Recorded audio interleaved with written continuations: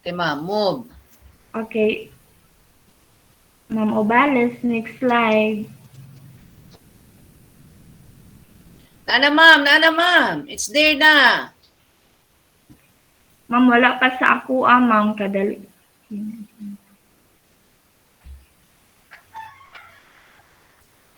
Next slide, ma'am. Nana, ma'am. It's there na. The role of Wa pa na SGB. ko Nana, nakita, ma'am. ma'am. Unsa day na. Okay. The role of SGB, meaning school governing body, in the school finances and management. Okay, given full responsibility of managing the finances of the school, such as establishing a school fund, preparing a budget annually, collecting and administering the school fees, keeping the financial records, appointing an account, and supplementing the school resources. Okay, that is the role of a school governing body. Okay. Ma'am, kanang preparing. Murag isa naman siguro naka-word, ma'am. Preparing, not preparing. Isa lang naka-word, ma'am. Okay, that's it. Sige, move.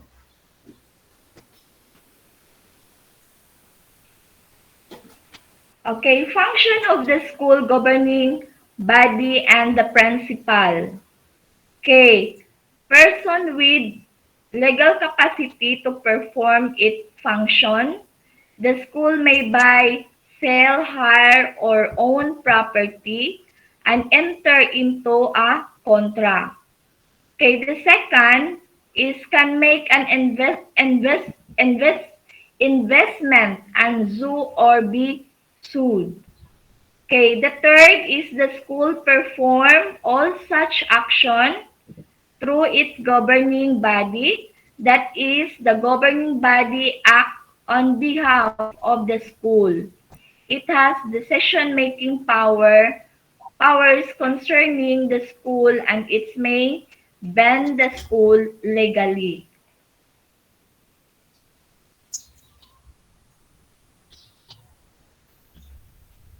Okay, professional management in school.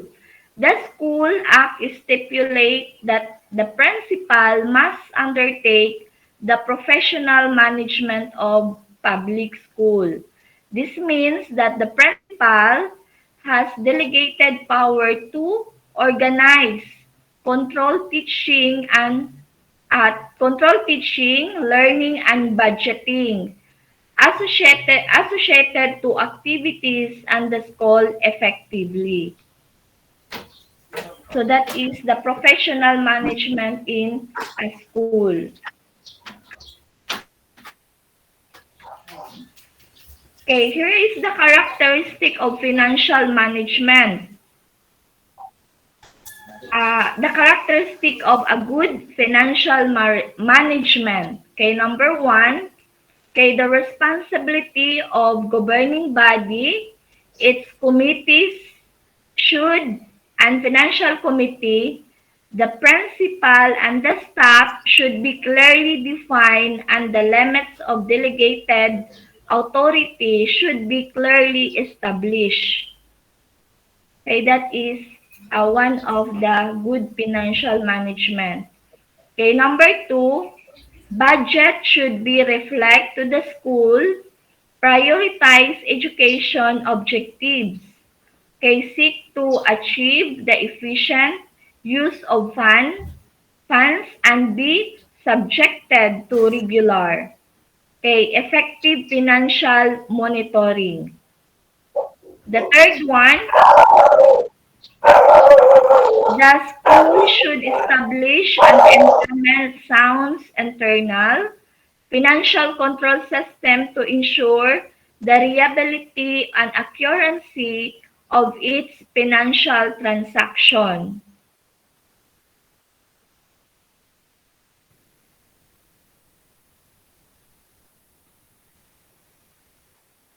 Okay, good financial management. The fourth one is the school should be adequately insured against exposure of risks such as theft, vandalism, and fraud. Okay, the fifth is if the school uses computer for administrative purposes, all data should be protected against loss. For example, when the computer is stolen or if the system is infected with the virus, it is advisable to have backup. The system and all data should be updated on the regular basis. Okay, number 6, the school should be ensured that purchasing arrangements comply with a good accounting practice. So that is, quality should not be sacrificed. The finance the finance committee or SGB or school governing body should put control mechanism in a place to ensure that authorization is given for all purchases.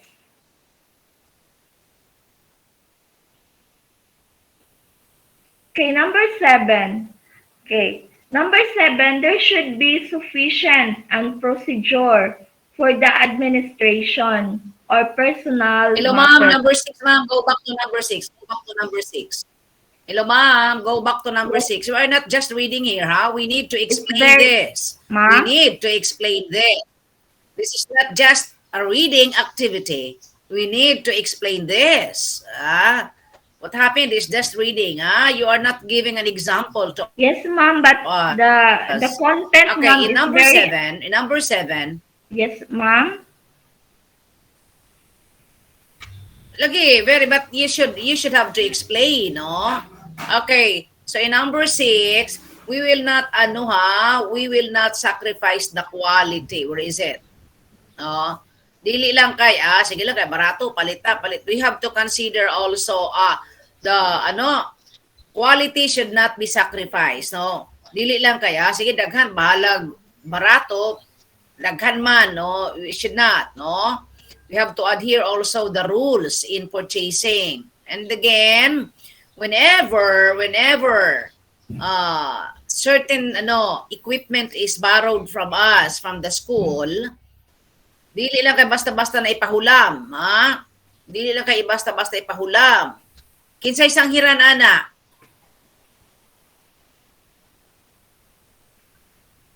Kinsay sanghiran ma'am pag maghulam tag something, maghulam tag for example sa tikbok magpahulam tag martilyo, maghulam tag mga ingana. So man ang sanghiran ani ma'am? Who is going to be arranged on this? It Ma'am, is again, your ma'am, school. again, ma'am. Uy, gino. Though the SGB should have the control mechanism. Okay. In all the purchases, so naanag, ipamalit na ang mga butang. Pwede ba nahulaman? Ma'am, yes, ma'am, again, ma'am. The SGB, ma'am, uh, the one who hold all the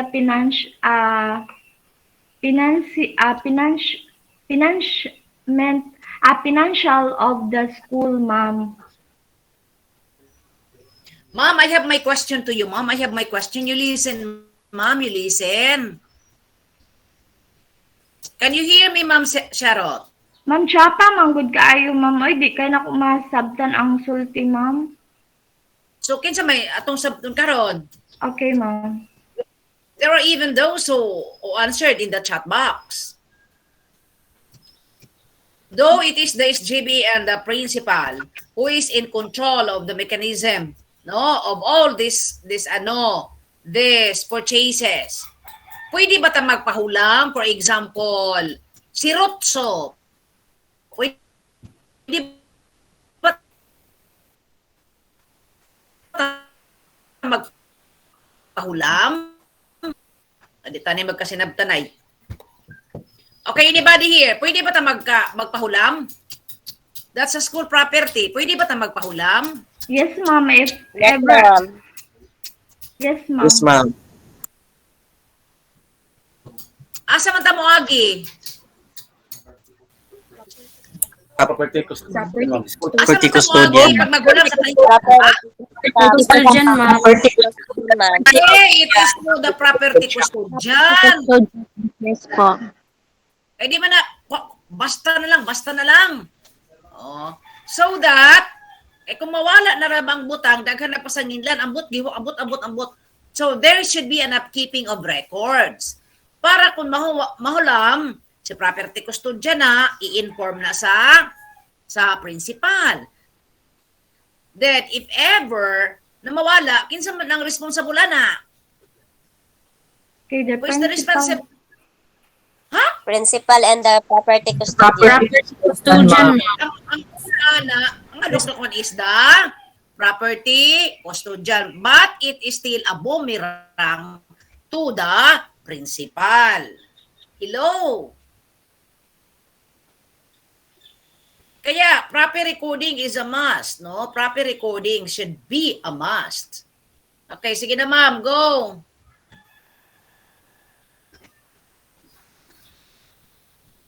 Okay.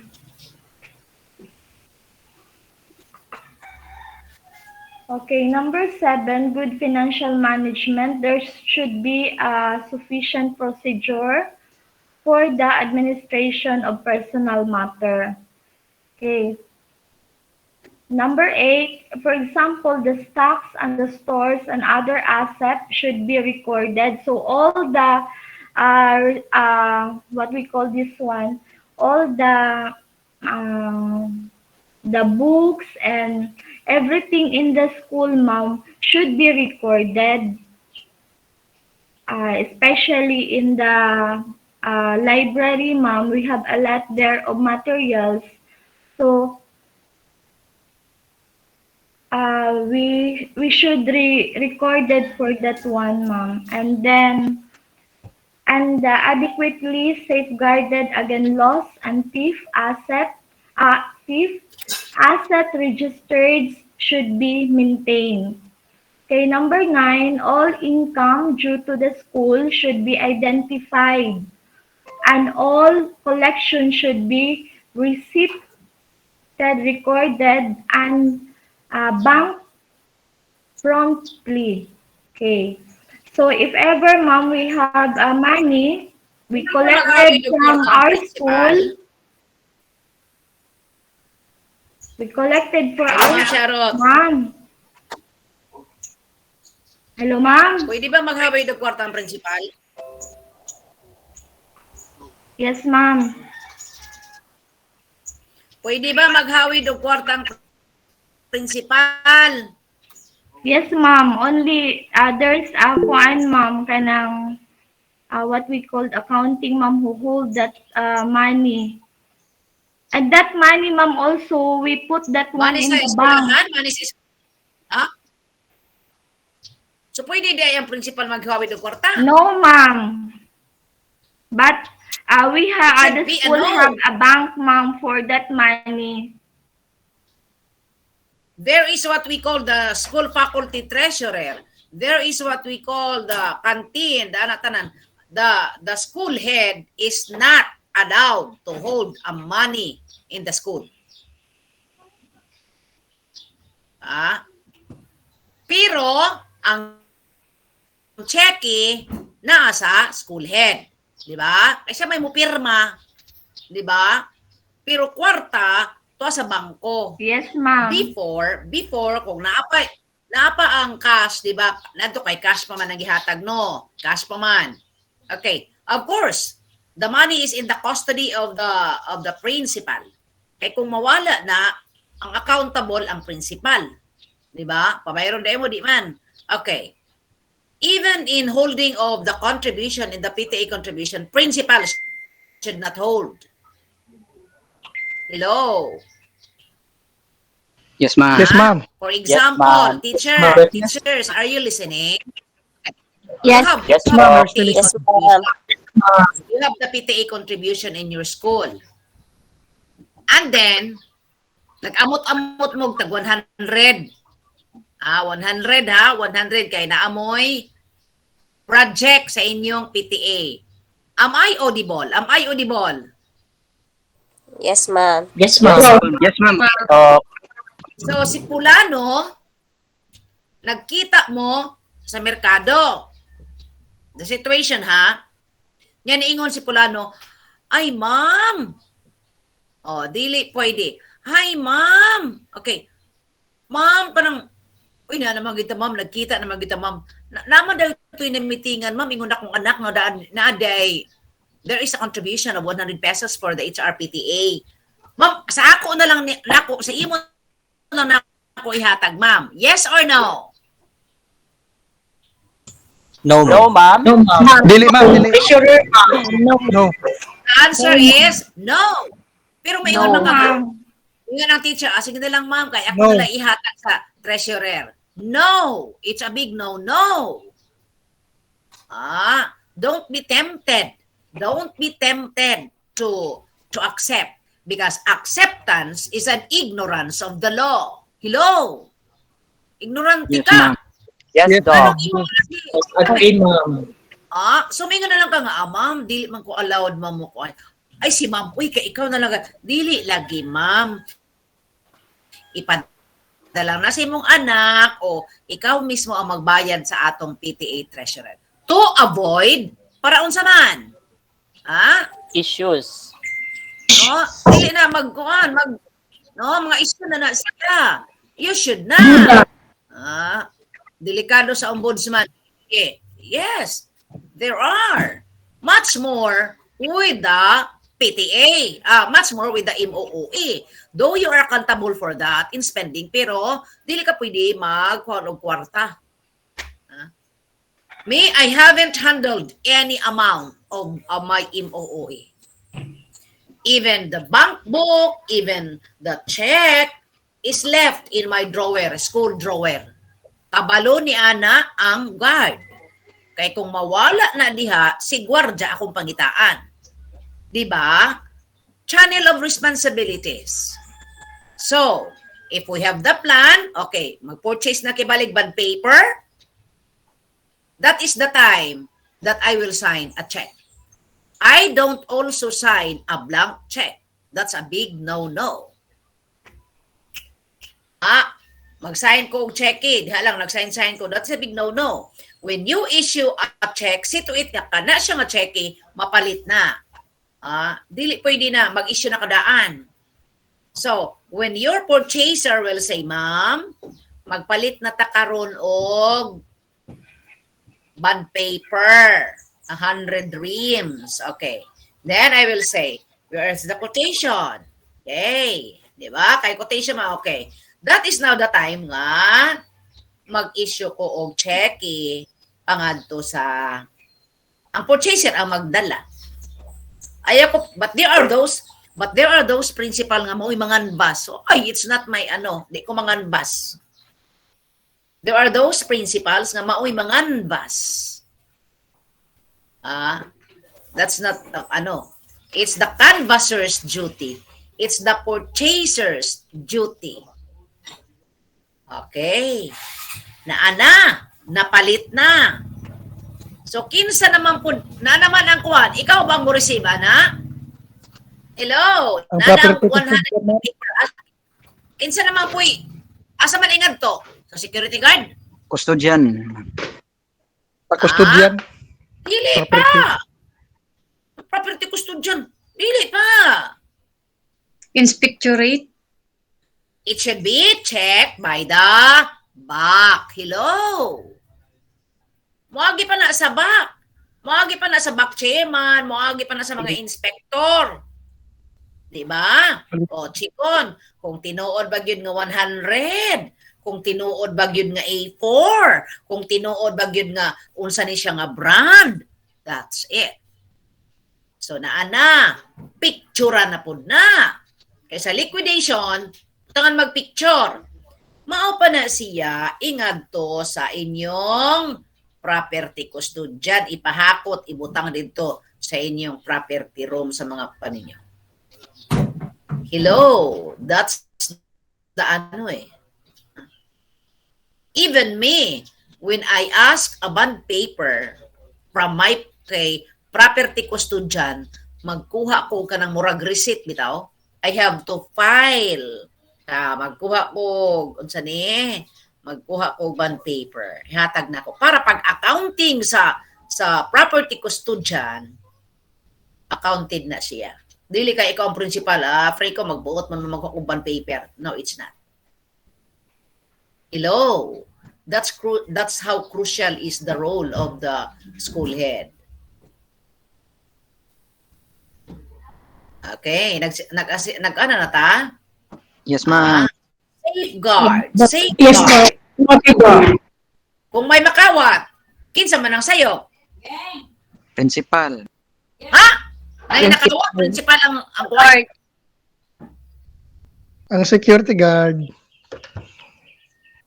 Security.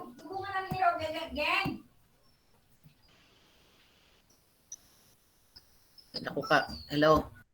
Hello, ma'am.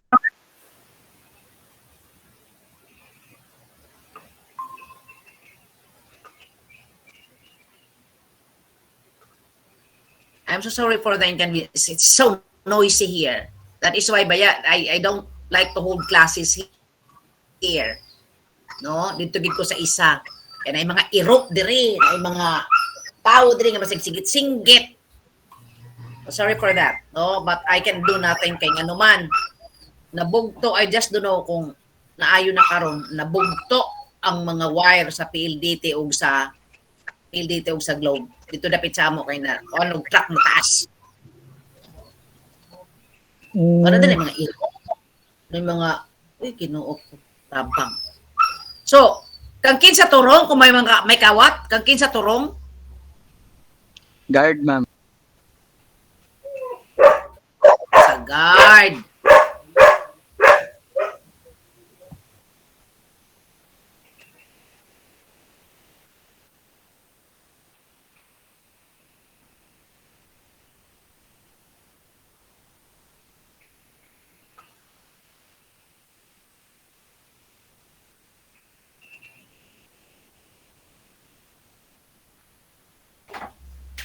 Panha diri oy.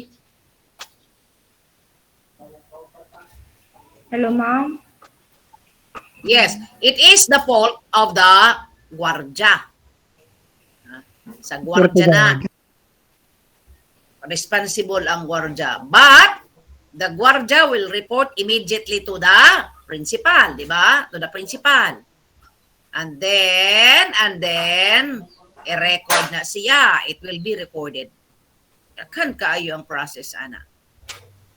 That's how crucial is the role of the principal. Okay, so proceed, ma'am. Charlotte, proceed.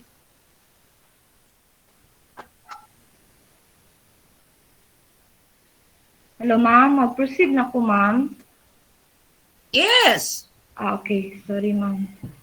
Okay, number 10, the school should properly control the operation of only one bank account and reconcile the bank balance within accounting records.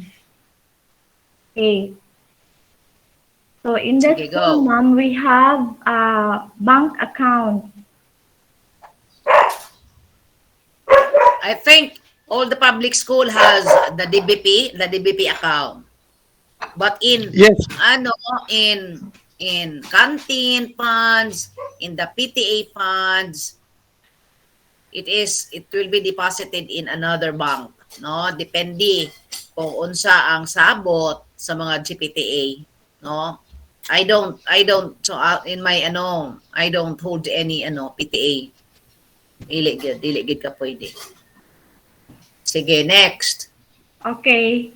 Number 11, the school should control the use of petty cash. What do you mean by petty cash? Ma'am Charlotte, what do you mean by petty cash? Ma'am Charot, Yes, ma'am. what is Peticas? Ma'am, I don't have idea, ma'am, about Pitikas, ma'am. We should This is your control. report. Sir Box, what is Peticas? Ma'am, You should know this. hello ma'am. Yes. Hello Naman ni ma'am. sa inyo, sir. Naman ni sa inyo, sir. Yes ma'am, sa amo ana ma'am, ang gawid na is accounting. So, ano lang na siya ma'am, short amount of money pag naay Yeah. temporary nga paliton, pero naay ano ma'am, naay limit. So, dito lang magkuha, Yes. replenish na po, din kuha na po, balik na po, din ana lang siya. Okay. No? Should control the use of peticas. Di lang kaya, basta na ay kwarta, pitikas na to, pitikas na. No. Okay, it is somewhat a small amount of money given to import, to purchase, and to purchase some, emergencies, right? Yes So, ma'am. na, mag-issue. Pero dinagkuha ka, din na pitikas. Ma'am, Okay. Pero it will be replenished, ha? It will be replenished. Sige. Go, ma'am. Okay, number 12. The school fund should be administered as rigorously as public fund. Okay.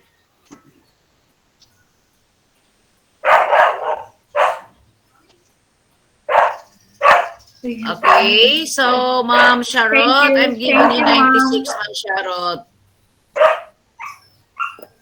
Okay, let's move on to Ma'am Obales. Yes, Doc. Sige. Am I visible, Doc? Audible. Okay, yeah. I see you. I see you now. Sige. Okay, Doc.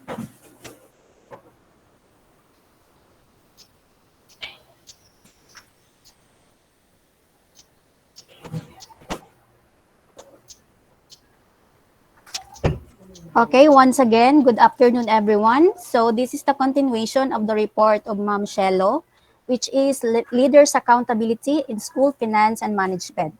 So before I proceed to my topic, let us have a brief review on what is school financial management. So when we say school financial management, it comprises the planning and implementation of a financial plan, accounting, reporting, and the protection of assets from loss, damage, and fraud. So in school financial management, it includes the overseeing of the funding for the maintenance of the building, the grounds, the beautification of the school, student programs and activities, supplies, and technology that we use in teaching. So as a school leader, the principal must know the school financial management.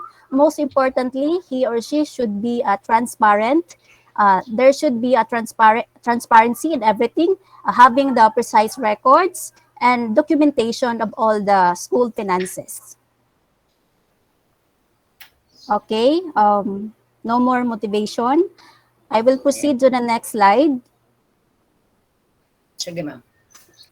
Now, I have here some challenges and problems that our school leaders may encounter in managing the financial management of the school. So we have here budgetary control, deficit school budget, lack of budget reviews, lack of accountability, collusive and corrupt conduct, mismanagement of school projects, poor records keeping and management, and fraudulent activities. Okay, I will discuss this one by one. So let us go first with budgetary control. So when we say budgetary control, this is a step of controlling costs, which includes the preparation of budgets, coordination with the departments, and establishing responsibilities, comparing actual performance with the budgeted. So the school must have a control in budgeting, especially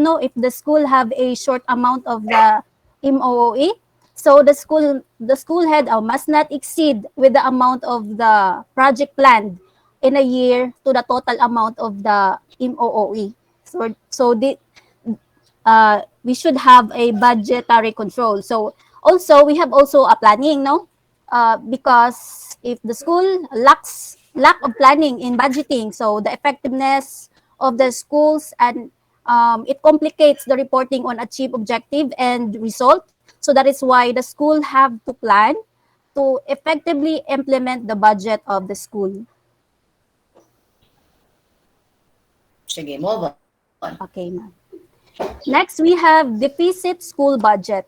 So, a budget deficit occurs when expenditures surpass revenue and then impacting the financial capacity of the school. So, this happen if the expenses of the school exceed with the total amount of the school MOA in a month or in a financial year. So, that's the problem. That is why you should not exceed. The Yes, ma'am. budget should not exceed. Yes. Okay. Para dili ka, Okay. you are not deficient. Yes, ma'am. And if you exceed, you have no plan. Okay, Yes. sige, move. Next, we have a lack of budget reviews. So, budget are not being reviewed after every end of school terms. Hence, there will be no budget analysis being done. So, this is very important that every end of school terms, there should be a budget reviews in order for the school to determine any variances or any conflict or are there any conflict between the planned projects or activities to the actual result. So this is also to ensure the financial progress of the school. Okay, I have an example of this, which is really happening in my school. When we had because we have our budget for MOE now is lesser than before. Okay, so before I just let the property custodian, okay, give whatever request of the teachers regarding the printing, the how many reams of on paper, sige. But I found out that there are those teachers who are getting one box kay consist man ng 5 reams, but then pag abot sa eskwelahan niya, he still asked a bond paper from our property custodian when he is in school and printing the modules. And ko, what?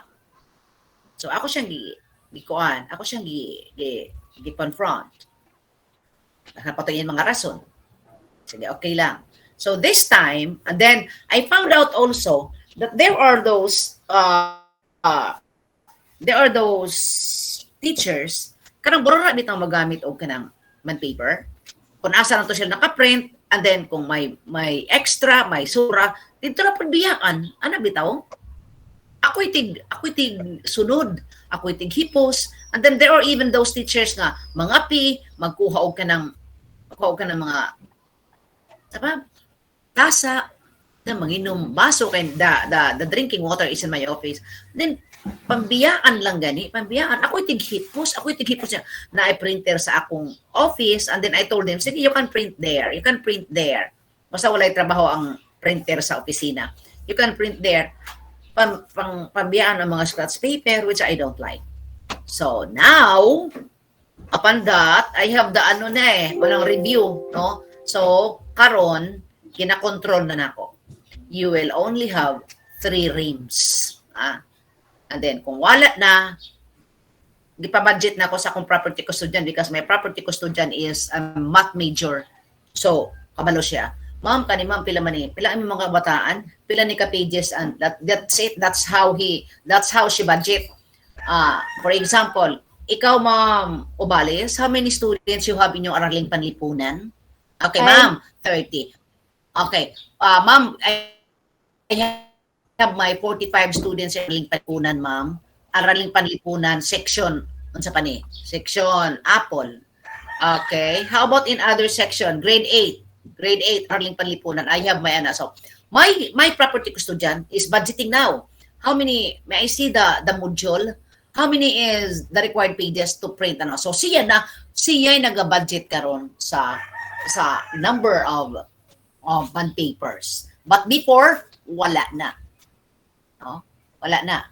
And this time also when they go there in my office, see to it that when you use a cup, sundon ta ka, iuli na ha, iuli. So somewhat ingana gani, no? There's a change, no? So kinahanglan we have a follow up, no? So karon sakto ra man gihapon lagay imong bond paper. Diadto sakto ra pud ni daghan, karon sakto ra pud. So meaning there is somewhat ang my leadership before sa katong the use of of the bond papers murag laylo lang ko, but this time ako na silang gina-control through the property custodian. Okay, so that's it. Sige na ma'am, go ma'am. Thank you, ma'am. Okay. Next, we have lack of accountability.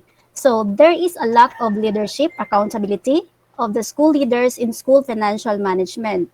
So when we say lack of accountability, means the leaders' lack of leadership.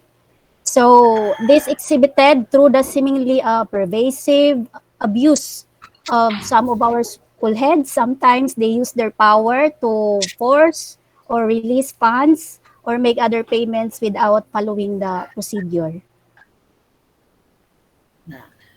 Also, Sir Max, you're writing in the chat box. What is it?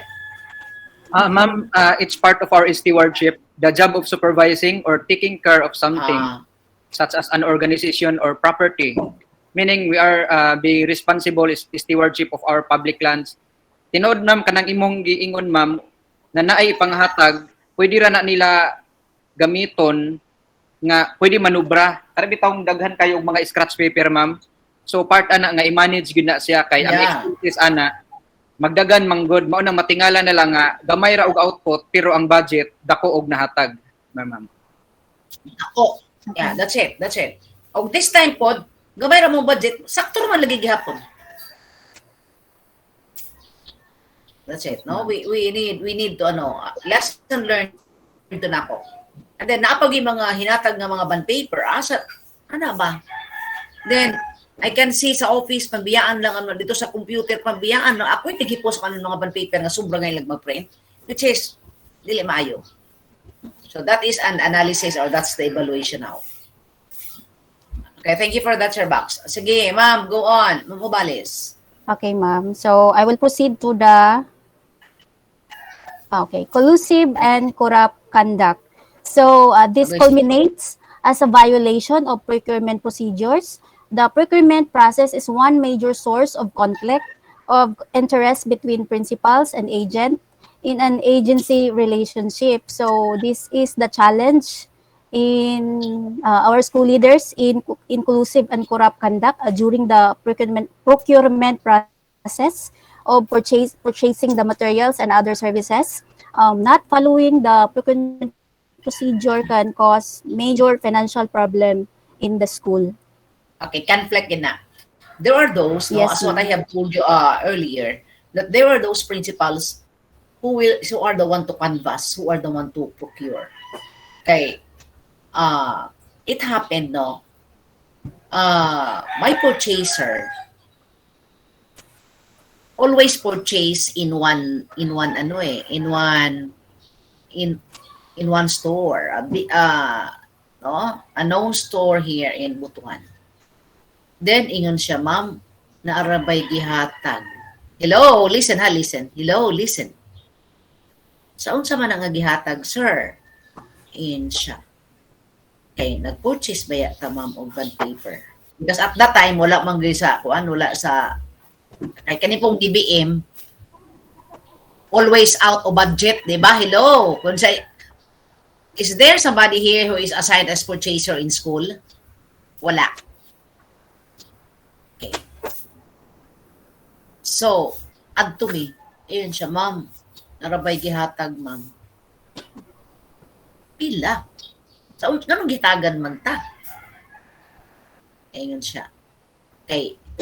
Ano ni ma'am? Hangyo. Pila sad? 700. sa 700. So kadto siya, pwede to na ako imoy. You know what is imoy? I-kept, no? I-kept. Hello. Ma'am. Yes, Sa ma'am. bulsa. Yes, I-kept ma'am. kay. Actually, ang kuwan sa resibo is, for example, 10,000 yun. No? 10,000 or 20,000. Pero pag bayad 20,000 na siya, gihatag daw nga 700. So, unsa man siya, mampanda ni nakahangyo na. So, tanaw daw ko, dami I see your receipt. May see your receipt, 20,000 man. So, walay problema. Di ba? Walay problema. So, gipahangyo man. What did I do? What did I do is, okay, nag-slack session na nakahangyo ta na ato ni palit o kitsa.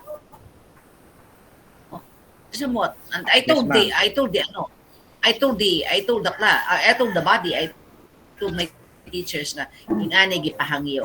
So the next time, agay pihangyo. No, na gihapon mi gipahangyo. Gipahangyo gihapon mi.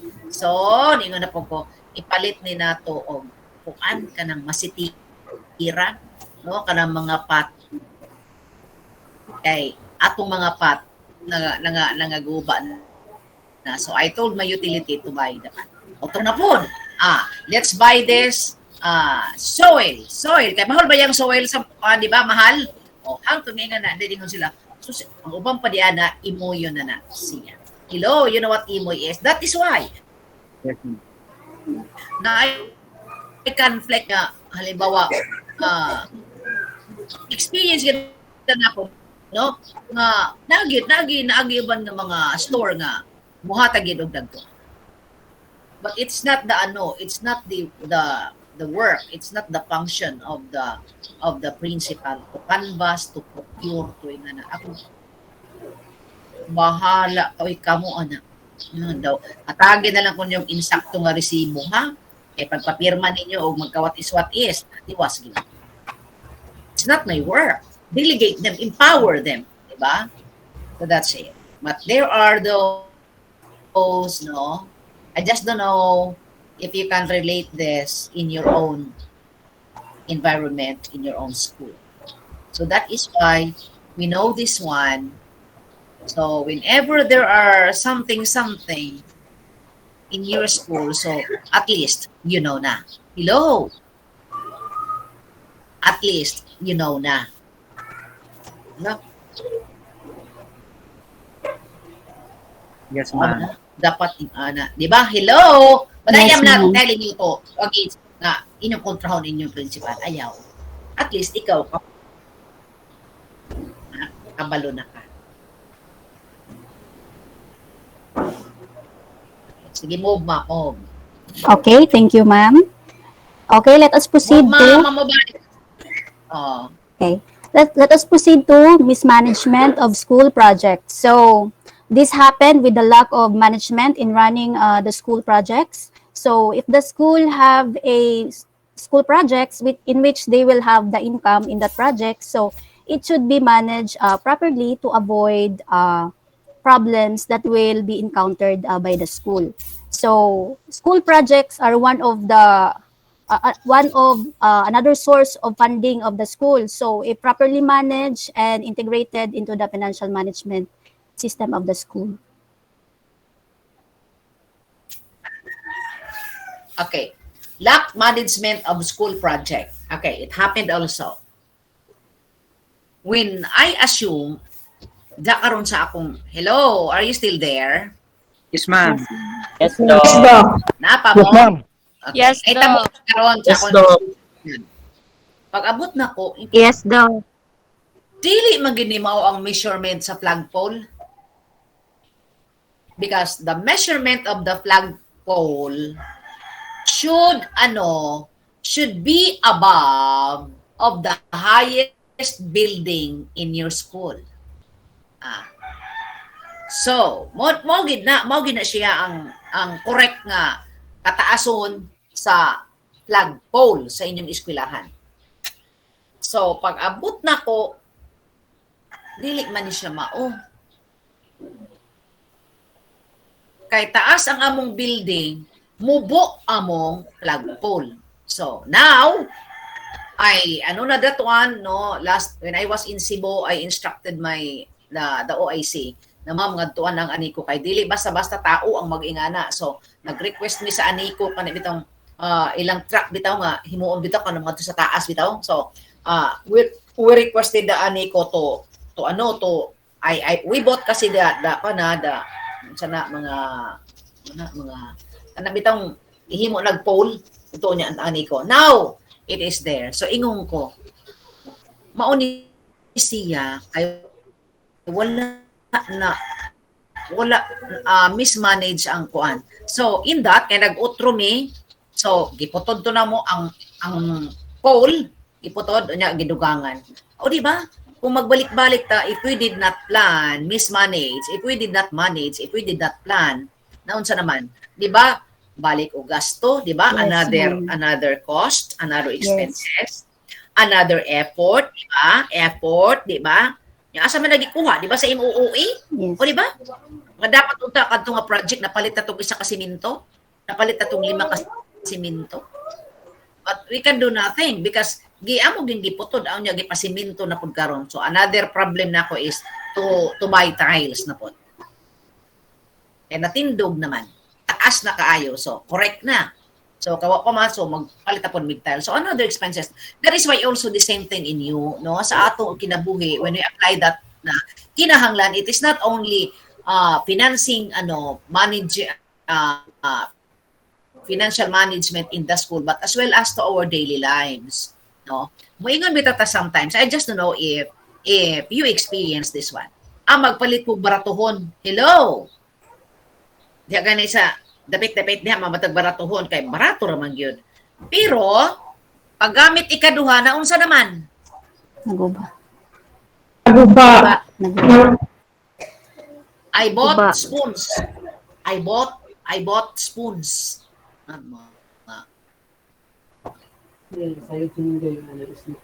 Tinidor o kaning unsa pa ni kaning makutsara kay party. So nagpalit og 2 ka dosina kay barato ra man. Dito sa kilid-kilid. Og ang kutsara pag ingana nimo sa kuan na bad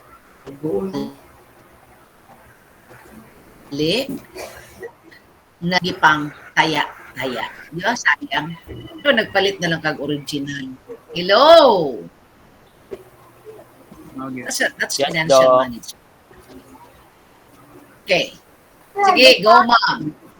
Okay, let us Go, proceed to poor records keeping and management. So, failing to account for expenses incurred as a result of the absence of supporting documents like receipt to support the expenditures incurred. So, some school faces the challenge of failing to account the expenses incurred. So, as a result, there is an absence of the supporting documents or receipt.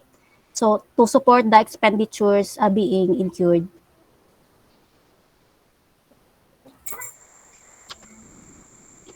So, Okay, kinahanglan gid no na ay supporting Yes. documents. yes, ma'am. Marvin Yes, Pastillero. Doc. Yes, Doc. You made mention sa nangutang sa imo. Imo tong gipapirma. Yes, Doc. Naa siya kuan. Sir Pirma. Marvin. Yes, Doc. Yes. Mahabol pa to nimo no? Mahabol pa to nimo kanaman siya gipirmahan. Yes, Doc. Naa siya gipirmahan yun. That's Small it, claims. no? Kinahanglan how important is recording. Okay. How important is recording. So nagid kay right records keeping and management. Yes. Kita bayan mo dito mga resibo no, but panabayang mga resibo mga importante bayan na. Are you keeping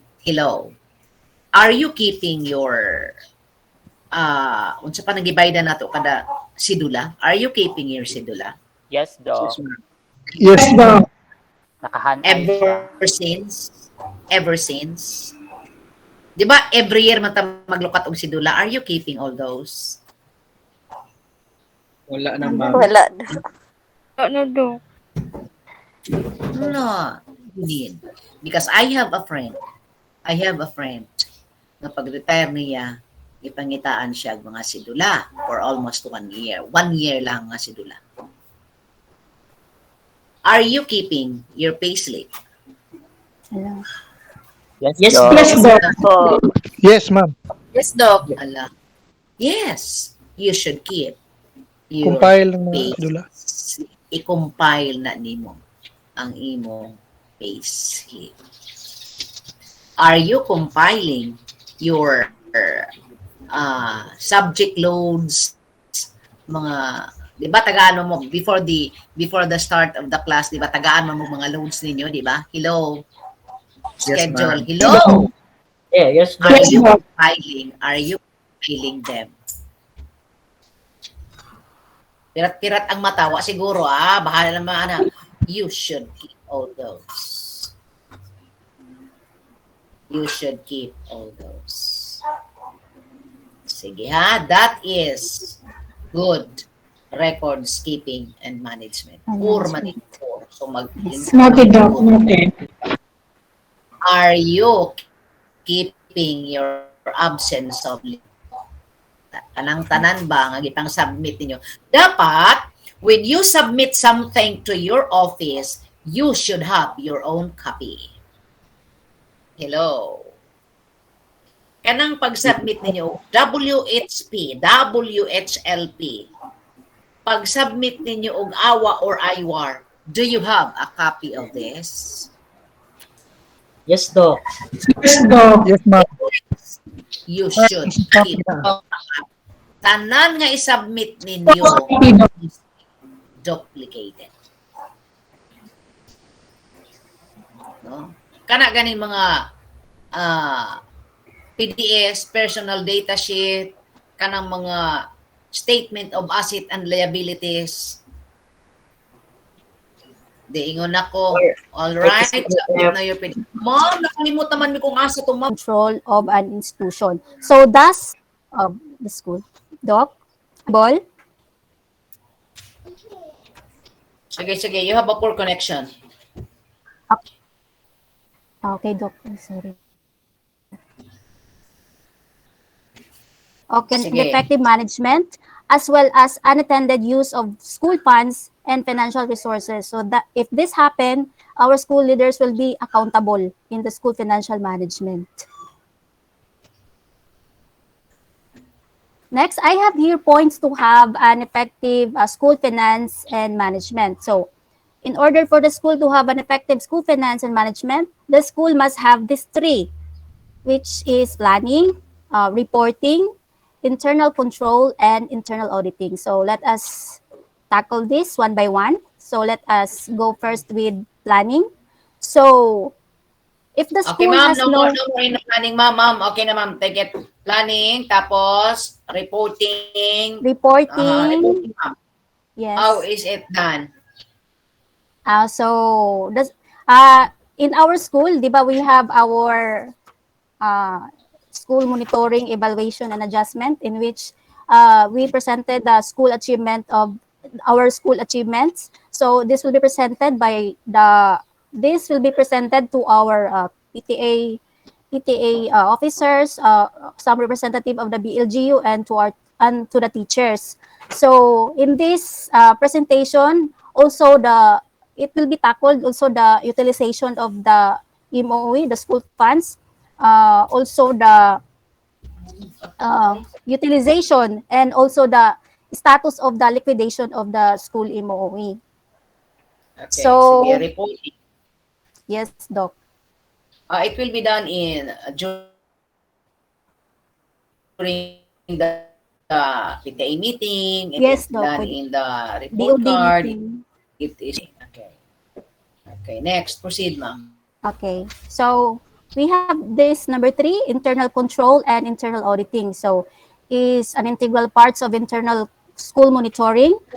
Internal monitoring supervises the school financial management system, which comprises the setting up and implementation of planning, financial plans, accounting, and reporting in order to achieve the set objectives and to assure the protection of asset from loss, damage, and fraud. So it is very important that in our school we have internal auditing. That's why we have the back and the inspectorate team. So in which the back is accountable is responsible on the screening, the bidding, recommend contracts to the school head. So all of the report, all of the things written in the liquidation report, the back know that it will be checked by the back.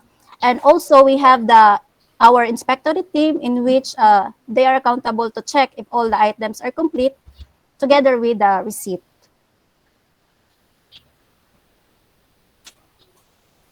Proceed. Come on. Go on. Okay. Proceed, ma'am. Come on. Okay, Doc. So, school finance policy. So, in order Run through na, ma'am. Run through na. Let's make this fast. It's ano na. Sige. school to manage its finance guidance, especially to our stakeholders, we should follow the finance policy because the school needs a financial policy to reduce the mismanagement of the school funds.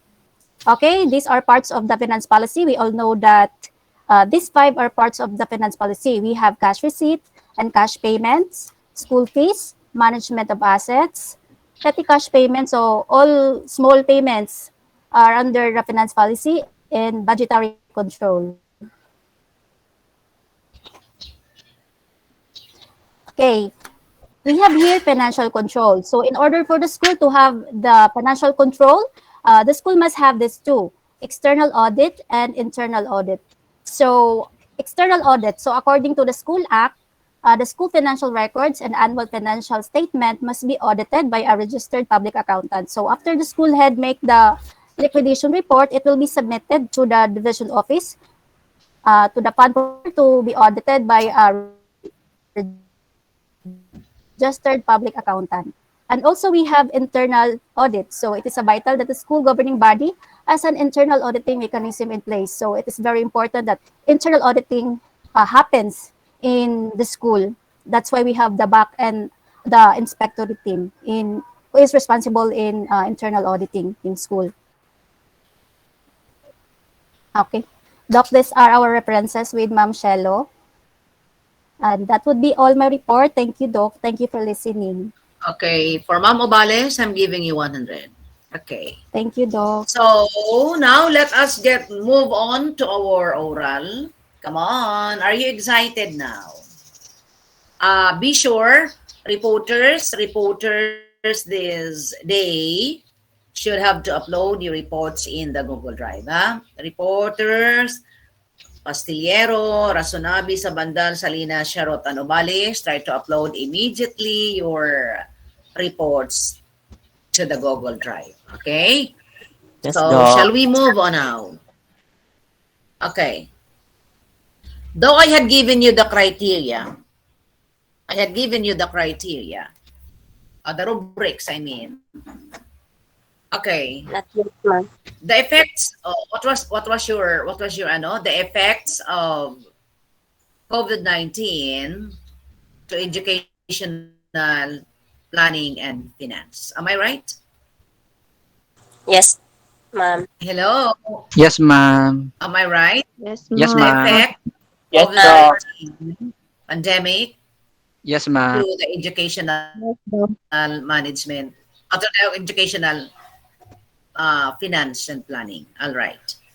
So it is all about COVID-19. And as we all know, that we are not the only place, the only country, but it is global. Hello.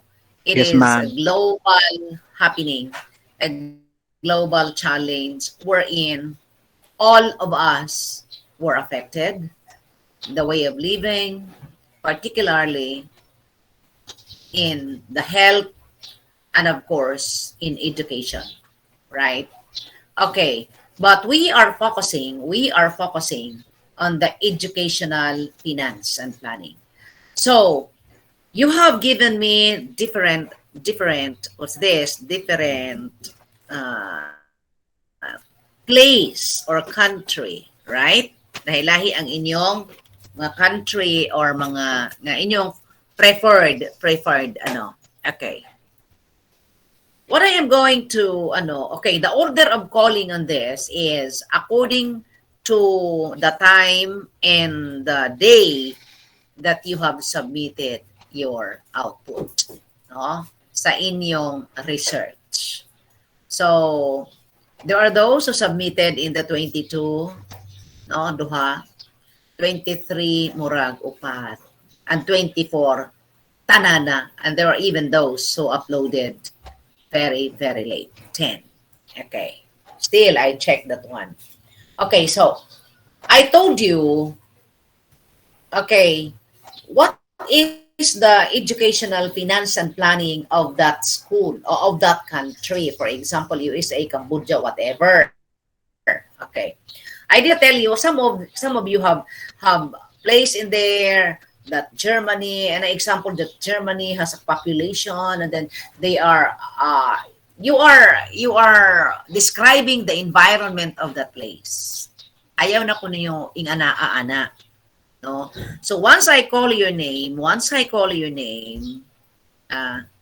you give me a brief, no?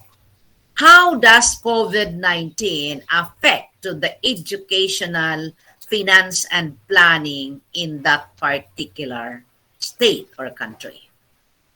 What was the effect, or what was the this? What is the impact of COVID-19 to the educational, finance, and planning? And then after that one, relate what are these innovations, what are the specific strategies in combating pandemic in their place in connection with education. Relate that to the Philippine setting. I think wala ko'y natagaan nga 100 eh. Wala ko'y natagaan nga 100. No, wala ko'y natagaan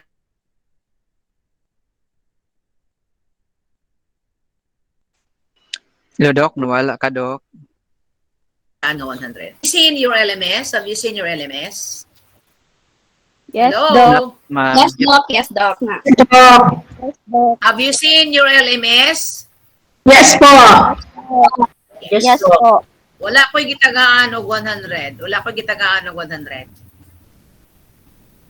There are even those so kung ano eh, nakabutang dito, basta lang, nakapass lang. Okay. So, when I call your name, the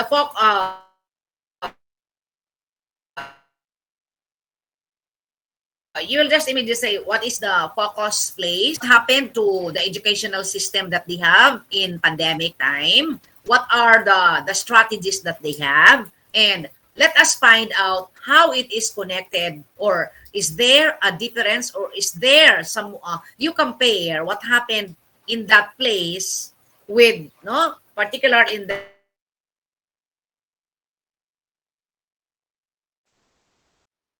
Hello, ma'am. Choppy po, education ma'am. per se, no? With what you are presenting. Hello. Ma'am, choppy po, ma'am. Internet. Yeah, Hinihintay, mao ma'am. na karon. siguro yung network. Wala ka, ma'am. Yeah, it's raining here. It's raining. My Sige connection ra, ma'am. is Okay ra, ma'am. my connection is not stable as in my other house. Actually, I have no here. I have no connection here in my house. I am just connecting with my neighbor who has the two internet. No, because I was there last Saturday. Inganaan ko sa PLDT, ma'am, basig sa katapusan pa sa Marso. Ginoo ko. Hello, can you hear me? Can you hear me? Yes, Doc. yes, ma'am. Okay.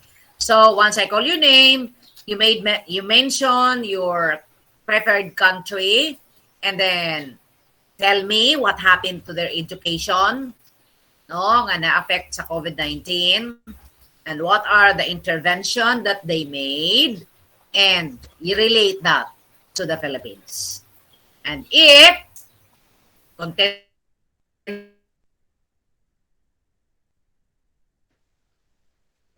Choppy na po. ko, then pa, because because I read also. I have also my notes here. When I read all your I read all your outputs and I have also my notes here. No, my codigo regarding what you have written in there. Okay, so shall we start? Shall we start the ball rolling?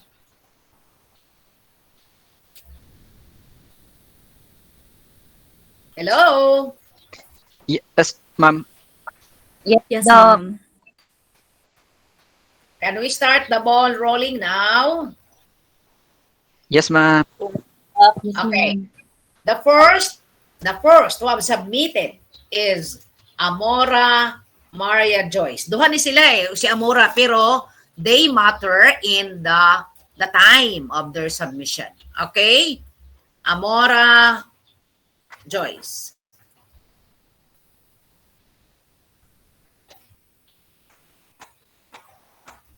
Hello? Where is Amora? Amora Ryan, where is Joyce? Ma'am, to siya sa Joyce. kluban kay seminar pero nag-attend siya karon. Joyce, Yeah, I'm itawag calling. na ka ma'am, I'm Joyce. calling her na. Ha? Joyce, itawag na ka ni ma'am. Wala dahil siya naminaw. Pero gining She's not connection listening. ma'am. Ma'am, ni kalit ra magudog fluctuate ang internet karon ma'am bisan ang mga reporter og kami nayuban sa amo ma'am nang lost ang network connection ma'am sa pagkakaron. Oh, Pero- okay ma'am. Kuan lang amo ra paningkamutan ma'am. O balik ka to siya karon kay ang connection hinay man. So, okay. Okay, so let's move on to the next. Amora Ryan, discussing us the London. Yes ma'am, good London. afternoon. Sige, good afternoon. Open your cam. Can you open your cam? Ma'am, pwede di ma'am hinay mag-internet dire ma'am mo loading man ug mo kuan kus kami ba? Sige, Ryan, sige. Hello. Hello ma'am, klaro nga kung tingog ma'am. Hello? Claro. Hello ma'am. Hello. No, kung nadungog. Sige, go on. Good signal. Go on. Okay ma'am, good Go on. afternoon everyone. The title of my research, mini research is the impact of COVID-19 pandemic in educational, finance, and planning in London. So in London, I have a research here for London Economics is one of the Europe's leading specialist economics and policy consultancies. So the COVID-19 pandemic has had almost an unimaginable impact on the London. So very affected yun ang London. There are numerous families that have their lives shattered, and the health and social impact likely to persist long in the future. The economic impact of the pandemic will also be significant, with millions of businesses and households across the country thrown into financial hardship, many of whom will fail to ever recover. Initial estimates of the economic impact. Move now to the education, sir. Move on to education. Come on, you have, okay, daghan nga matay, homeless, okay. Move on to education. In education, London has a problem. It's because the affected ang ilang, what they call this one, affected on the education. For me, to really study here in the Philippines, no, What na happened? sitting to London, there is a parallel. Sir Amora, Because the Philippines has also experienced. Sir Amora, tell me what is happening there. Yes, ma'am. About their Happy man education. sa mani pagkuan. Happy man. Hello, sir. Yes. Sir Ryan, Ma'am, you made Hello. mention of the short story of London. Now, what is happening to their educational system? Sa education na ta, sir. Sa education na ta.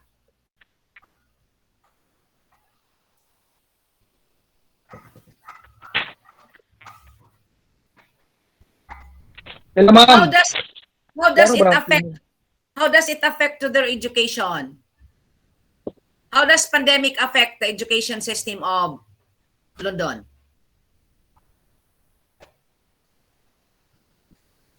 Hello? Hello, Sir Ryan.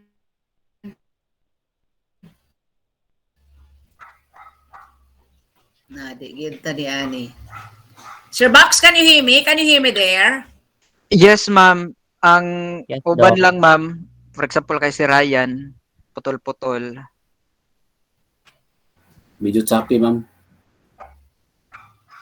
Agoy, we cannot go on. Hello, ma'am. Ana. Lagi. Again, ma'am, How come does again, ma'am. What is the COVID-19 question, ma'am? how does COVID-19 affect to educational finance and planning in London? Edukasyon na ta, sir. Edukasyon na. So, for my research, ma'am, the education system in London is divided into four main parts. So, we have primary education, secondary education. Lagi, sir. So, How does in, COVID... Ayaw na, sir. Ayaw na. Primary. Do not tell me that one, sir. What is the effect or what has finance and planning in hindi mo London? nakarinig. Ay, naku, ginay nga. It is divided into four. Hello? Okay, ma'am. Okay, ma'am. The inquiry will look the outbreak of the COVID-19 is affecting all aspects of the education, ma'am, sector, and children's social care system, and will what do this one scrutinize how the Department of Education is dealing with the situation. It will examine both short-term impacts such as the effects of school closures and exam cancellations, as well as longer-term implications, particularly for the most vulnerable children. Klaro ba? Sir, klaro ang akong tingog diya, Sir Gian? Yes, sir. Klaro man, sir. Continue lang, sir.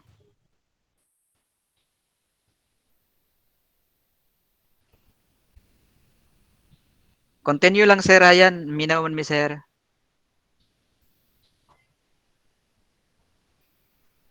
Come on, Sir Ryan.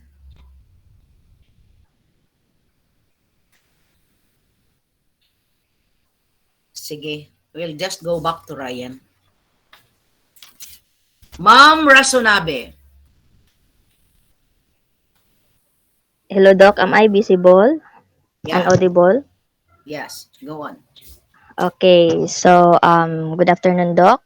Good afternoon, everyone. So, among the many countries of the entire world, I choose Japan as my subject for the research project because, as far as we know, that Japan leads the world in terms of technology, Okay. and not only in technology but also in medicine, engineering, sciences, and including education. So, they are also known for their fast approaching economic growth in the entire world. So, in terms of technology, education rather, I was really amazed how Japanese people initiated just to continue their education despite of the pandemic. Since the COVID-19 brought most of the schools in the entire world to um, stop their operations in order to prevent the widespread of the virus that leads many learners to stay at home. But in Japan, nothing can beat their education emergency planning. So the lockdown only takes up to 10 weeks and then they proceed to back to school. And then instead of going to school at the time of lockdown, they continue their classes right away through online classes with the aid from their government with the aid with the government to supply the needs of the learners for their studies. So Yeah, one that because in Japan, they have, so in your study, they have sufficient fund. yes ma'am. Yes ma'am. Okay. So instead I admire Japan because the people there don't panic when the COVID hits their country. Instead, they remain calm because they know that the government, including the Ministry of Education of Japan, already allotted a huge budget for the upcoming national crisis by anticipating um, emergency plan that could possibly happen in the future. So Okay, unlike ma'am. here in Ma'am, the di ba Philippines, the ma'am? Japanese government were providing food for them, di ba? They provided food for them. Yes, What ma'am. do you Yes, mean when you ma'am. say lack of resources in learners and teachers? What does this mean? Okay, ma'am. So those children, those students under average family income earner, they are subsidized by the government. So the government give them food, give them kanang school supplies or technology just to sustain their needs for their schooling. So you're referring of lack of resources, those learners and teachers, those who belong to somewhat uh, the below, no? Sa Yes, ma'am. level or below level of ano? Sige. Income, ma'am. Yes, ma'am. So, Okay. unlike here in the Philippines, our education operation stopped for almost 9 months due to the lack of preparation initiated by the government. And then, so lastly, Japan showed us how they shined despite of the circumstances they are facing.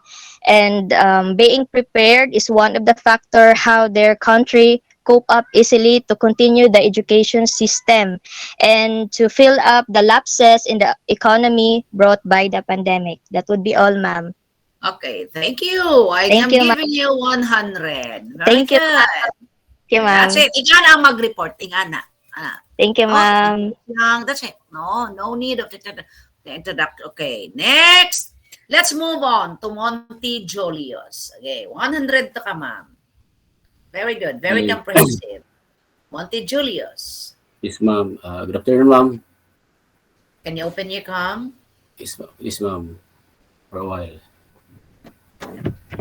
Okay, okay, ma'am. Yes. Makita na ko, ma'am. Kitang-kita. Kitang-kita ang dangas. Wait, tinadalay, ma'am. Rinakod bang ka? Sige. Ito, ma'am. My topic, ma'am, is the education in Laos. COVID-19 has the big impact in education and finance in Laos. Due to this pandemic arise in this country, which is the COVID-19, Laos suffered crisis not only health problem but also educational problem. Aside of this, Laos also suffering their livelihood. The implications of this problem is to increase unemployment and underemployment rates. The COVID-19 Yes. pandemic create a negative effect in education in poor and middle countries like Laos also. Poverty and hunger will increase and education put in dangerous situations as part Okay. of government solutions to contain the spread of this disease, which is the COVID-19. Okay, why they're in danger? You made mention why they are in danger of education. Come on, focus on that. Nasa unahan, ma'am, ang tubag, ma'am. Ako sa tiwason, ma'am. Ah, Pataas pa gid, pataas pa. Sige. na ko i-support na, ma'am. I have a support of that dangerous situation. And that is why, Gani, I did not tell you to say it long, but I am focusing on the why did you say there is a danger of education in Laos, di ba? It's there Because, in you. So, ma'am, why? because of the budget of education was diverted and revised to health essentials. Otherwise, other money of that country converted or diverted into the foods of the people of that country. So what happened then to the education? Wala na. As part of the government solutions, ma'am, to contain the spread of this disease, which is the COVID-19, the schools of Laos were suspended. I think that is January 2020, January 27, 2020. As the result of that pandemic, that Laos will have to use the blended learning strategy in teaching. So just like in our country, ma'am, in the Philippines, we are using a blended learning system because the Philippines also will suffering the pandemic. So our government also declared a suspension of all face-to-face classes or face-to-face activity, and that is March 13, 2020 in our school. Our country also, ma'am, the Philippines will suffer the health and livelihood problem. Many of our brothers and sisters retreats of their works, and some business sectors are closed because of the company pandemic. Just like the uh, what kind of Max, ma'am, in Robinsons, that company was already closed until now. So that is affected by the pandemic. So many Filipinos affected of underemployment because companies and other agencies did not hire a new employee. In terms of education, Philippines also have used the blended learning strategy in teaching. So that is the TB, the modular, the online learning, and that's all, etc. Ma'am. That's all, and thank you. Okay, I'm giving you 100.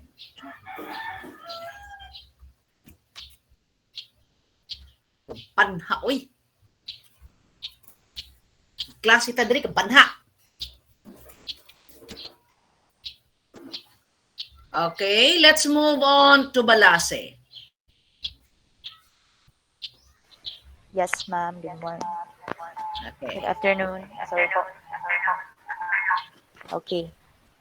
So, good afternoon once again, ma'am, and to my fellow classmates. Am I visible and audible po? Yes, ma'am. Okay, so my title for my mini research was Education Must Continue, and my chosen country is Australia. So, um, the COVID-19 pandemic brought really a drastic change in our country and other countries, especially in our educational system. So my chosen country was Australia. In Australia, which is a first world country. So when we say first world country, it is characterized by stability in its political and economic aspect. So in Australia, when the pandemic hit, they adjusted to ICT-based instruction. And in Australia, they easily adjusted to this because prior to the pandemic, teachers and learners are already using ICT-based instruction. In fact, teachers in Australia are already equipped with the skills when it comes to ICT, and learners have already access to stable internet connection and gadgets at home. So when the pandemic hit, teachers and learners in Australia easily adjusted to their new normal way of their educational system. In fact, based on the survey, teachers in Australia compared to other countries, are really skillful when it comes to ICT. And the only problem that faced the educational system in Australia was the Mute na ka, ma'am. ma'am. Sige na, ma'am. Sige na, ma'am. Okay po. Go. So the only Are you problem, using two? Are you using two? yes, yes ma'am, kay kung mag-open ko sa kaning laptop ma'am, kay mo pilit akong video. So the video I'm using is on the phone po. Sige, sige, sige, go. So the only problem in the Australian educational system is for the teachers, the engagement of teachers and learners, and the monitoring of the progress of the learners. So that is the only problem in the Australian educational system. So to solve this, the Australian government made use of online systems which uses real-time scoring of the learners. So just like in our LMS, wherein we can view our scores, so the Australian government uses this also so that they can have access to real-time scoring of their learners to address their issues of their educational system. How about their literacy and numeracy?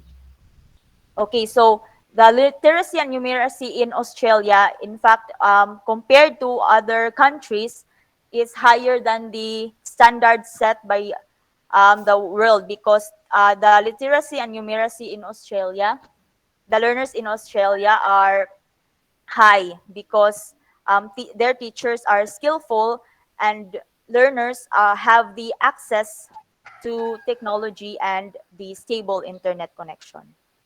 In fact, they have budgeted billion of dollars, no? Yes po, $1.7 billion for 7 3 years. point, no? And per, ano? So, naku kayo, no? Yes Dollars, po. And they, $1.7 billion. yes, Okay. No? and when a family has more than one child, so that family has another budget. So really the Australian Budget. government has the budget to for their people, to assist the needs of their people, Okay. especially in education. Okay, thank you. I'm giving you 100. Thank you po, Doc. Okay, so let's move on to Ma'am Abeso. Yeah, si Ma'am Abeso, I have given 100. Isara siguro ni siya. Sige. Hello, Ma'am Abeso. Hello, Doc. Am I visible and audible? Okay, yeah. You got 100 in your LMS, da? That's it? I haven't seen it po. Yeah, sige. Go. Good afternoon, everyone. So the country that I choose is Canada. So when COVID-19 strikes the world, Canada faces a lot of challenges. One of it is the closing of school, universities, and public places. That also affect the enrollment, especially the international students. International tuition revenue has increased among a large number of universities, so has the risk of financial losses. To resolve the problem, the government quickly replaced face to face lectures with online learning. They reopened the schools and universities with the use of various models like blended online and face to face. Canadian proved capable of adapting online study early on. So they waive another way to help the students is that they waive interest on Canadian student loans, grants, and educational tax for 2 years. So they also give $350 million fund to Canada Scholarship Foundation every year and scholarship also to about 100,000 students throughout Canada. And now So Canada they have became the they have best. that they have that amount loan, no? Na sila nagpa-loan sila no, nagpa-loan. Yes, yes, Doc. Sige. Oh. Now, Canada became the best country in the world according to the US News and World Report to overall ranking of the best countries in 2021. Now, due to the COVID-19, education also has a great issue in the Philippines. It increased and received new challenges that worsened the current state of the country. A blended learning programs was launched in October 2020, which involves online classes, printouts, and lesson broadcast on TV and social platforms. Another problem faced in the internet connectivity is to another problem That faced is in the now Philippines that is is in the that Philippines. That is in the Philippines. Ma'am, that is yes, in the Doc. Philippines. Okay. Do not continue. I'm just asking you. I'm just asking you. What is the difference or what is there in Canada with regards to education that is not given to the Philippine education? Um, they are very supporting po in especially in the students education. They are very supporting in their students. They give um funds, enough funds, and also they really give a lot of support in their students when it comes to education. And they also have The their one that this you've said, kind. the fund, the loan grant for the students, were they given? How about in the Philippines? Do we have this one? No, Doc. No. So that's the difference, di ba? That's Yes, the Doc. difference there. That in Canada, they try to give loans for the students, di ba? Yes, They Doc. are supporting the loans, and in the Philippines, there is no loan at all, di ba? Yes, Doc. Okay, so thank you for that. I'm giving you 100. Sige, ma'am. Thank you. Thank you, Doc. Okay, let's move on to Mama Lisito.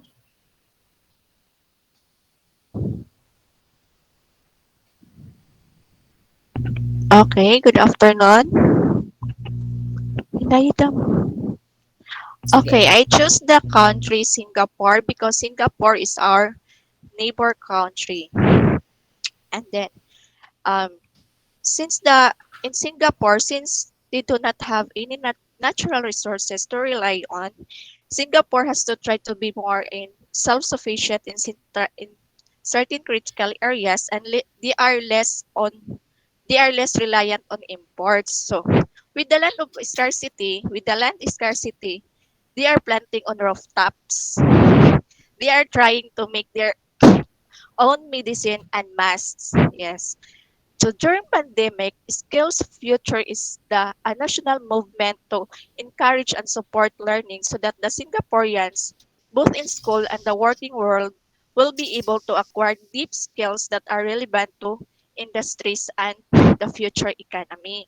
Okay, So ma'am, what do you yes, mean by during the pandemic, it took Singapore to have that incremental and additive approach to school management? What do you mean by okay. this? Um, the the government of Singapore did took an incremental and adaptive approach school management, like they find ways how to what approach they can in education that they will apply. So they apply the online learning and the home based learning.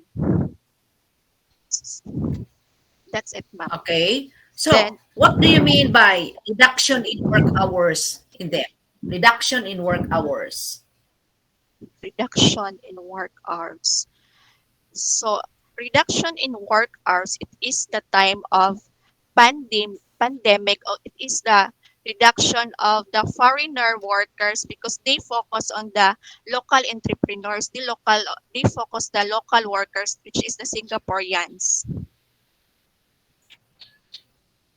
So, how about to the parents? How about this is Um because during this reduction in work hours is a burden to parents during this pandemic in the educational um setup. Sige, come on.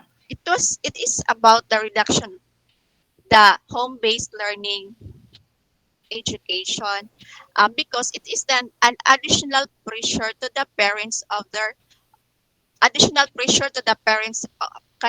about the home based learning po. Yes po. And the Okay. and the Singapore government provide the cash based meal subsidies to parents because their mission during pandemic is not change the mission of education. And then the they use online learning, so the schools provide gadgets, electronics to the learners, Okay. to their students. How about the private sectors? How about the private sectors um there the in private Singapore? What was okay their the private contribution? okay the private sectors of education in Singapore, uh they have policies about the one policies in public school para to they have unity to reach the ma'am, right, to uphold the education, to continue the education. They have one policies, ma'am. Okay, during the pandemic, what did the private sectors did? What did the private sectors do during the Ah, pandemic? What was their ah, contribution? uh, their contribution is also they also provide cash-based meal subsidies to parents. It is like a public school in public education in Singapore, and they have same process and they have same policies to public and private in Singapore. What were they donated? Donated. They donated Ah, what? The private they sectors also there donated what? they donated laptops, gadgets, and Okay. or subsidies So and how can you funds. compare that to compare In that to In Philippines? Philippines, um, it is the same because I heard the news that the nation, the local government produced laptops and tablets, and some other private sectors they gave gadgets or tablets to the learners to use their online learning during their class. That's all po. Okay. I'm giving you 100. Okay. Thank Ah, you, Doc. very good na. Thank Very you, Doc. good. Okay, so let's move on to Ma'am Salinas. Yes, Doc. Okay, wait. Okay. Am I visible and audible, Doc? Okay, sige, move. Okay, wait, Doc. Okay, good afternoon, Doc. The impact of COVID-19 on educational planning and financing in China. So the battle against the dangers to COVID-19 pandemic suffered profound effects and impacts on almost all areas in humanity. So in China, Doc, the pandemic had an immense impact on all aspects in their life, Yeah, in including fact, it was the first country to deal with the pandemic, the yes, COVID-19. globally, Doc. Yes, Doc. Globally, China was the first country to deal with COVID-19. And one of the most affected is the education sectors, including its Yeah, financing and planning, indeed, yes, come on. according to Yeah. Wang in 2021. So talking more, according to a case study conducted by UNESCO in 2021, one of the challenges met by China is that there is a large scale and sudden school closure stop regular face-to-face classes and hampered the provision of education sectors to all learners, most especially those from poor families Especially and that, remote areas. it hampers the education, especially to the Poor families and remote areas, Doc, okay, due to the lack of access of internet. poor Yes, families and mm-mm. remote areas. Okay, come on, sige Yes, go. due to the access of internet and devices. So in addition, Doc, there is a big increased risk of children developing physical and psychological problem because they're isolating at their home during lockdown. So in terms Yeah. of finances, yes, children from poor families find it hard to afford education during pandemic, according also to the study of UNESCO in 2021.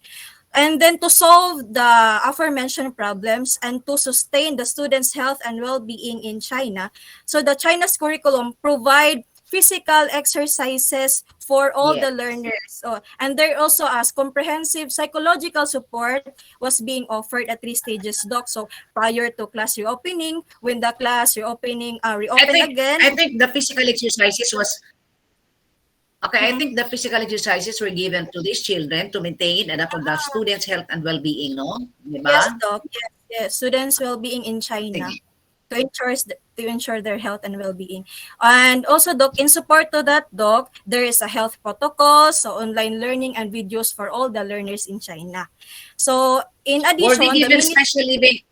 Were they given a special living allowance? yes, Doc, they're giving financial Okay. assistance in the aspect of finances with fee reduction, Doc, exemption of tuition and subsidies to all the children in China, Doc. And in comparison, Doc, China and Philippines have similarities when it comes to online learning or the adoption of online learning. But China was very advanced and distinct compared to Philippines because they developed an advanced system of internet connection. They have their own internet bank in China compared to Philippines. Thank you. 100. This is a challenge for those, challenge gid ni, challenge. Okay, so let's move on to Hamil. Janet. Hello, Ma'am Hamil.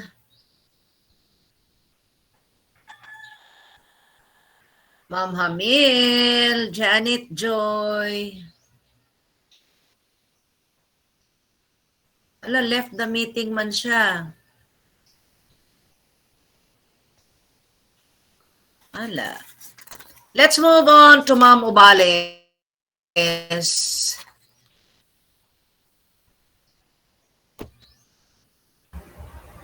Ma'am Ubales, Yes, Doc. Am I visible and visible. audible? Okay, Doc. No, audible but not visible. I'm not visible. Okay, that's it. Here. Okay, that's it. Okay. Okay. The impact of COVID-19 pandemic in the educational finance and planning in Finland. So the impact of COVID-19 has wreaked havoc across the world. Unlike any critical sector, education has been hit hard. So this crisis, the COVID-19, has been a concern for many countries, including Finland. So the biggest problem in Finland when the COVID-19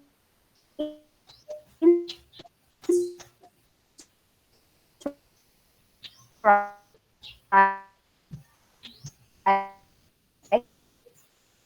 possible choppy na po, condition. ma'am. Doc, in the safest, audible na, Doc? Yeah, sige, faster ka, nag-choppy Okay. ka. Okay. Safest possible condition and to minimize disruption in learning. So in the economy also, the slowdown of the economic growth associated with the spread of the virus may affect the availability of the public funding for education as the tax income declines and emergency funds are funneled into supporting increasing healthcare and welfare costs. So despite of the COVID-19 crisis, the Finnish easily found a solution. So in education, the Finnish edtech companies joined their expertise to respond to the challenges. So the Finnish companies discovered new opportunities for cooperation and development amidst an increased demand for digital learning solutions due to the coronavirus pandemic. So Okay. Ma'am, I have read in your that they have a well-paid teachers. yes, Doc. Diba? They have a well-paid teachers. What do you mean by plenty of recess time? Uh, in Finland, Doc, their educational system, they have plenty of recess time and short schedule of the class. And before the students to reach in secondary, in elementary, in the primary education, Doc, they don't have assignments in Yeah, less in Finland. assignment, Yes, Doc. less No assignment they have and less emphasis on giving no homework, no stand less yes, Doc. emphasis. No standardized exam in Finland in primary education. In fact, they allotted 67.8 million euros, diba? Yes, It's Doc. big. About 804,976,800,000 if converted to peso, Doc.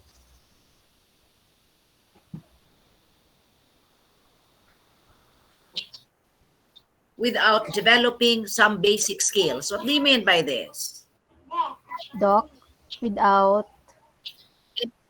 In Finland, you made mention there that they finish school without developing some basic skills. What do you mean by this, ma'am?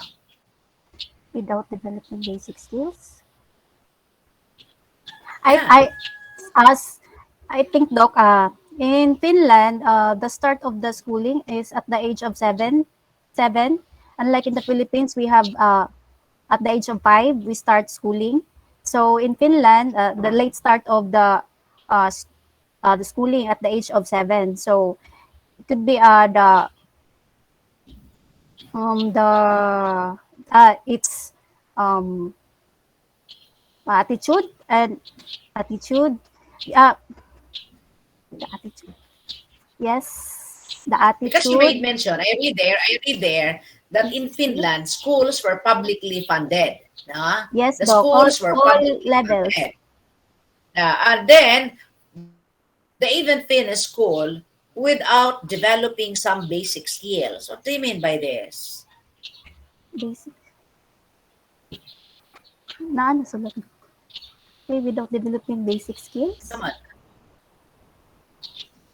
Mhm. It's in your Ay, What is that? What is the basic skill that you are referring here?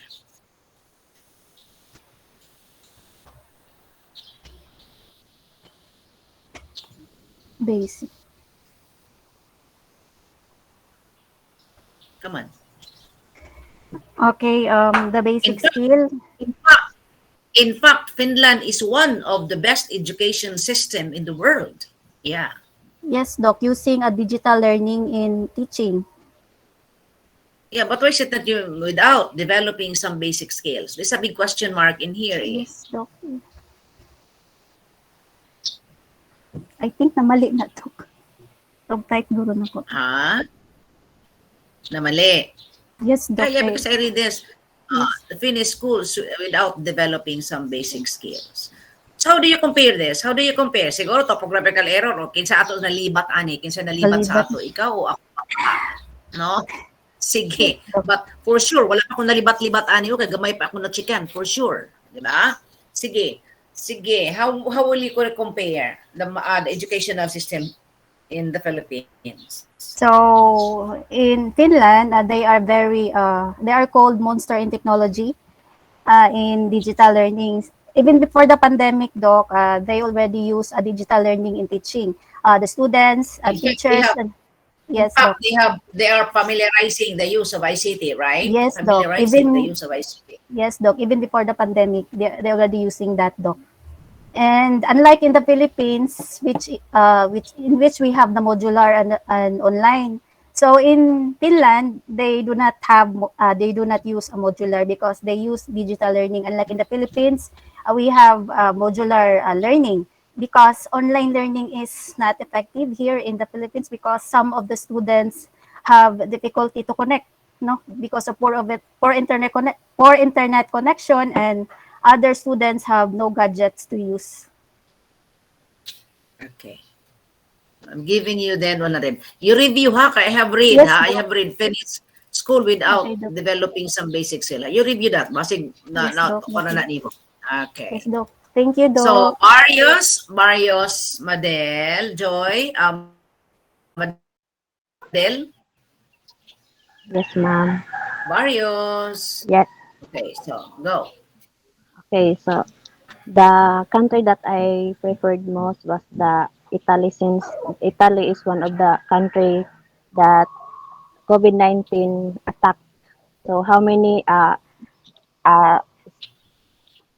outbreak, nagbalik-balik ang COVID sa Italy. So Hello, just like in ma'am. Philippines, Vernacular is yes, around okay, ma'am. allowed here. Yes, ma'am. Open your cam. Open your cam. Open your cam. Okay, so just like in Philippines, uh, Italy also suffered the uh, they adapt the distance learning just to continue the education, or just to sustain the education. So uh, they they have that modular learning and the online distance learning, and then there are some of the students who are Did you reflect that? hospitalized, Hello, ma'am.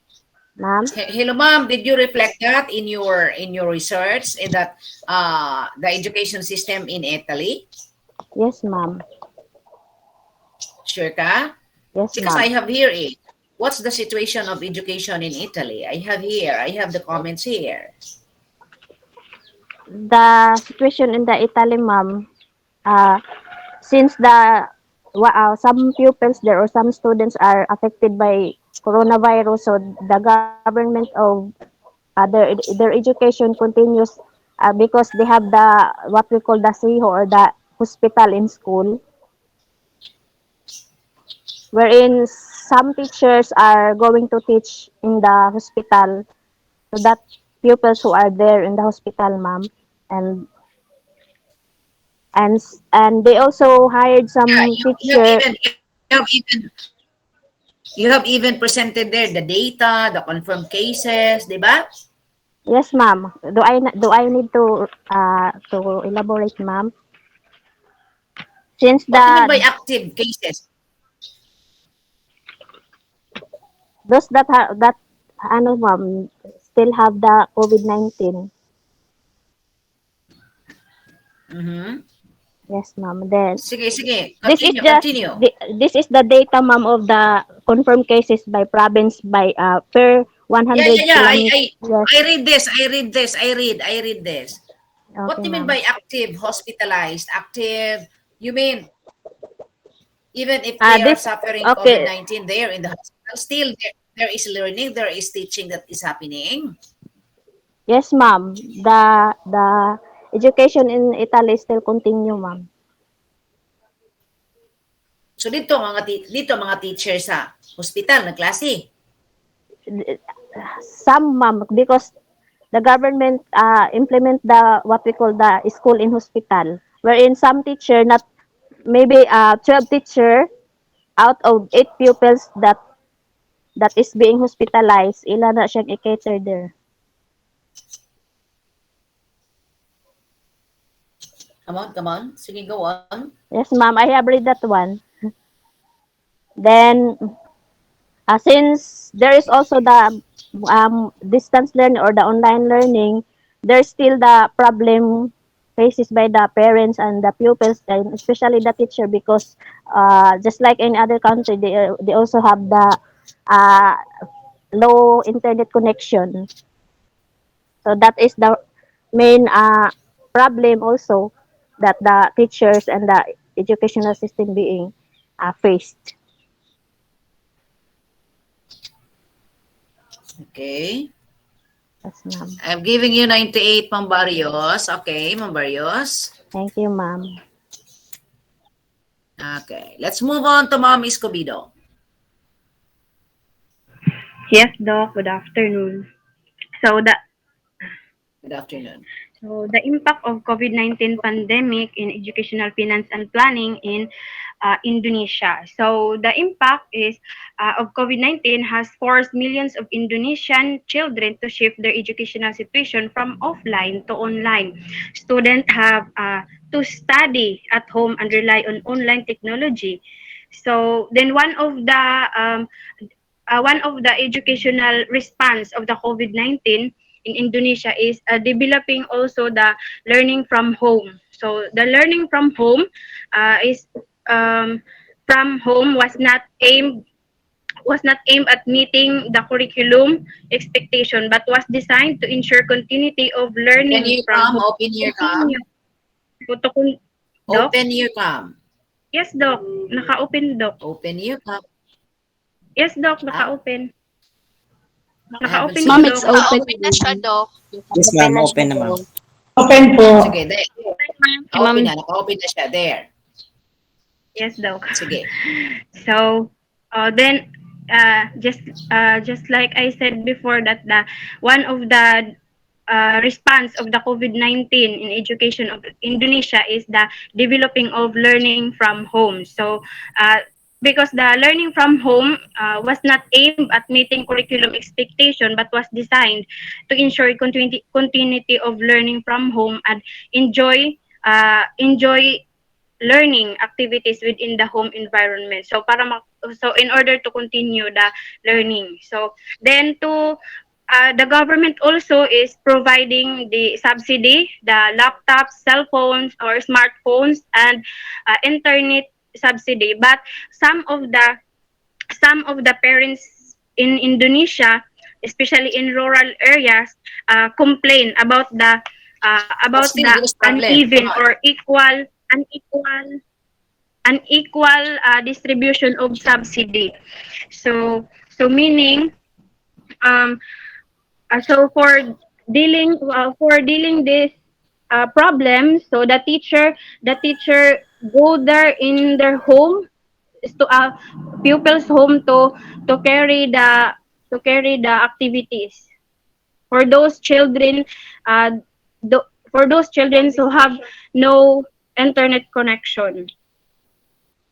So that's all, Doc.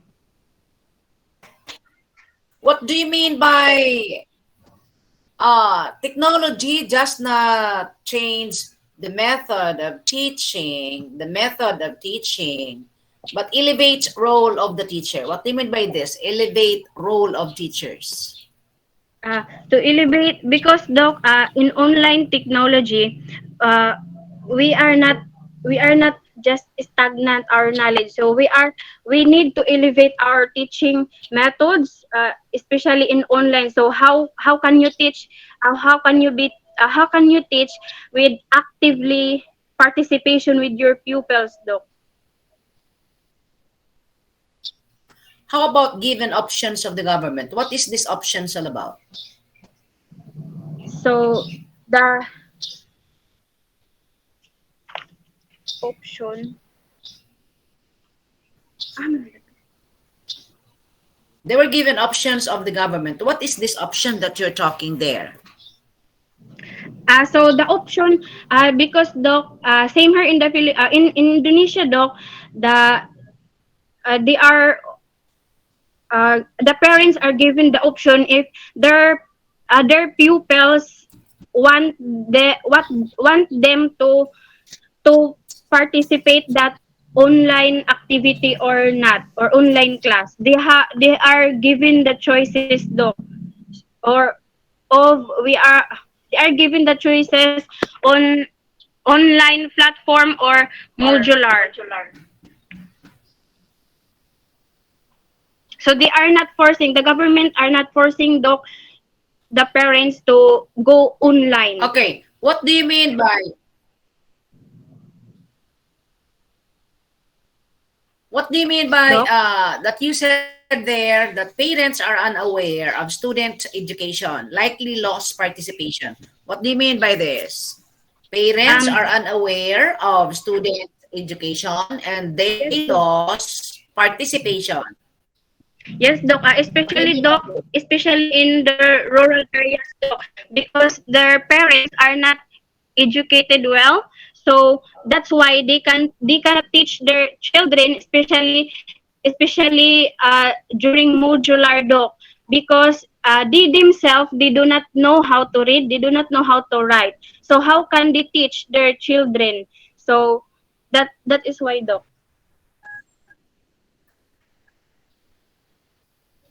Okay, I'm giving you 98, Ma'am Escobedo.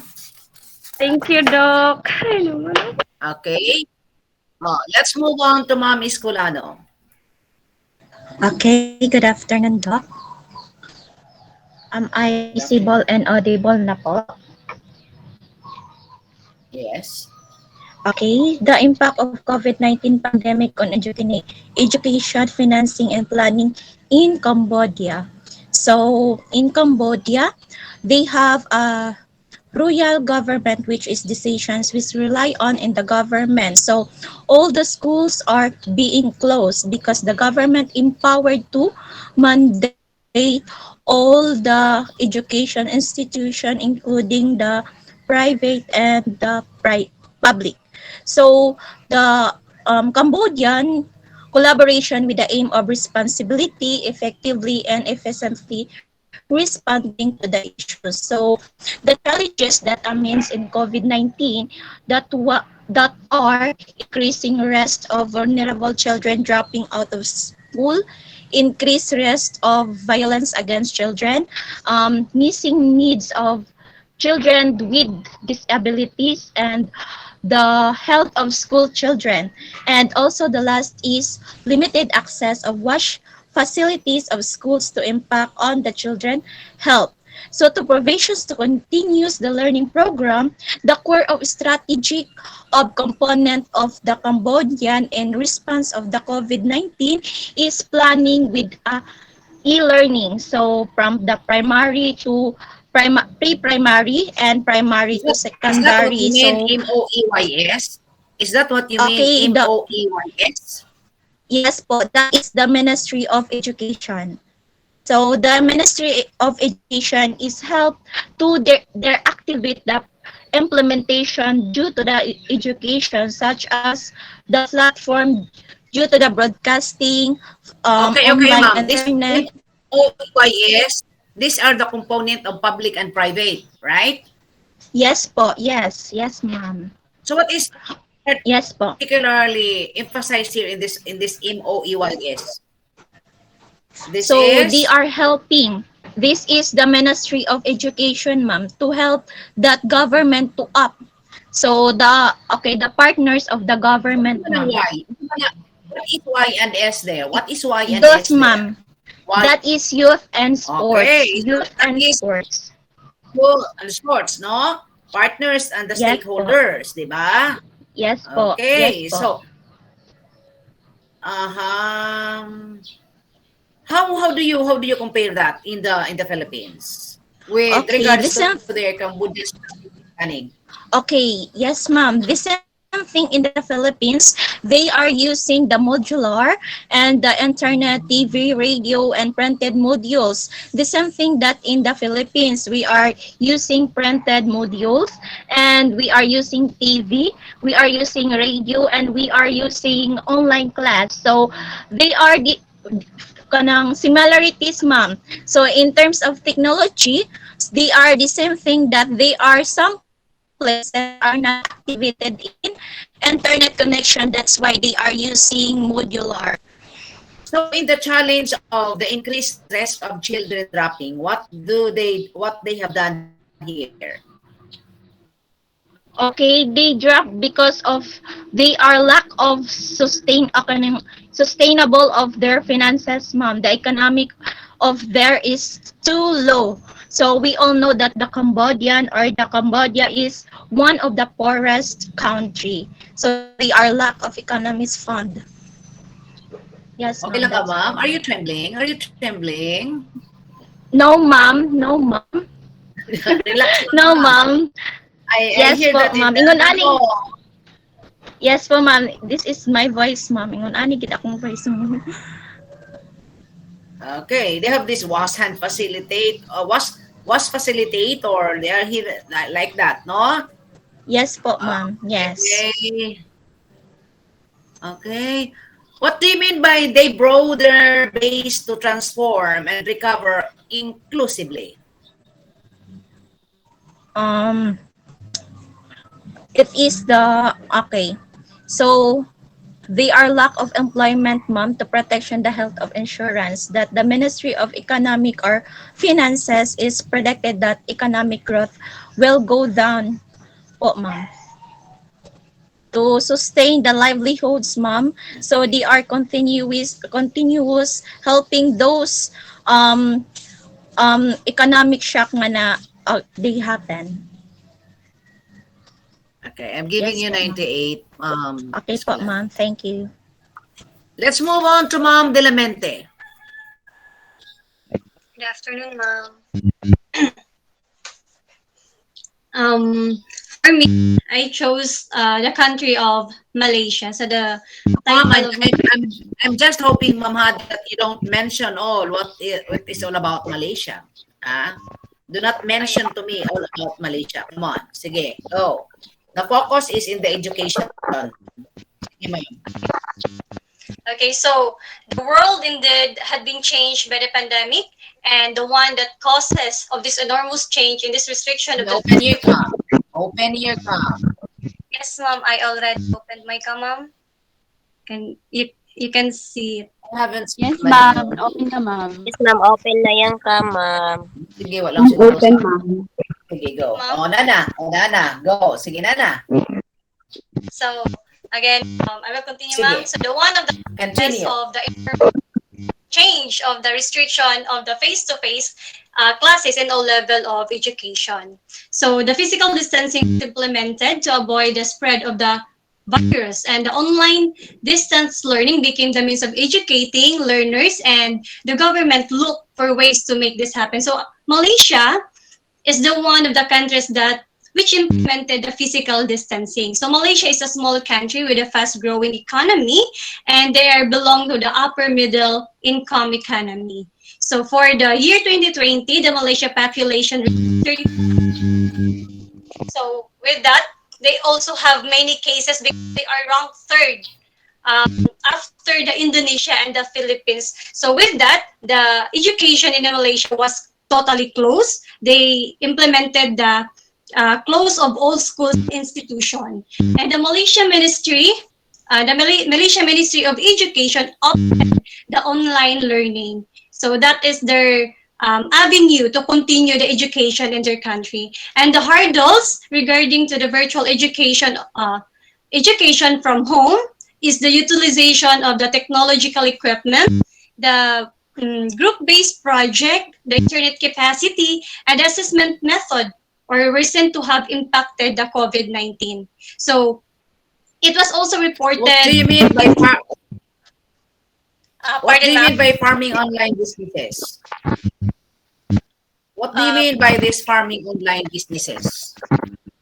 Farming online businesses, ma'am? I think I put any farming online businesses, ma'am. Really? I have Yes, here, ma'am. man. Farming? Yeah, what's this? Forming online businesses? Farming online businesses? Yes. What do you mean by this business? Wait, mama. Mm, where is that?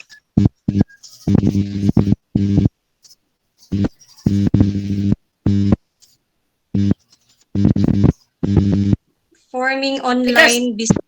because they have this one in Malaysia, they have the realization of local food supply, right? Yes, ma'am. We have the realization of the local food supply in actually in their country, ma'am, because they have this budget of 64.8 million set to the educational system. That's why uh, they also opted for the online learning because in their country Is they that are what you lacking. mean online business? Is that what you mean online businesses?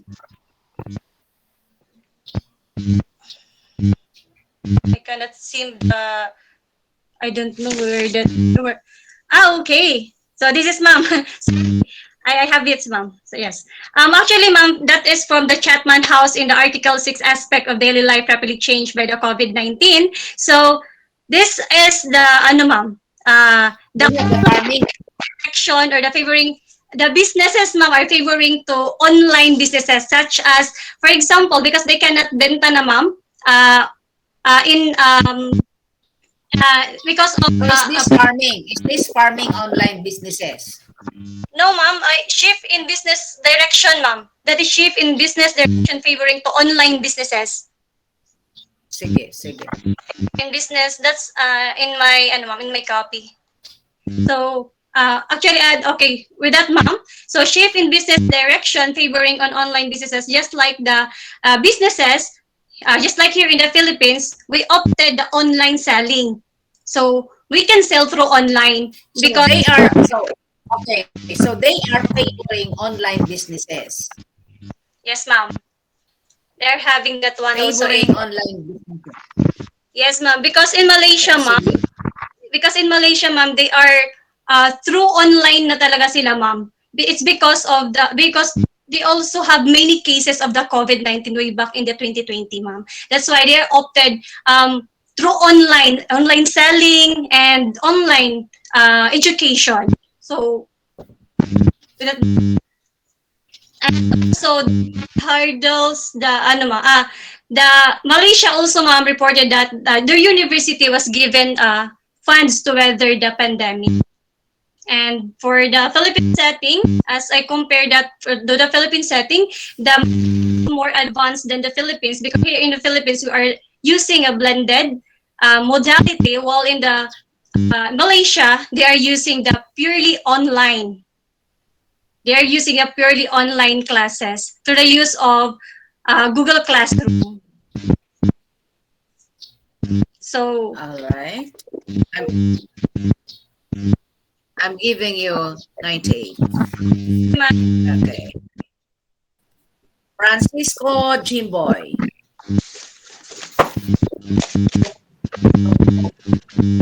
Ma'am, good afternoon, ma'am. Oh, good afternoon. Yes, ma'am. The impact of COVID-19 pandemic on education, financing, and planning in the country of Israel. Before the pandemic, the education system was under situation. The problems were older. COVID-19 just increased their volume and intensified them, according to Dr. Tammy Hoffman. Jimboy, open your cam. Yes, Open ma'am. your cam. Ma'am, nag-open ako, ma'am. Doc, naka-open cam na si sir. Yes, ma'am. Okay, kana. Ganina nag-open Yes. ka nyo. Gi-open di mo. Sige, Okay, go. ma'am. Ako na i-summary maayo, ma'am, no? Many underlying issues rose to the surface and new problems have arisen since the start of the pandemic. The problem there in Israel, ma'am, is number one, the technology in students' access in education. Then number two, lack of budget in education. Number three, there is a inequality is evidence in educational system. Then number four, the online and homeschooling. Now, those are the challenges or issues in educational system in Israel. But we have some remedies, ma'am, to solve those challenges. So Israel subsidized devices for students to help them access education. Like the Philippines, for example, same scenario, the Philippines promoting flexible learning, and it was supported by CHED, developing PhilCHED, for example. To back up this way, the Philippine government has DepEd Computerization Program or kanang gitawag og BCP and Public Education Network. No, muna sa the same way the problem in Israel, ma'am. Then, with regards to their budget, ma'am, Israel spent equivalent to kining mga ratio nila, ma'am, sa primary, secondary, and tertiary. So they have their budget on that. Then they have their plan, ma'am, in Israel. The educational system must prepare to develop plans to more forward and address the new normal after the crisis. That is their plan, their government. Technology provides innovative and resilient solutions in the times of crisis to control disruptions and help people communicate.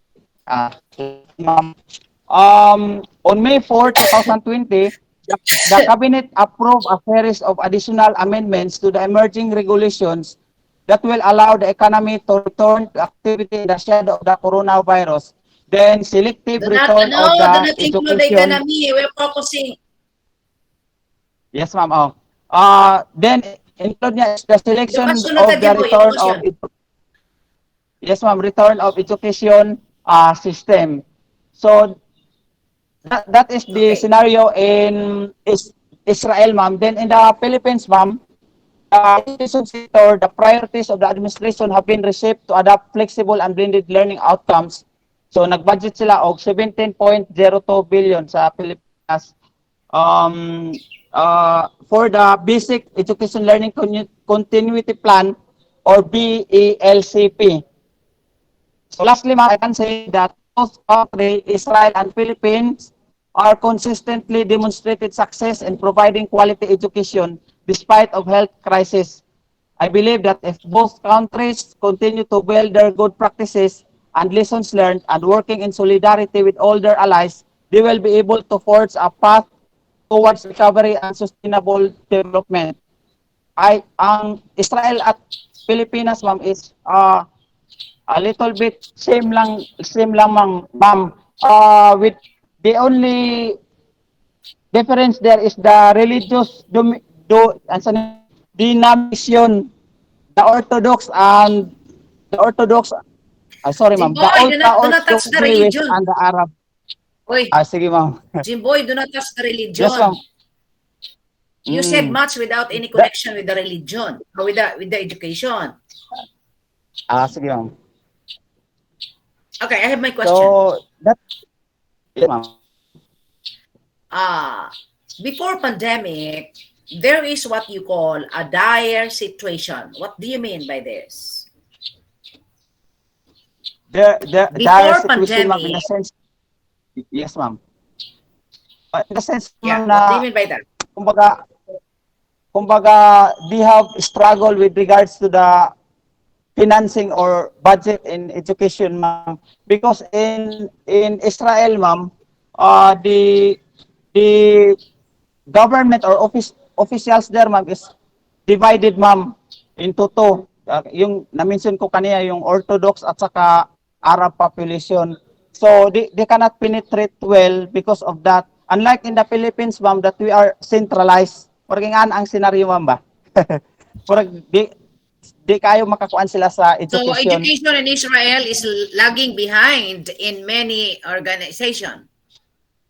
Yes, ma'am. Oh.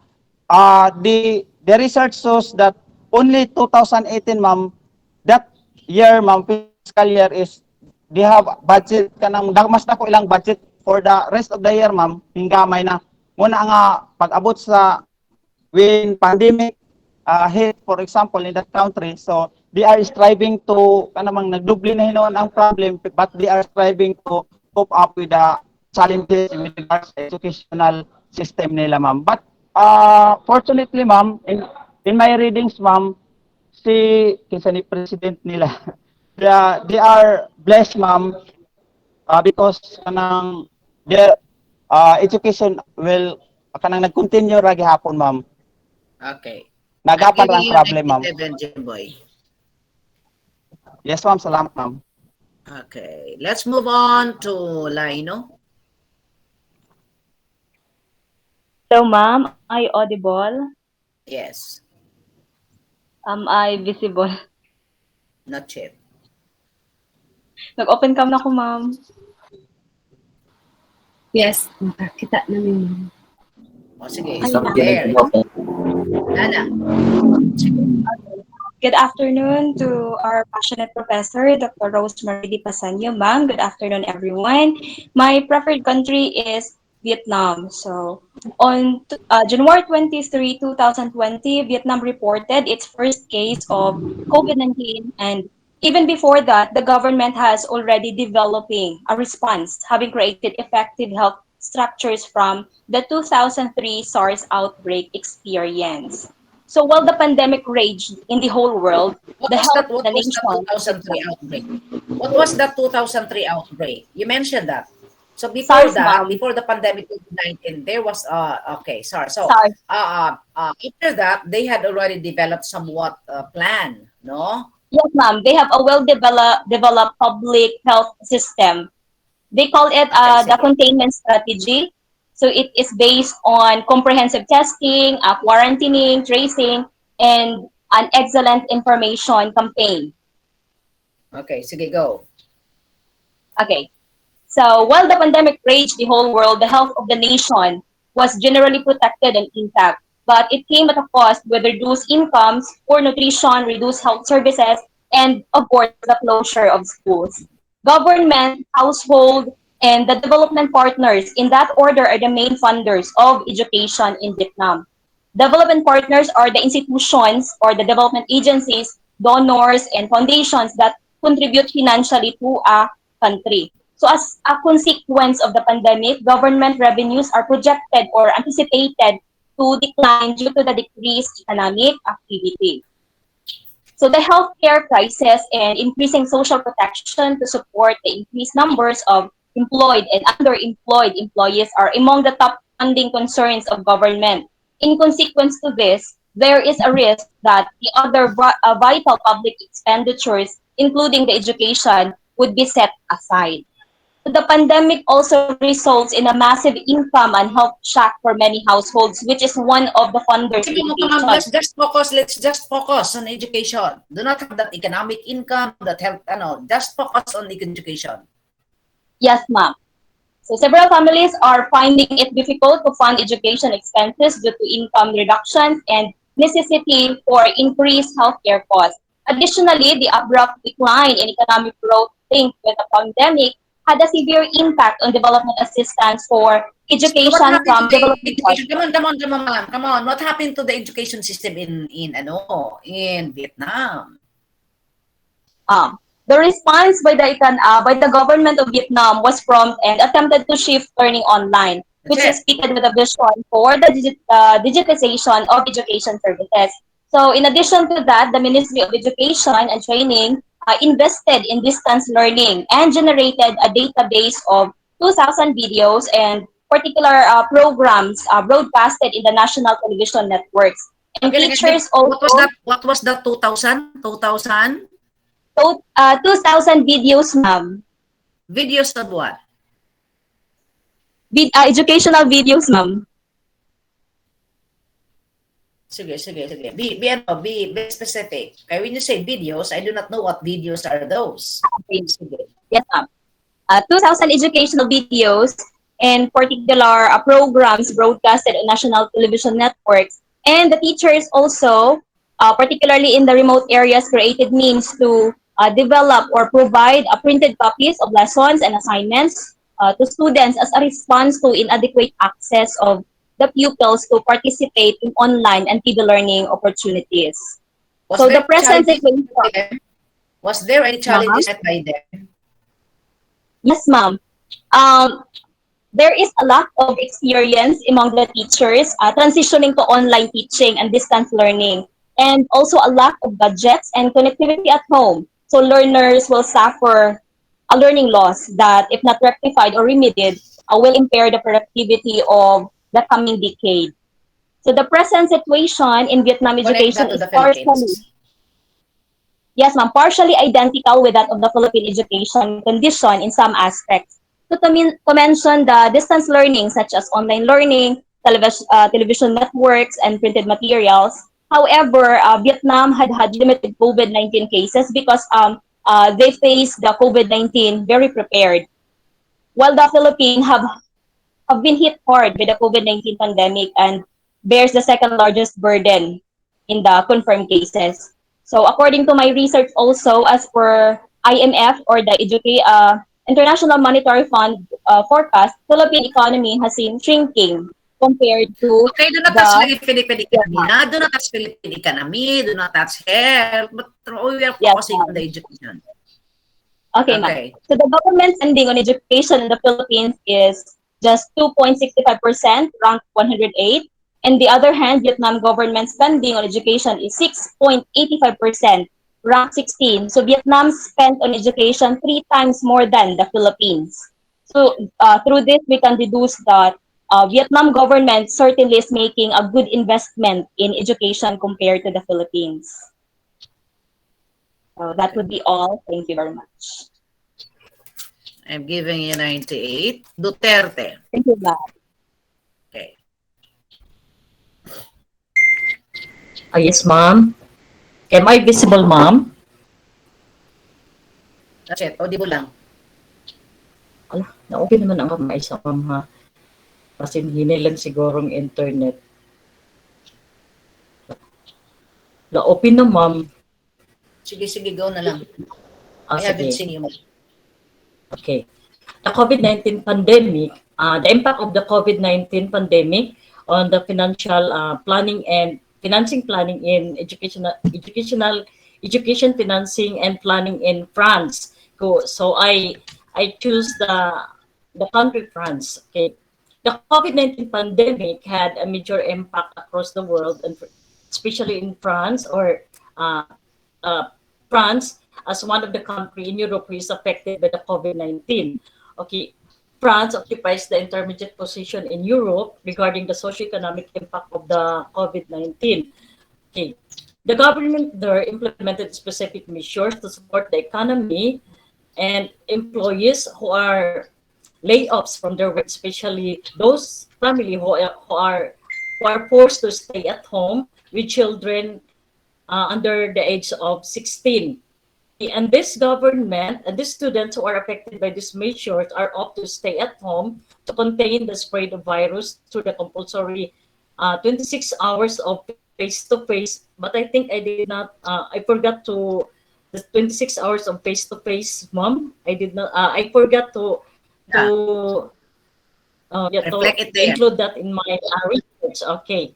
The Yes, 26 yes. hours of face-to-face measures of instructions and homeschooling through internet and most through internet and most cases facilitated by the teachers and the parents. Okay, just like here in the Philippines, the national government has taken measures to control the spread of virus through the imposition of community quarantine, the lockdowns and curfews in many parts of the country, okay, including the closures of the schools. Okay, the crisis has exposed the many inadequacies and inequities in our education system, from face-to-face from face-to-face access to the broadband and computers needed to focus the online learning that will minimize the learning losses associated with school closures. Okay, that's all, ma'am. Okay. Ma'am, what do you mean in your write-ups that you said lockdown restriction on gender equality and well-being? Okay, ma'am. Okay. Focus on the lockdowns measures on working mothers and or the consequences for gender inequality in France. Okay. This article implications the COVID lockdowns restrictions, gender equality, and well-being poor couple with children in France. The study reflects also that this beyond the devastating consequences for public health, the COVID-19 pandemic had a major impact on the gender inequalities, labor, and families. Because only in France, only those male workers are allowed to work, and the mothers are only taking care of the children under the age of 16. Okay. I'm giving you 100. Okay, ma'am. Thank you, Okay, ma'am. let's move on to Ma'am Herodias. Ma'am Herodias.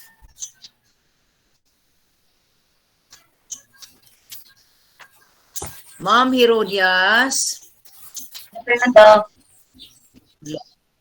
Good afternoon. Sige. Good afternoon, Doc. Good afternoon.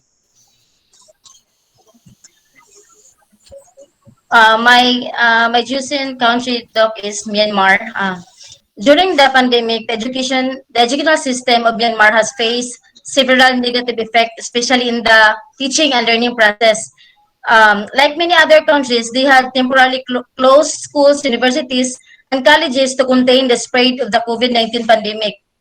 The Ministry of Education of Myanmar don't have enough funds, but because of the help of other agencies, they gradually cope up.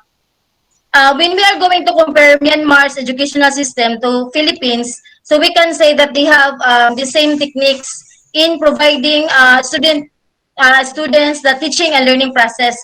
They also have the printed home-based learning materials for primary school children to review the previous lesson as they wait for the new school year to start. So the challenges of meet in Myanmar is the solution there.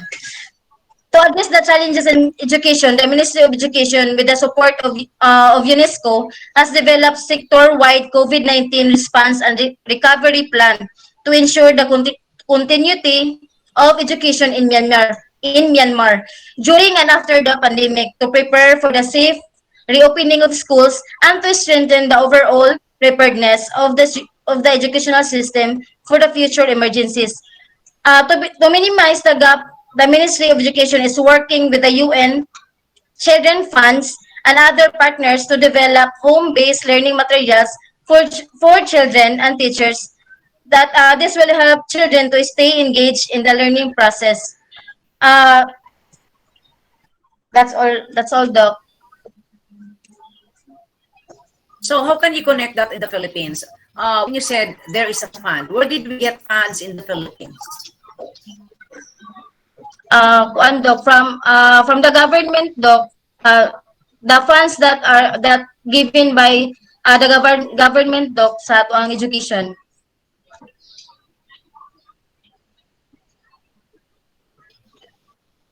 Okay. I'm giving you 98. Let's move on to Ma'am Balite. Hello, everyone. Hello, Doc. Good afternoon, classmates. Okay.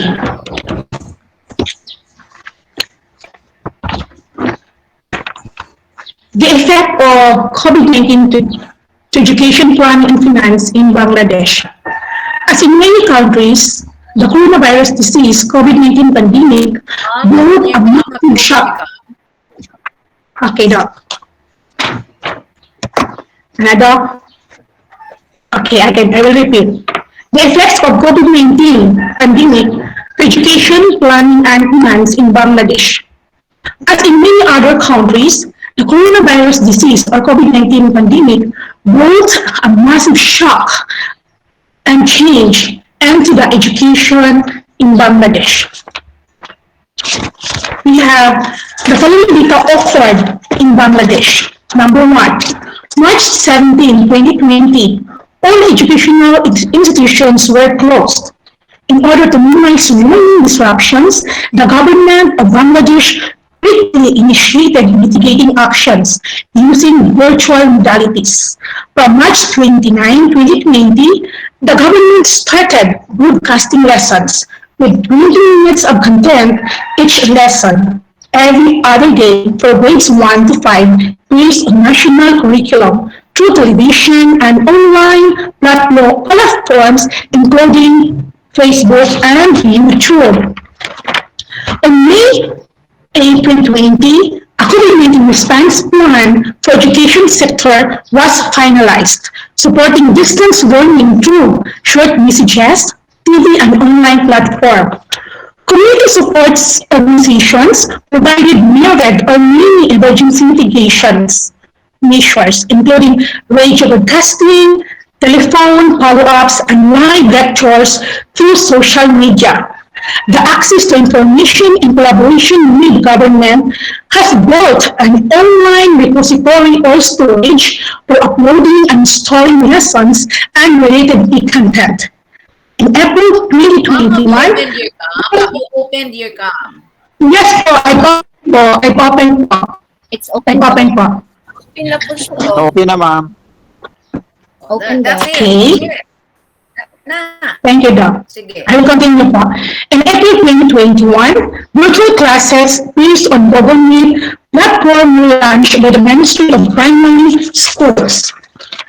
Key points on the impact of COVID-19 on education in Bangladesh and in the Philippines. Number one, high learning time loss, which is the same in the Philippines, because schools were closed and the challenges in the delivery of learning methods are very rampant. Number two, virtual learning is helpful, but access is uneven. In Bangladesh and even in the Philippines, for many do not have access on computers or good internet. Majority of the people in Bangladesh do not have television. Number three, Bangladesh has a heavy load or enjoyed or very crippled education with a low literacy rate of 74.7% as of 2019. Majority of the people don't know how to read and write. Whereas in the Philippines, about 91.6% Filipinos 10 to 64 years old were functional literate in 2019. Four, in Bangladesh, all schools were open last September 12. Ma'am, Yes po. include 2018 because it is not in the coverage of COVID-19. 2008, Just focus permission, on the COVID-19. That's 2020. So do not include permission slip po. After 18 months po, in Bangladesh po, all schools were open last September 12, 2021 after 18 months of closure po. Okay, while in the Philippines, we are still using self-learning modules which can be through printed, digital forms, radio, and TV-based online platforms. Last February 2 to 2022, President Duterte approved face-to-face classes.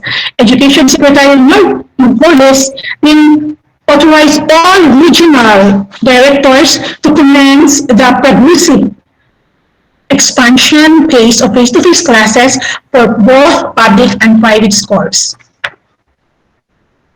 That's it po. What do you mean by there is a livelihood change? What po? There is a livelihood change. But in Bangladesh po, there's a livelihood change na majority of the people don't have a work po. So, it affects the economy. As we all know that Bangladesh ranked 8 as the poorest country of the world po. Okay. I'm giving you 98. Just relax. Just po, it's my way po. Okay, Bakyal. Hello, ma'am. Good afternoon. Klaro, ma'am. Good afternoon. Klaro. Am I audible, ma'am, and visible? Audible lang, hindi ko kakita sa imo. Okay, ma'am. Sa net lang siguro na, ma'am. Oh, sige. Kita na ka, sir. Sige. Okay. Thank you, Kita sir. na. So I chose Russia. The COVID-19 pandemic affected the student learning outcomes in Russia.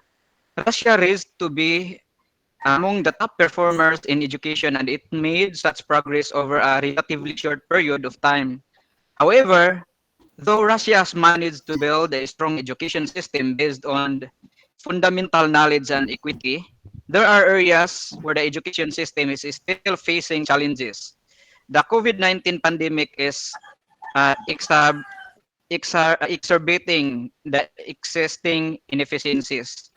Earlier, the World Bank developed a comprehensive model of estimating the learning losses. So it is based on PISA data, meaning of the PISA is Program for International Student Assessment. The model has three core parameters presented as the optimistic, moderate, and pessimistic scenarios. In June 2020, these scenarios assumed 3, 5, and 7 months closure, respectively. As new evidence emerged and school closure become longer, both across the world and in Russia.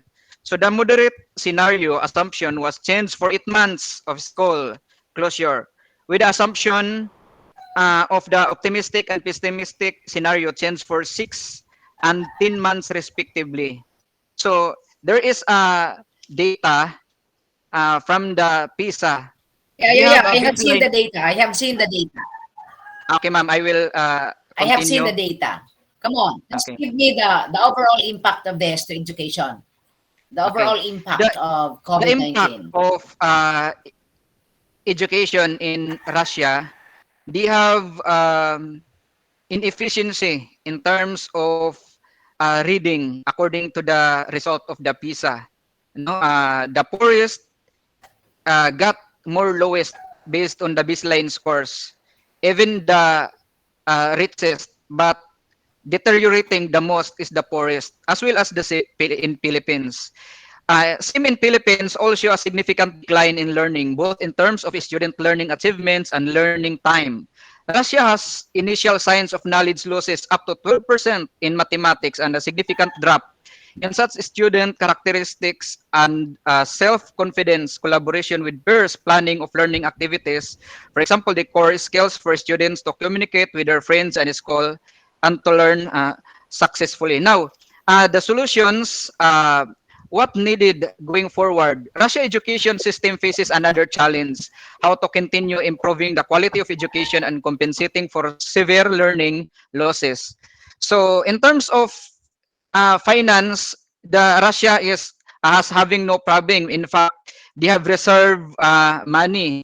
The USA has debt from Russia, airbag reserves.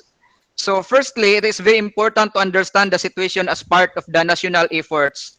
It is critical to promptly conduct an assessment of Russia's learning losses and identify issues between regions and within regions.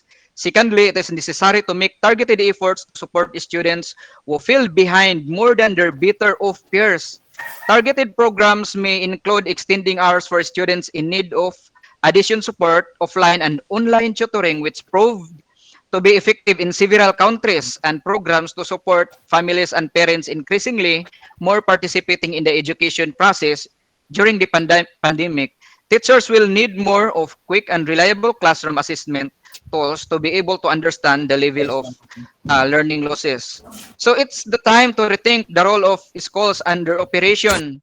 So apart from such basic measures and enhanced protection, hand washing and use of sanitizers, the future may call the reconsidering the function of schools as learning environment in this 21st century. It includes more diverse spaces for collaboration and learning in small groups, transformable classrooms to diversify learning experiences, better furniture, and improved energy efficiency and ventilation. According to the studies of Russia, more diverse learning environments and better school infrastructure have positive effects on learning.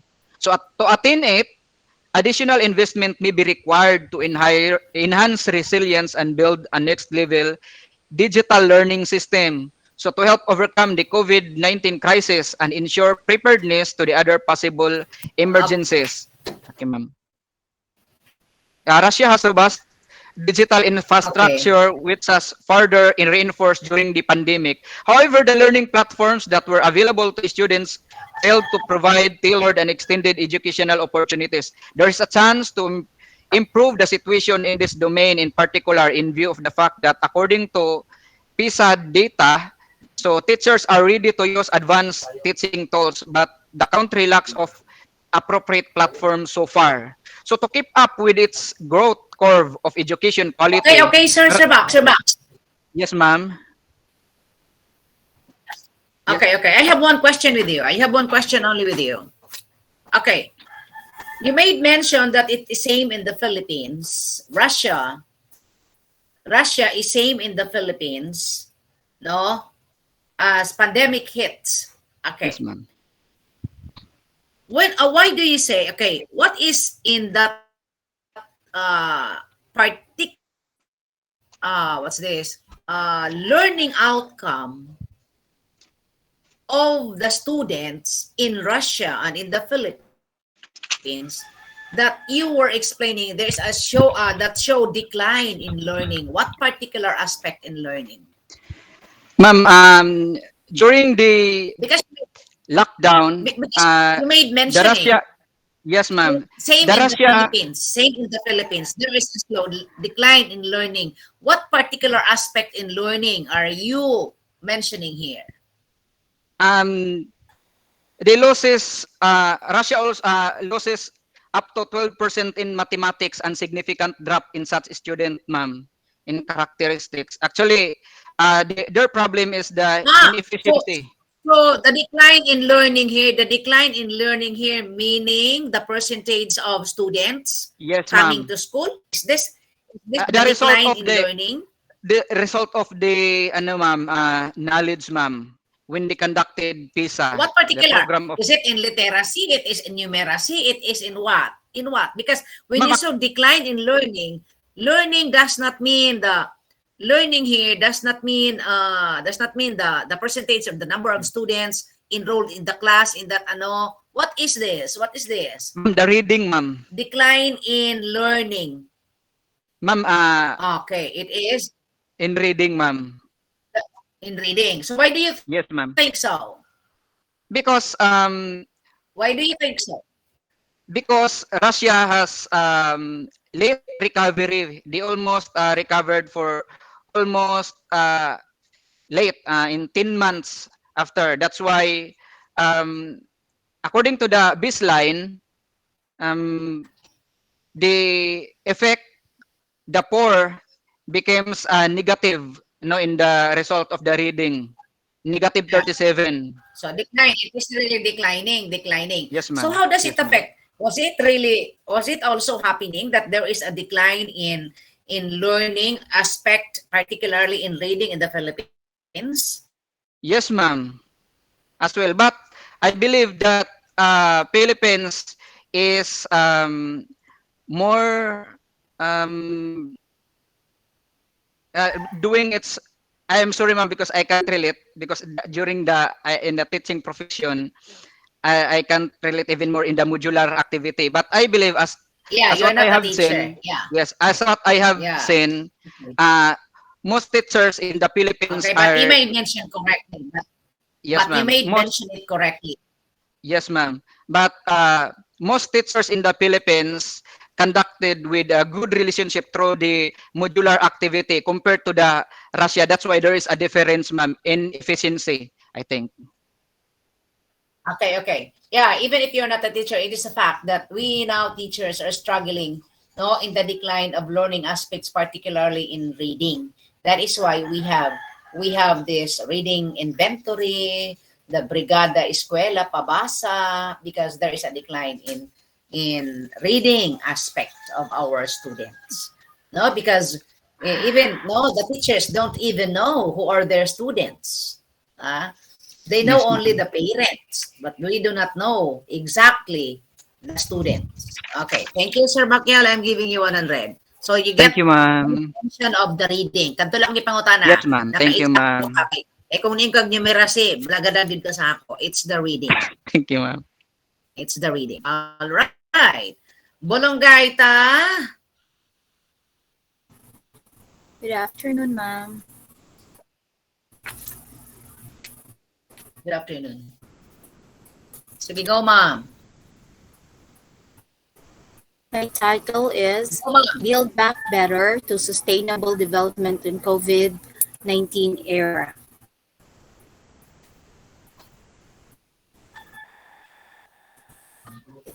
The pandemic has brought The pandemic has not only claimed lives, but it has also damaged others. Education, economics, social issues, and culture are all directly affected. Thailand, like other countries, is dealing with coronavirus outbreak. Thai students shift from their learning from the classroom to online learning from home, posing a significant challenge for all parties involved, the students, parents, teachers, and even the school principals. As a result, school and educational institution closures have a direct impact on Thai students and education quality. During the era on Thailand's challenges and their solutions, here are some of the following initiatives to deal with COVID-19's challenges and its solutions. First, education system gears up to continue quality learning. According to a recent study conducted by the Equitable Education Fund in collaboration with the Office of the Basic Education Commission, the Department of Local Administration, approximately 40,000 low-income students in Thailand from grade 6 and 9 are at risk of dropping out or not continuing their education. That is why the United Nations and the Equitable Education Fund will collaborate to assess children's learning recovery requirements in the worst affected provinces, with the goal of tailoring support for both students and teachers. Second, the Ministry of Education or MOE will apply distance learning television model nationwide, just like us in the Philippines. Third, new pedagogical approaches and parent role. Fourth, crucial role of teachers to enhance their ICT skills. Fifth, turning crisis into opportunity. Six, new priorities, new focus on resource allocation. As the pandemic continues, their ministry will need to rethink its funding allocation to improve the effectiveness on online learning. The COVID-19 Active Response and Expenditure Support, or they call it CARES program, is a part of the government's 1 trillion baht or $30.4 billion emergency decree which permits the Ministry of Finance to borrow money to help with the Okay, economic. ma'am. Okay, ma'am. Ma'am, okay na, ma'am. Stop na dito, ma'am. Okay. Okay. And just answer me. What do you think? Okay, you made mention of the crucial role of teachers to enhance their ICT skills. Yes, ma'am. Yeah, what do you mean by this? Is it the same in the Philippines? Yes, ma'am. The It is the crucial same. role of teachers to enhance their ICT skills. Yes, ma'am, it is the same in the Philippines for Thailand is unprepared to effectively deliver an e-learning on a large scale. Although they have this radio and TV-based production, but their ICT skills or their teachers still need to train. Okay, how about this poor teacher support? What do you mean by this? In Thailand, there's a poor teacher support. Yes, ma'am. We all know that teachers are unsung heroes in our society, unpaid, but making a significant, because of their salary, ma'am. Just like us in the Philippines, the alliance of the, because of their salary, ma'am. They are paid low salary. Are we the same in the Thailand and in the Philippines? We have a big salary here. Yes, ma'am. But I am citing on the points that even if in the Philippines we are having a good salary rate, Yes. yet there are others who is not contented with what they have with their salary. No, it's not. It's not the It's not the basis there that they are not contented. But in the Philippines, we have big salary. So Yes, you made ma'am. mention kasi kanina poor teacher support because the same in the Philippines you have the small salary. No, we have big salary in the Philippines. It is not the same in Thailand that they have the poor teacher support. You made mention that we have a poor teacher support because of the salary, di ba? You said. Yes, And then ma'am. I said, how did you connect that to the Philippines? And then you said, in the Philippines, the teacher has poor salary, low Um, salary? I don't think so. okay. What I'm referring to, ma'am, is I compared it to us in the Philippines. We we have a low salary because there are some others who is not contented, and it is the alliance of the concerned teacher is still fighting to increase our salary. And what I am telling in how We to have a relate big it. salary now for teachers. I don't agree with you. I don't agree with you. Teachers in the Philippines has a big salary compared to ano. And that's why I was asking you, what do you mean by poor teacher support there in Thailand? And you said that because of the teacher's salary. And then I said, how can you compare that? Compare that to the Philippines. And then you said, okay, in the Philippines you have poor salary, a low salary. No, it's not. Okay, ma'am. But in my write up, ma'am, I am referring to the act to what the Alliance of Concerned Teachers is fighting for is the increase of salary.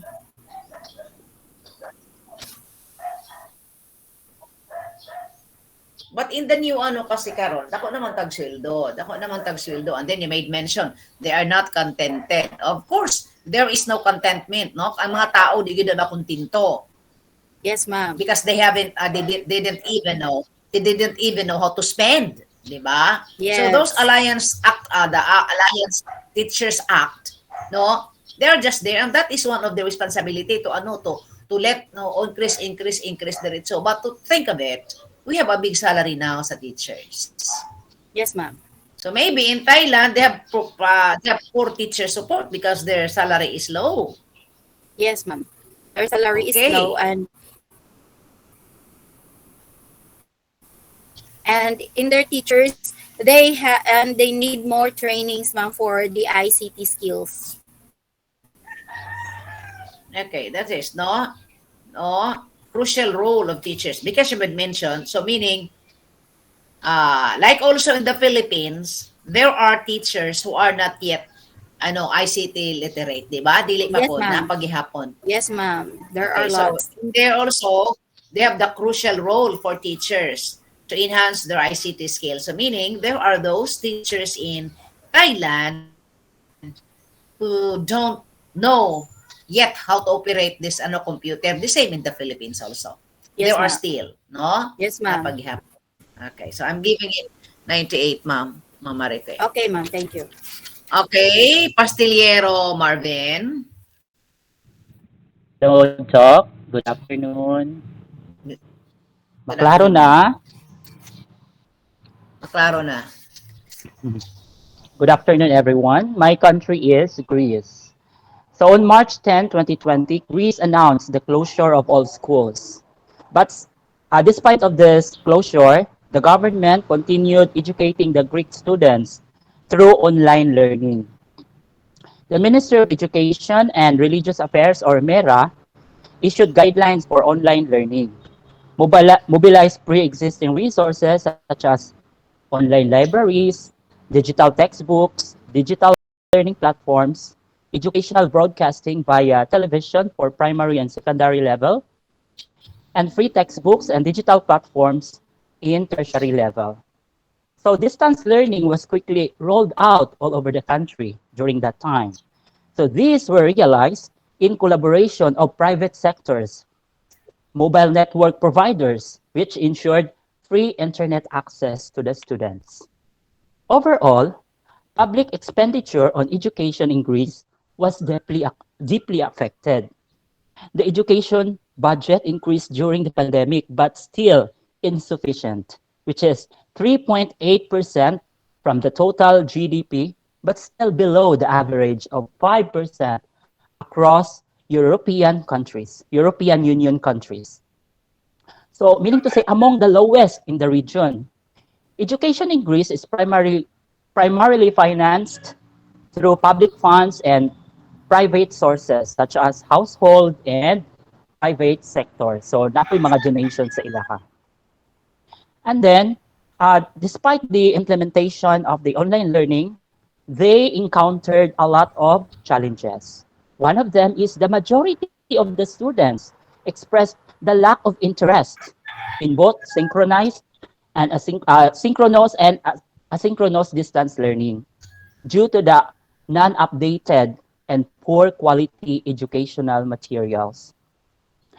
The teachers were unprepared and lack of trainings on e-learning and online platforms. So another challenge is the lack of gadgets for some students and poor internet connectivity to some areas in Greece. So another challenge is the How you funding connect them system. to the Philippines? Yes, ma'am. The poor How can you internet connect them to the Philippines? connectivity. Yes, ma'am.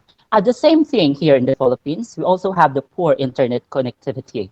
But compared to Greece, I think if the internet connectivity is poor, here in the Philippines is poorer. Yes, ma'am. That is a very big problem. We all know that Greece is a higher income country, but still we encounter the same problem here in the Philippines, but not as worse as in the Philippines. So furthermore, the funding system are often not transparent, no, and or systematized. So there are a lot of questionable fundings, no transparency, as unquestionable documents, no, when releasing the budget for education. So there are interventions to be made in addressing the challenges that I have mentioned. First, the government must organize ICT training on e-learning to its teachers. That is very essential, especially these days.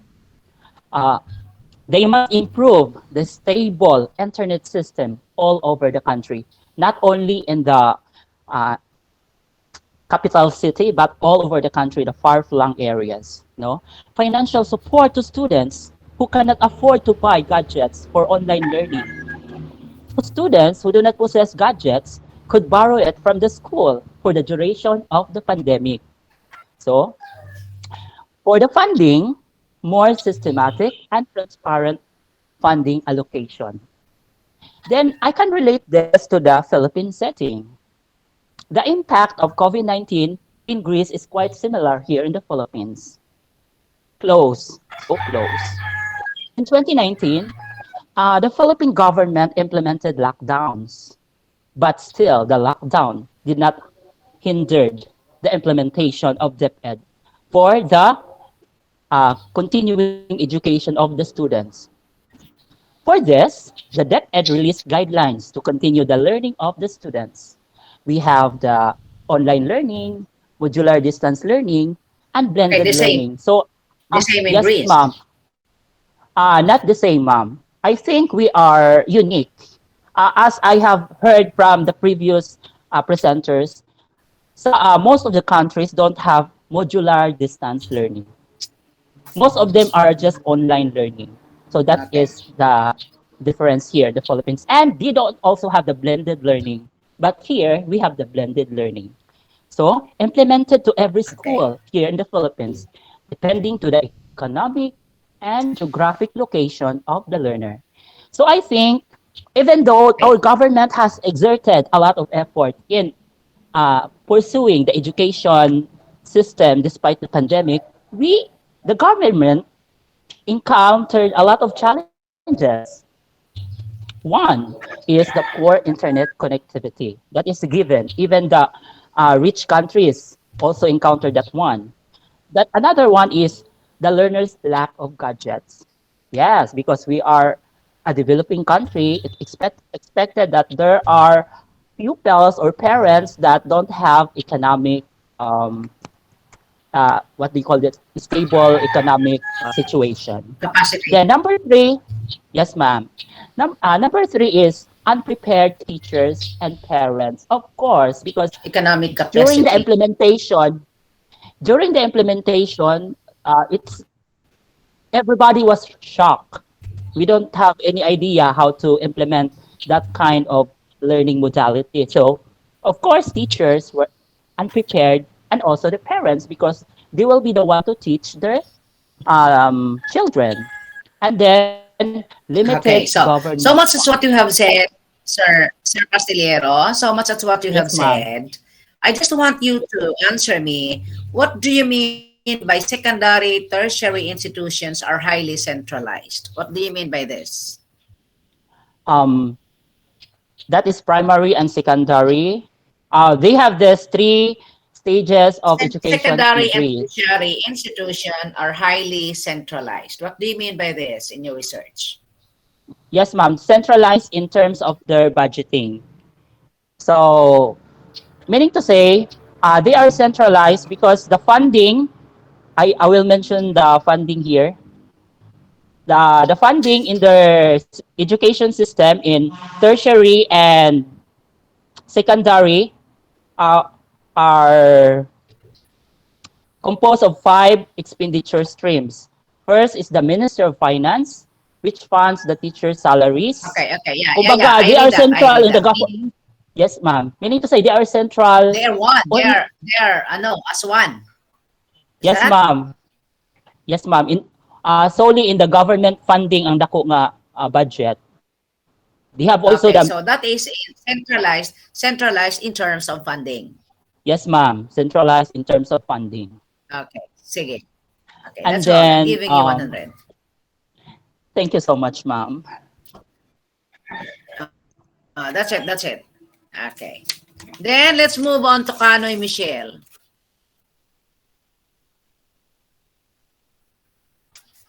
Kanoy Michelle.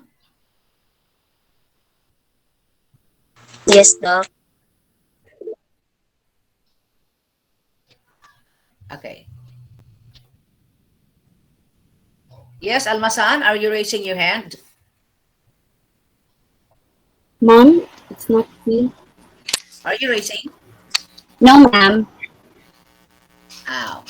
Kanoy Michelle. Okay. Am I visible, Doc? Okay, sige, go. Okay, good afternoon, Doc. Good afternoon, classmates. Okay, my mini research topic is the impact of COVID-19 pandemic on education, financing, and planning in India. Since the COVID-19 pandemic outbreak 2 years ago, the education system of India has suffered greatly, or it has been affected. Some of the challenges they face are prolonged school closures, which leads to increase of student dropouts and digital divide among students in the country. The government of India launched initiatives such as PM Evidya, or uh, which means Padhan Mantri Evidya program, as part of the recovery efforts to support the education system of the country. This program will help in facilitating access to digital and online learning, as well as providing teaching and learning materials in various types to teachers and students. So in the Philippines, it is um, in similarity to this program, the Department of Education launched the initiated the BELCP, or Basic Education Learning Continuity Plan, to provide the online class, or and at the same time providing the self-learning modules to the students. So then, with the schools reopening in India and children returning to classes, the government created a roadmap through themes, and each theme focuses a specific challenge experienced by the Indian education system. Some of them are as follows. First, curtailing dropouts during and post pandemic. So the challenges under this theme is, experts says that the number of dropouts or out of school children in India will double from 32.2 million in the aftermath of the pandemic. So The initiative they have undertaken are door-to-door surveys, creation of the software that is used to track at-risk students, then alternate education centers, and engagement of the community to ensure the continued education delivery and bridge courses.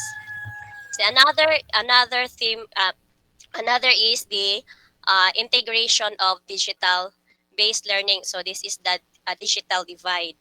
So the challenges in this theme is many Was it students. happening? How do you compare that? Come on. Compare that to the Philippines. Don't make long. Compare that to the Philippines. Okay, ma'am.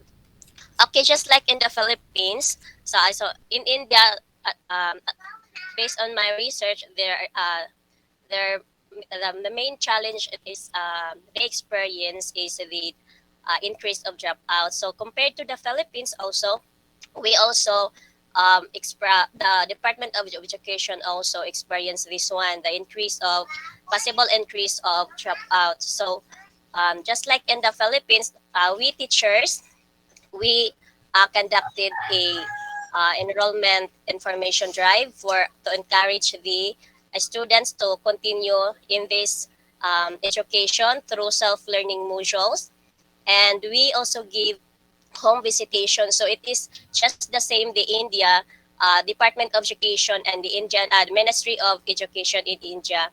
They give they give enough what shall we say the to bridge the okay to give the Home visit. Here was home visit. okay the teachers home what should I say kanang nag-home visit ma'am to give the shall we say self-learning modules to They're encourage home the visiting. pupils. Yeah, come on. Yes, ma'am. Okay, so another is the Okay, that's it. okay, ma'am.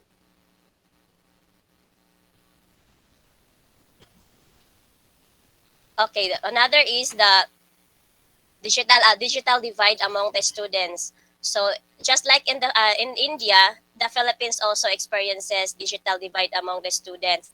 Some of the students, most of the students in the Philippines, especially those from the far-flung area that didn't have access to digital devices needed for the online classes. So in the Philippines, the initiative undertaken is the giving of self-learning modules. So that's all, ma'am. Okay. Don't say too much, no? Don't no. The same as who was that first speaker? Was that pagkadali ra gyud. Was it kinsa to ang nakauna? It's a very lang. Rason, dali lang, no? Because we know that. Okay, so more words noon, more mistakes. Okay, Kanoy Cedric. Cedric? Cedric? Wala si Cedric? Let's move on. Michelle, asa imong bana?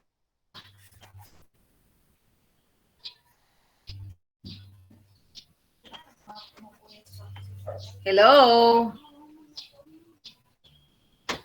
Can you hear Yes, me? ma'am. Hello. Okay. Where are you?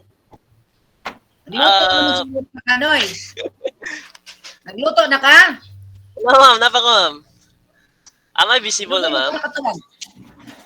Sige. Dugay lagi ka nakatubag. Agoy. O, ito pa kasi silaw. Sige, Okay. go. Okay. Good afternoon once again. The COVID-19 schools and universities schools and university closure have a negative impact on students' knowledge and skill development in Nepal. By promoting virtual class instruction, such as running online and through radio and television, does not seem to be feasible for most rural schools in Nepal. It is estimated that 56% in people in Nepal have access to internet, and almost all schools and universities have no or little experience on conducting online classes. Indeed, most teachers do not seem to have adequate skills to run online classes, as they have neither been trained to do the job nor have been involved in online teaching before. Despite that, the fact that the Nepal, like other developing countries, is experiencing technological transformation, there is little Okay, progress. Nepal, okay, Cedric, Nepal, connect that to the Philippines, not other countries. To the Philippines.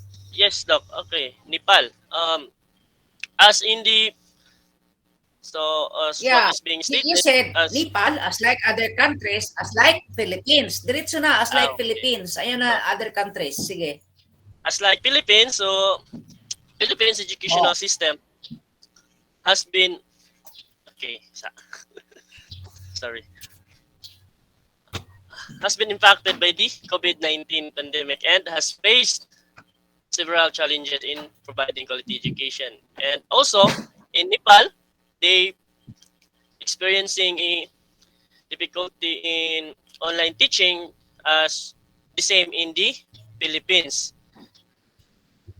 So, such as struggling to That's engage it. in online learning, those without stable internet access and resources risk feeling behind.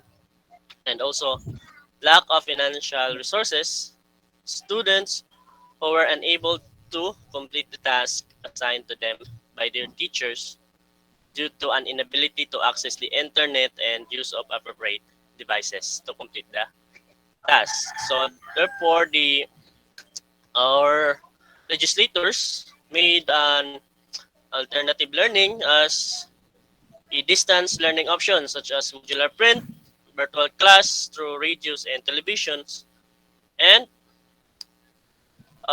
in addition, online class training is provided to the teachers. That's all, ma'am. Okay. Okay, I'm giving you 100. Thank you, Dali Doc. Thank you. lang, kay Yes, kabalo Doc. naman Thank you. ana. Okay, then let's move on to Kudal. Yeah. Kudal. Hey, ma'am. Good afternoon. Hello, Ma'am Kudal. Hello, ma'am. Good afternoon. Oh, good afternoon. Ma'am, I Good cannot open my afternoon. Ma'am, dili ko ka-open sa akong camera, ma'am. Kay burnout feel niya kusog sa bang ulan. Oh, sige, We'll pagdali try na na. lang, pagdali. Ay nagsindig kag istorya, ha? Speak to the point. Come on. Okay, so the country that I've chosen is the Germany. So with the arrival of the COVID-19, a new way of school had to begin in Germany. So Germany is, even if the Germany is the world leader in technology and engineering, Germany lags other advanced economies of the digital transformation at a time when the pandemic has heightened the need for the good quality and reliable digital connectivity. Hello, Very ma'am. few Hello, schools ma'am. could Hello, ma'am. automatically. Hello, ma'am? Hello, Ma'am Kudal. Hello, ma'am. Are you this speaking? Ikaw ni nag-istorya? Yes, Hello, ma'am. ikaw ni I think, nag-istorya? ma'am. Sige. O, put off the camera. Okay na. Off na ang So, cam. Off na. I will okay, ma'am. I-off So, na ang cam. Kaya masigit nakakasukuan. Sige, go. oo, ma'am. So, even if the Germany is the world leader in technology and engineering, Germany lags other advanced economies on the digital transformation at a time when the pandemic has heightened to the need for the quality of reliable digital connectivity. So, Germany is a very few school could automatically move into digital education uh, because many schools suddenly had to move to digitized education and Germany is not prepared of this. So educators were therefore expected to prepare learning materials for their learners and send them to the parents either via email email or post them or even ask parents to pick them from school once a week and send the results back to school at a given time. So, the same as to the Philippines, now we are having a blended learning. The same also in the Germany, they are also having the reproducing of the SLMs or the self-learning modules. Also, Germany, when the COVID-19 pandemic arise, so um, it was totally closure the economic and the education. So in this, the Federal Ministry of Education has been offering financial support up to 500 euro is equivalent to 29,000. So in this, na the Federal Education Minister Anja Karlik said that students would not be left alone amid pandemic. Therefore, they have decided to offer the summer's grants against to students to have been affected by the pandemic. She notified that the grant would be given until the end of the winter semester. So the challenge of the Germany is the government has faced difficult decisions on the allocations of resources as government funds are injected into the economy and the health sector. In Germany, funding of vocational education relies most heavily on private expenditure, mainly coming from firms and companies.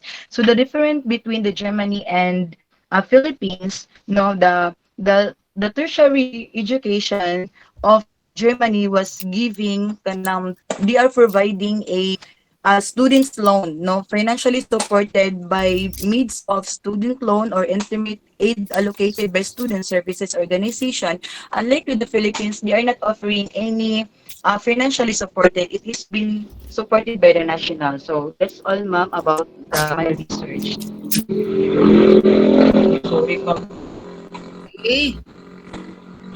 I'm giving you 98, Ma'am Adal. Thank you, ma'am. Butal, Hazel. Yes, ma'am. Good afternoon. Wait lang, ma'am, ha. Kung i-on ang cam.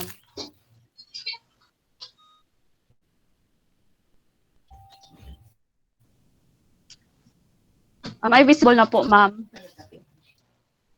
No. Ay already open po na camera, ma'am. You go.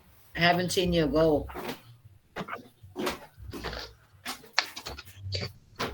Okay. I will discuss to you a brief discussion about the impact of COVID-19 pandemic on the education Yes, I financing and want planning brief in Taiwan. discussion. I want brief. Yes, ma'am. Okay.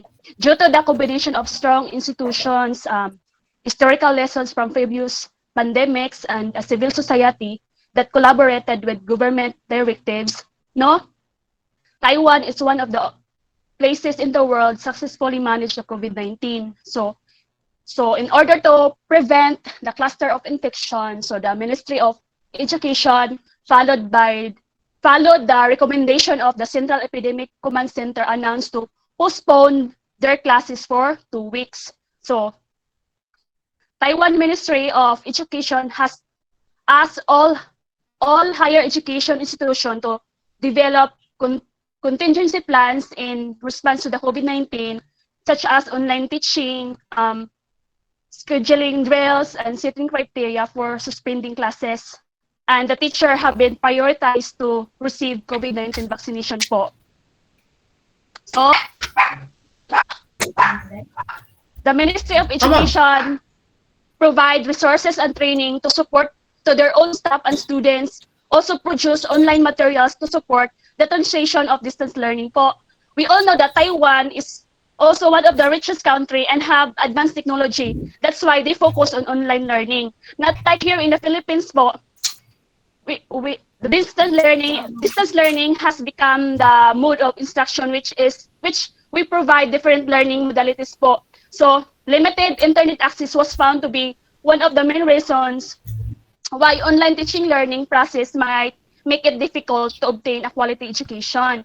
So that's why the students in a far-flung area were given a modular pen for their learning. So in the Philippines, we are still using blended learning, but in Taiwan now, they already rendered face-to-face classes po. Okay. That's all po, ma'am. Yeah, I'm giving you 100. Sige. Thank you, ma'am.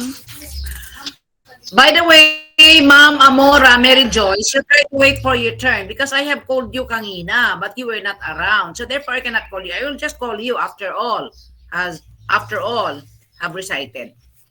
Do not pop up there always in the chat box. Okay, last call.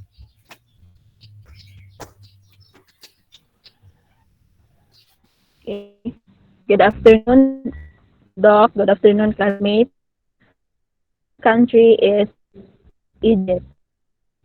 Egypt education is considered the central sustaining and advancing Egypt's social and economic development. So, ever since the COVID-19 virus hit Egypt, the Egyptian government has under strict measures to prevent the rapid spread of the disease. With approximately 20 million students enrolled in schools and universities, the education has been one of the sectors that has been most affected by the pandemic. In March Ma'am, 2020, klaro ra gid ka nga the nag-read, Egyptian ma'am. government made Ma'am, klaro ra gid ka nga nag-read.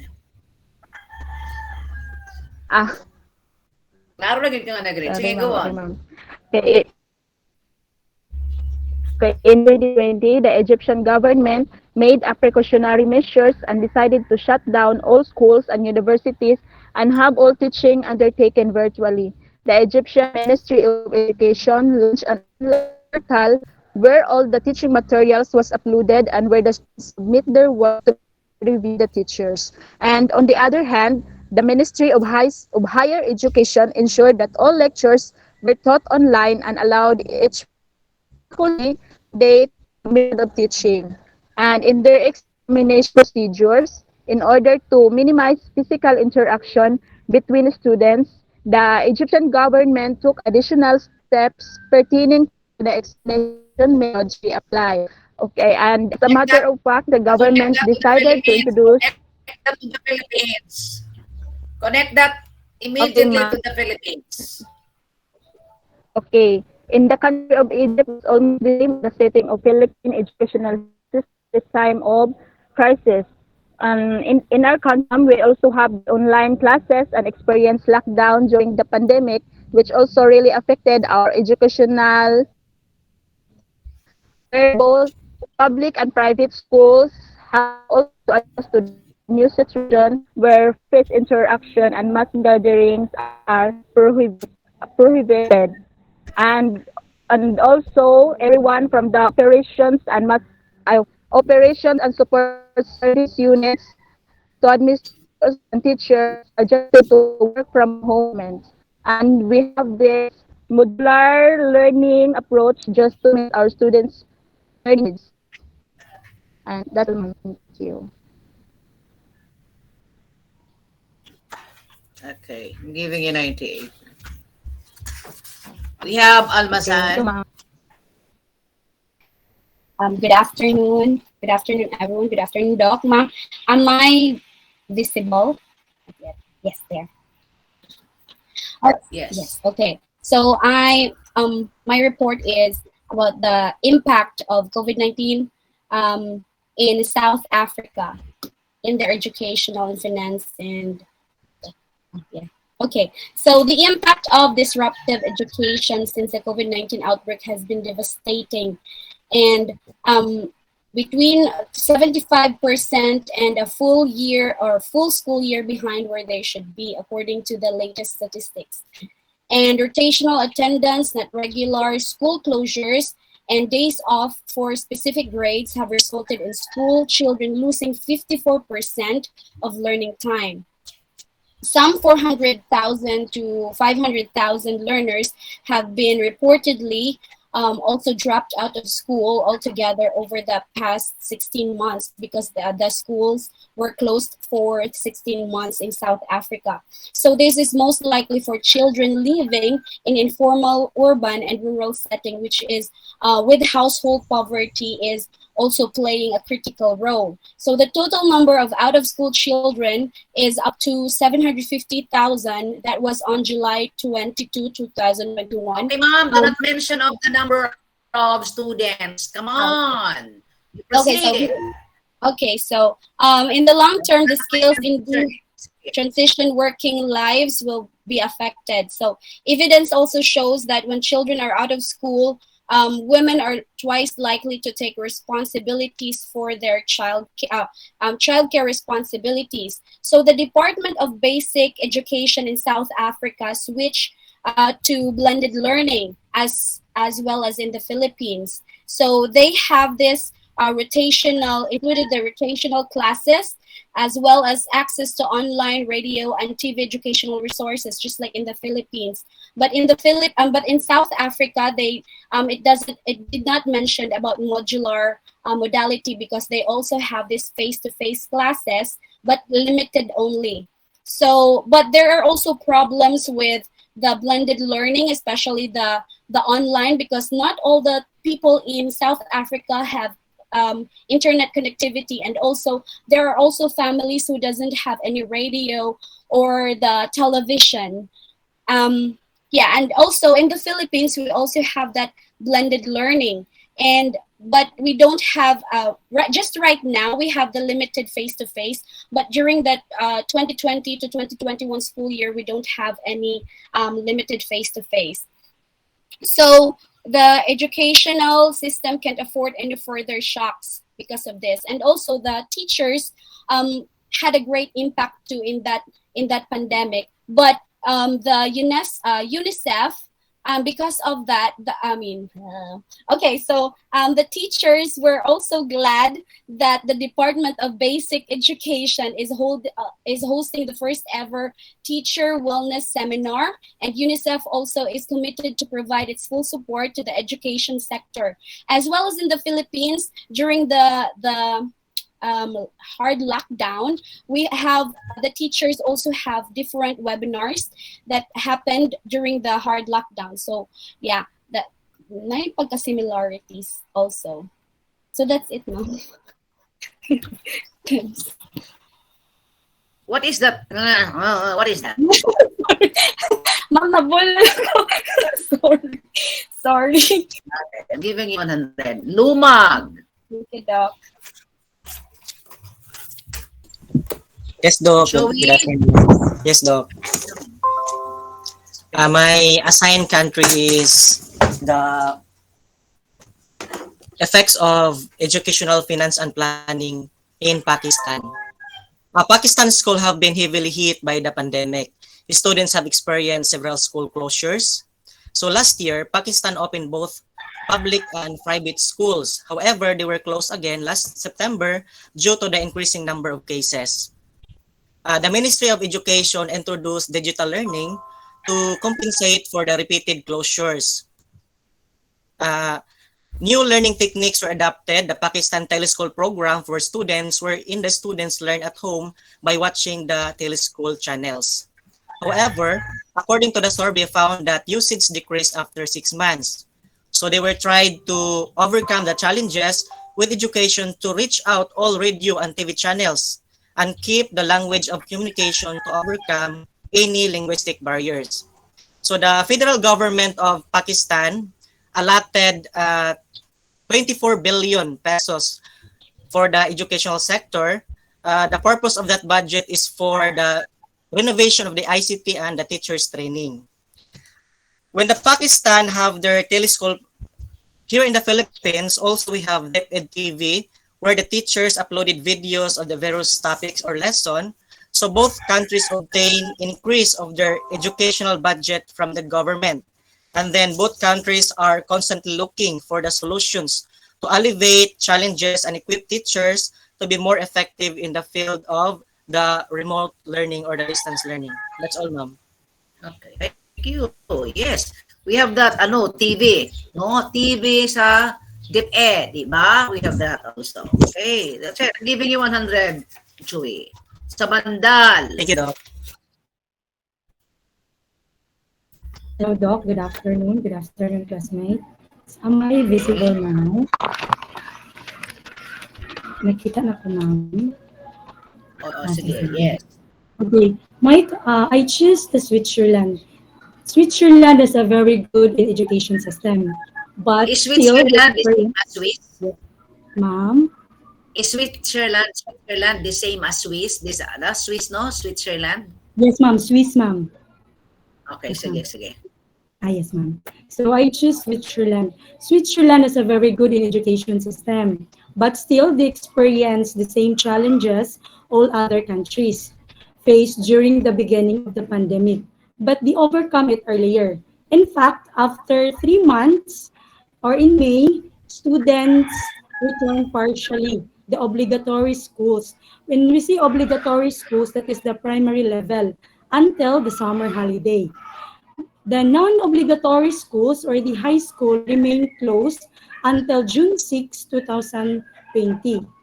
And many universities continue to provide classes, mainly online during the fall term. The challenges faced in the Switzerland, they experience first, students, parents, and even the teachers were not totally prepared to experience the distance learning modality.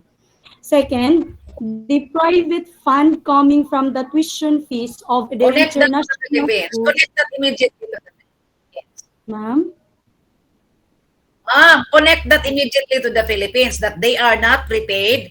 The same also in the Philippines that ingana ba? Ingana. Okay, ma'am.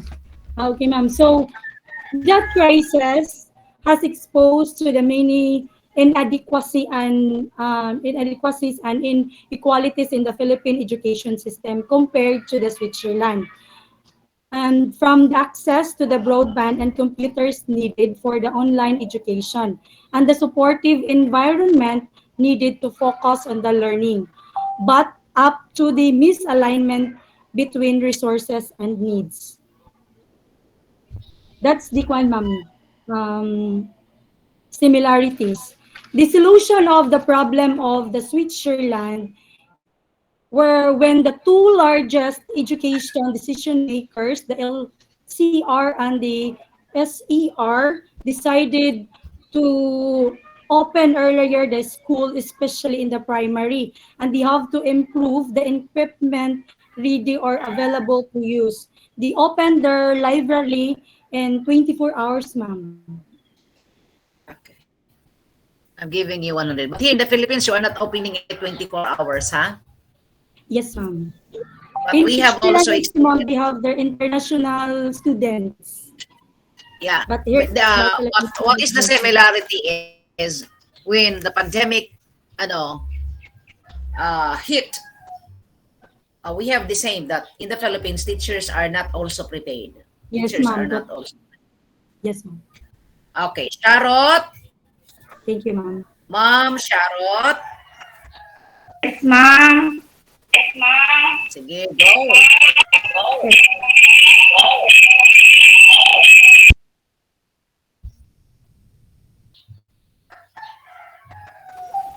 Okay. I choose Ma'am Israel. Okay. The impact of COVID-19 in Israel is the government of Israel decide to temporarily close to reduce the spread of COVID-19. Israel are facing the decision on how to best manage their resources to ensure the student can continue to access quality education amidst a pandemic.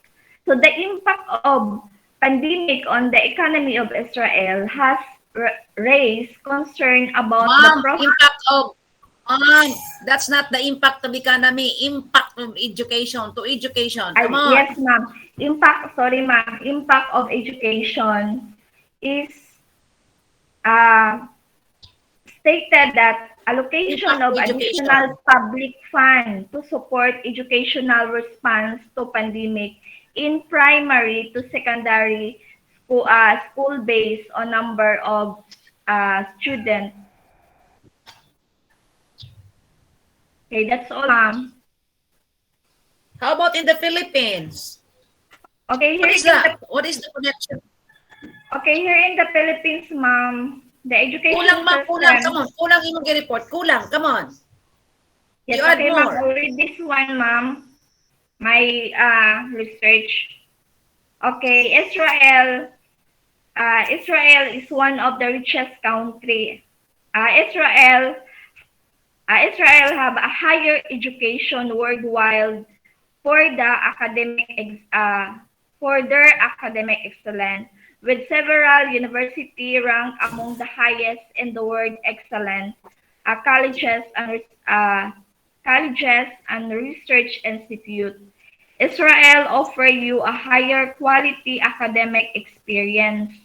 Okay, here in the Israel, ma'am, is one of the richest country in the Middle East, and they have a large supply of oil Ma'am, do throughout not the discuss world. that life oil increase, life oil supply. Focus on your education and relate that to the Philippines. Unsa man ang ilang education, ma'am? What is the education in Israel? Yes, our education system in Israel, ma'am, is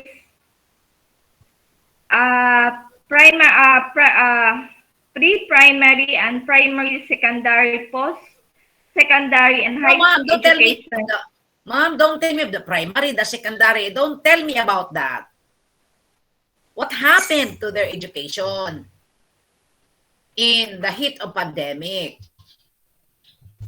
Okay, ma'am. The Ministry of Education in Israel, ma'am, they give fund to they provide gadgets and devices to their learners, ma'am.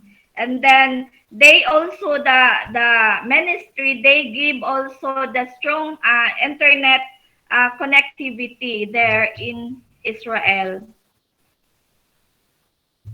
Compare that in the Philippines. Compare that. Okay, ma'am, in the Philippines, ma'am, we have the same situation. Okay, the situation here in the Philippines, ma'am, of course, poor of internet connection, but still, ma'am, the economic, the education system there or the government there has provided all the resources there in Israel, especially the Philippines na, devices, Philippines, Israel. ma'am. Go back na po ka sa Israel. Ma'am, human naman ka sa Israel. You're done with the Israel. So, you're now in the Philippines. Yes, in the Philippines, ma'am. Okay, we are experienced in poor internet connection, ma'am, but uh, we try we try our best, ma'am, to be sustain the education of uh, the Filipino to become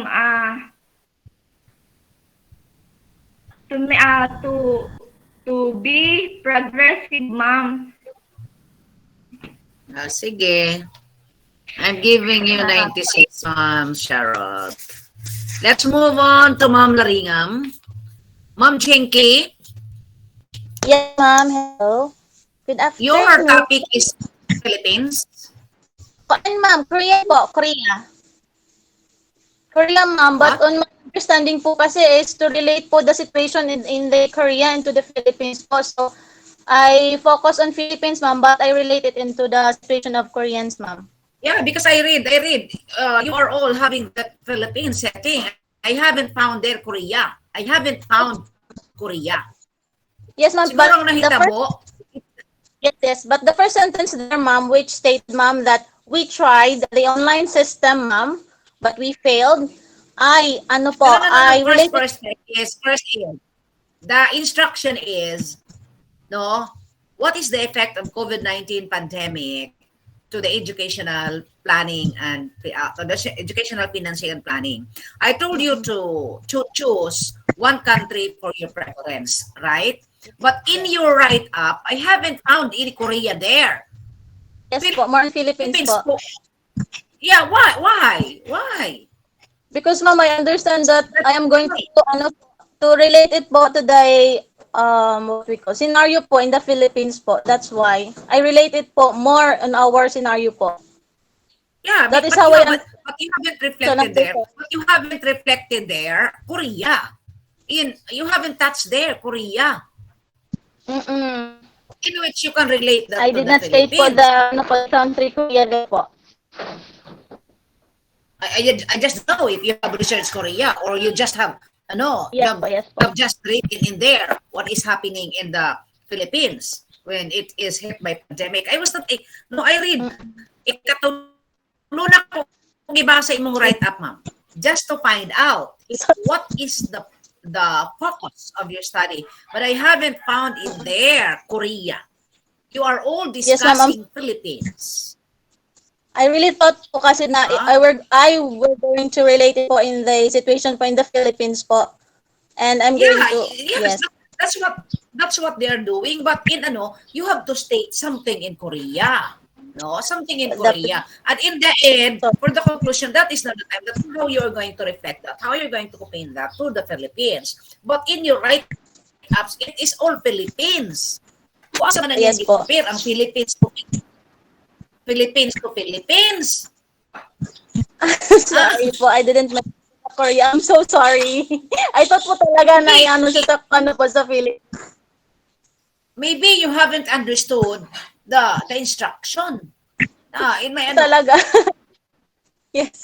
No, because unsa man siya ka puro gid Philippines. I read your script 3 times. Asa man ni asa man ni siya nag-compare, no? What is the country that he is or she is focusing? Korea, Okay. ma'am. This is Korea po. So I'm going to differentiate po the situation po in their kind of education po through pandemic po. In the Philippines. In the Philippines and in the Korea po.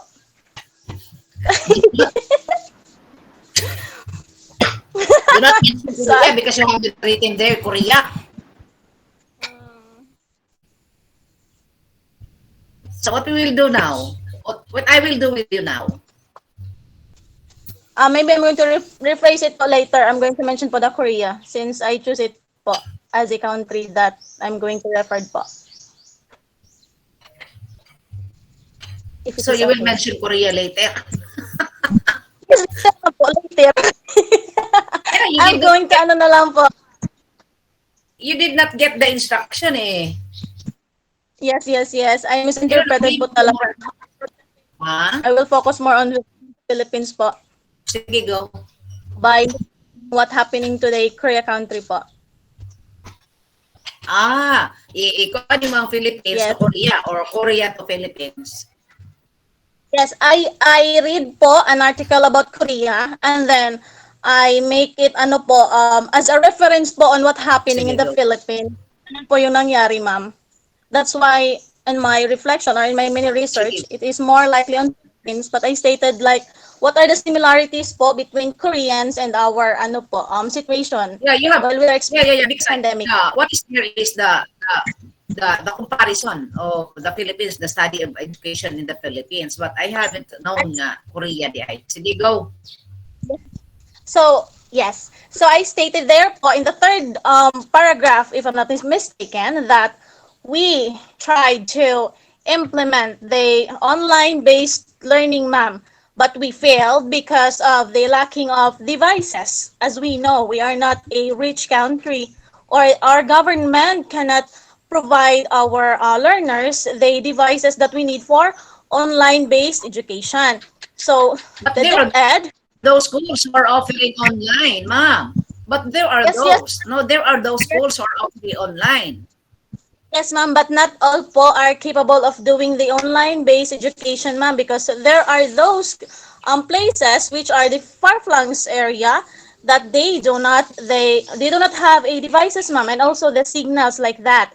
So since it happens in some areas, so the Department of Education make a survey. They let the teachers give a survey to the parents on what is the means of learning modality that they are going to choose to continue the education. So most of the parents chooses modular distance learning or an education that is based on modules. While in the Korea po, though the teachers there are not really prepared, ma'am, and they are not confident on teaching online. It is the same in the Philippines. It is the same in the Philippines. From the start, we are not confident and we do not know what to do. Ma'am, but their government there, ma'am, buy some time for the both teachers and ICT education, educational ICT to make necessary preparations, ma'am, while reducing the unforeseen issues. And then their government there in South Korea provided free digital device rental services for those low income families without legal devices. So they help their yung mga mahihirap po doon. They offer free digital device Rented. rental. Para po talaga Rented. Free. po, rented. So that is not And free. it also free rented po. Sila po yung magbabayad po. Free rented. Stated there po, free digital rental services. So free po siya, libre po. Libre po siya. Sige. And then po, they created a website po there in South Koreans which called the School On po, which serves to provide wide information to teachers on how to teach online, how to communicate and share contents through online platforms po. So an example for that po is a teacher there is preparing a lesson with a example. Don't give me any more the example. Yes po. So that is I cannot give you 100 nor 98. I'm just giving you 96. Okay lang? Okay. you. You did not Thank you so much. Chinky, what happened? Okay. Thank Amora Chinky. Amora Mary Joyce. Where's Amora now?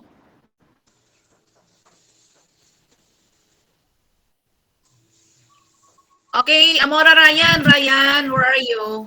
Ryan? Ryan? Sige, continue. Oh, sige. Asa man ni si Mary Joyce? Wala naman po. No, kanina, sige, pop up. Ma'am, nagdahilan siya ng pangtakluban, ma'am. Sige, Kaya mas light sige. training.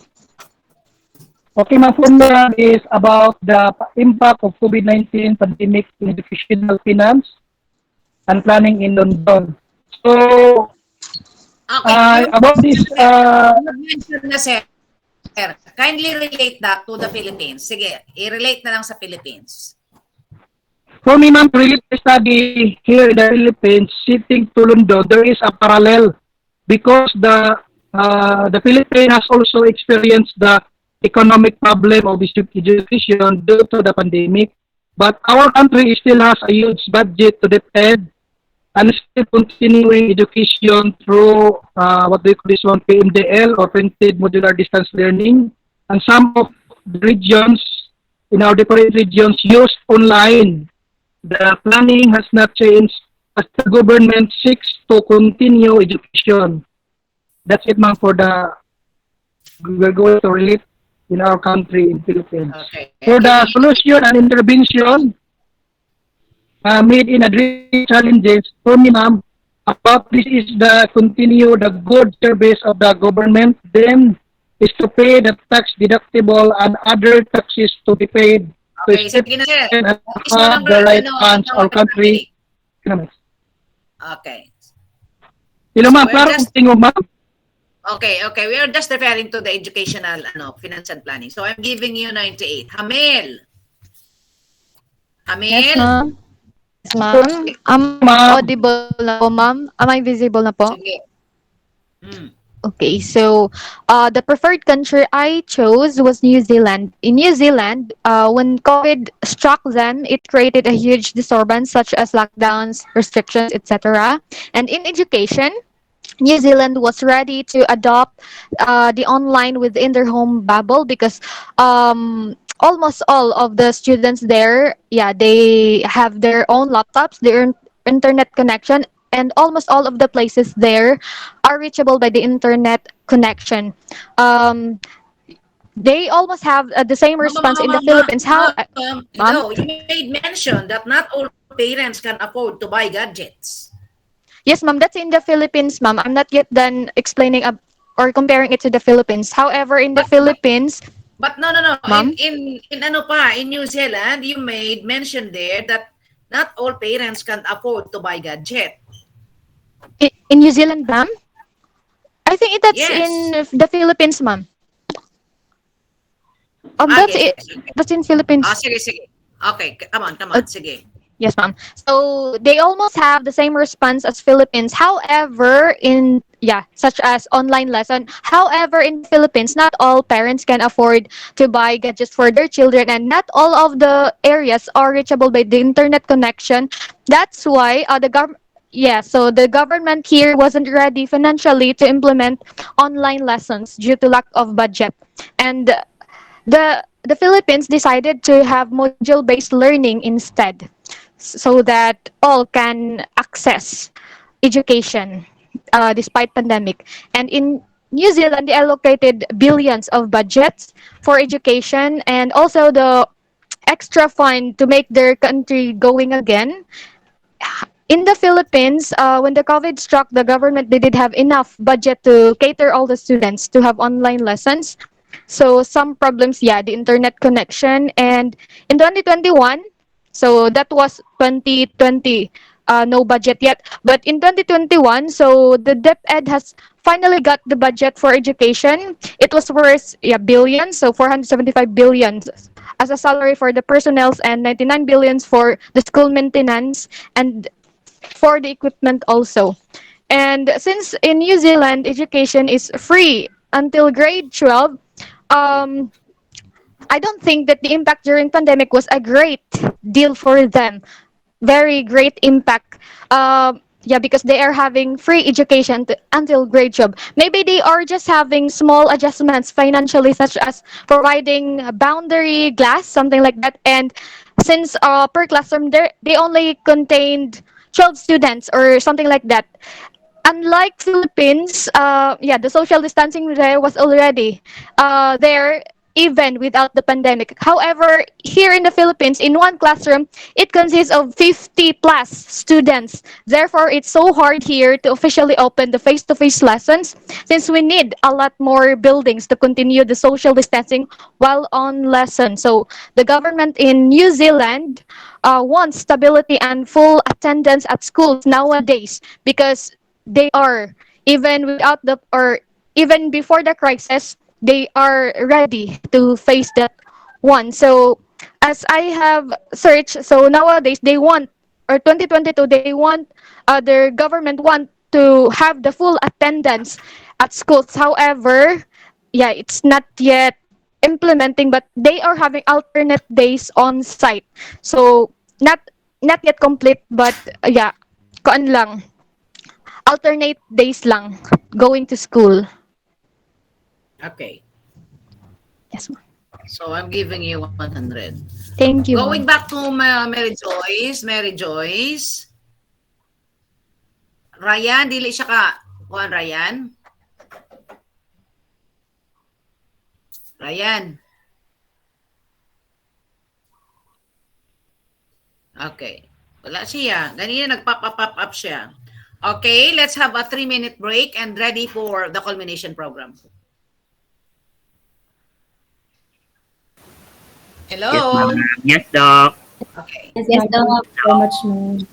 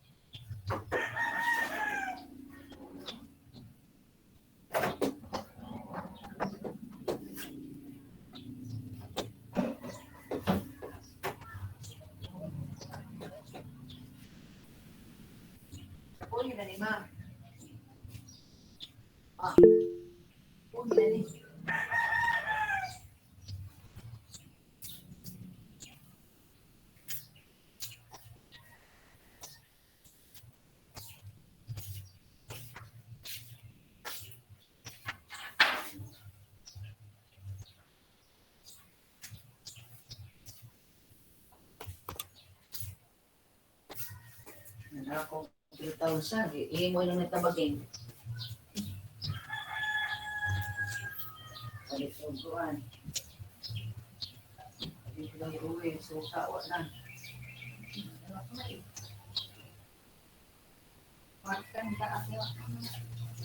Dito ka. Dito na mo.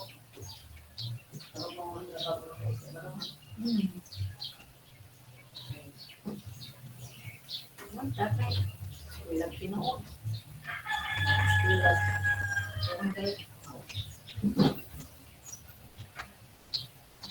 Permanente na po, mga permanente.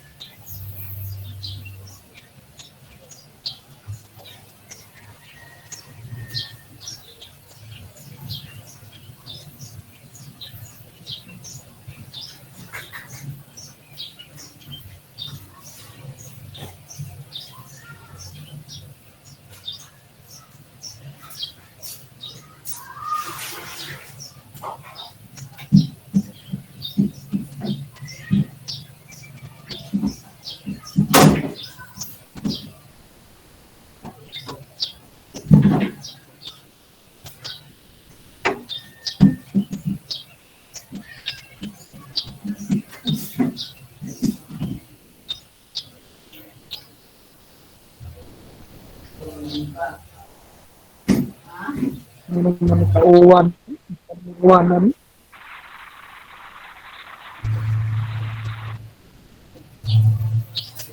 Mantap. Ito na enak ko na.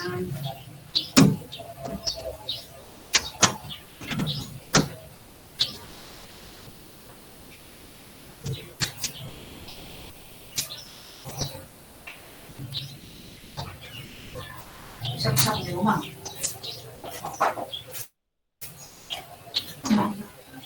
Ano na lang, hindi ko, tatlo din na lang eh. Parang isda, ayan lang, hindi ko na. Tatlo din na lang na.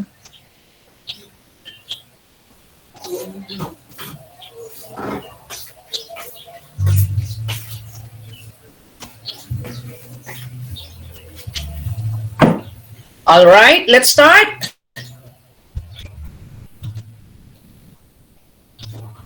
Can we start now? Ma'am Sandra, Ma'am Sandra. Sir Marvin, Hello, Ma'am Rose.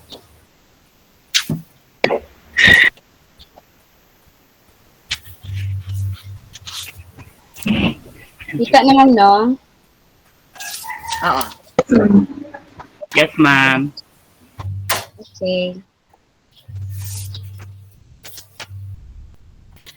Ma'am Hamil.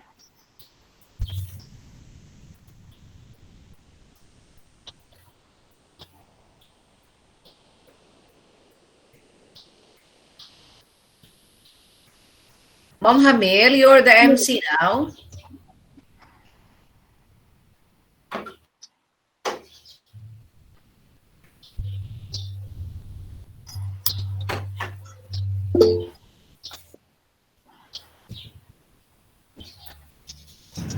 Hello, Ma'am Hamura. Ma'am Amora.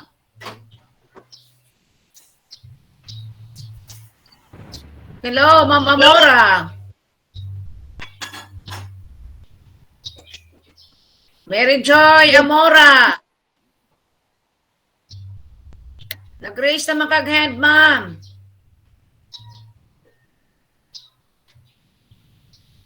Hello, ma'am. Mary Joy. Mary Joy Amora. Nakakapoy ba ani, oy? Sige, move on, move on. Hello. Sige, ma'am. I'm calling Mary Joy Amora because she is raising her hand. Pero wala man. Sige, ma'am, move on. Yes, Ma'am Amora, Okay, ma'am. you're raising hand. I'm sorry, Doc. Ma'am I'm Amora. late. I'm sorry, Doc. I'm late. I'm on travel, Doc. We have a So training, what Doc, you at Tacloban, Doc. So what do you mean now? Uh, is it okay, Doc, that I will make oral that narong Doc karon, Doc? Kay ning hunong ramang good me, Doc. Sorry, Doc. Oh, sige, sige. Go. Okay, sa bye lang, Doc. Tama na walang. Come on. The impact We're of almost to start. COVID-19 pandemic in United States of America. The COVID-19 pandemic has not stopped at national border. It has affected people regardless of nationality, level of education. Education is no exception. In the early spring, as So pandemic was can you hitting, not open your cam? Can you not open your cam? okay, Doc. Uh, Open your in the cam. early spring, as the pandemic was hitting, in the first peak in the United States of America, the virus consigned nearly all over 55 million U.S. school children. The Okay, ma'am. shutdown of school compounded by the Move on to the effect. Ma'am, move on to the effect of COVID or Doc. The the major impact challenges of to the COVID-19 to students the and the education. teachers, Doc. Okay, the posing major challenges to the students and the teachers. The public school education system was not nor prepared to cope up with the situation. Many schools are closed as the pandemic begins, as just like in the Philippines. Uses online class as their mode of learning. Unlike the Philippines, we have a lot of options like Willas, the Modules, and the online doc. Due to international lockdown, international students are affected. They cannot get into the United States to take their exam. The slowdown of economic growth affect the availability of the public funds for education. As tax declined, and emergency funds are funneled into supporting healthcare and welfare costs. Uh, Throughout the pandemic, they had made choices about how to sustain and provide relief. The President of the United States of America called for relief, recovery, and reform. As of August 2021, USA opened their school for face-to-face and to ensure the safety of the learners and the teachers, they are ensuring to follow the health protocol. Reopening of school will bring the economy benefits to the learners and also to the families by enabling some parents to return at work. That's all the. Okay, I'm giving you 98, Ma'am Joyce. Thank you, Doc. Okay. So let's move on now to the culmination program. Again, I'm reminding the reporters how to upload your reports in Telex. And even our oral and our culminating program is recorded. Sige. Okay, so before we start our program, may I request everyone to please settle down and find a comfy place. To our highly respected professor, Dr. Rosemary Pasanya, and to my fellow colleagues, a pleasant evening to all of you. Welcome to this culminating ceremony of Maed 204 Educational Finance and Planning. We are here today for the highest part of our course. Though our online class may be over, but keep in mind that our education continues. Keep on learning by applying in the field of teaching all our shared insights during lessons. As the famous quote says, teaching is learning. I am Jeanette Joy Hamil, your MC for today. To begin, I would like to invite everyone to give our honor to our country and to our Almighty by singing the Philippine National Anthem, followed by a prayer to be led by Miss Sanalyn J. Aviso.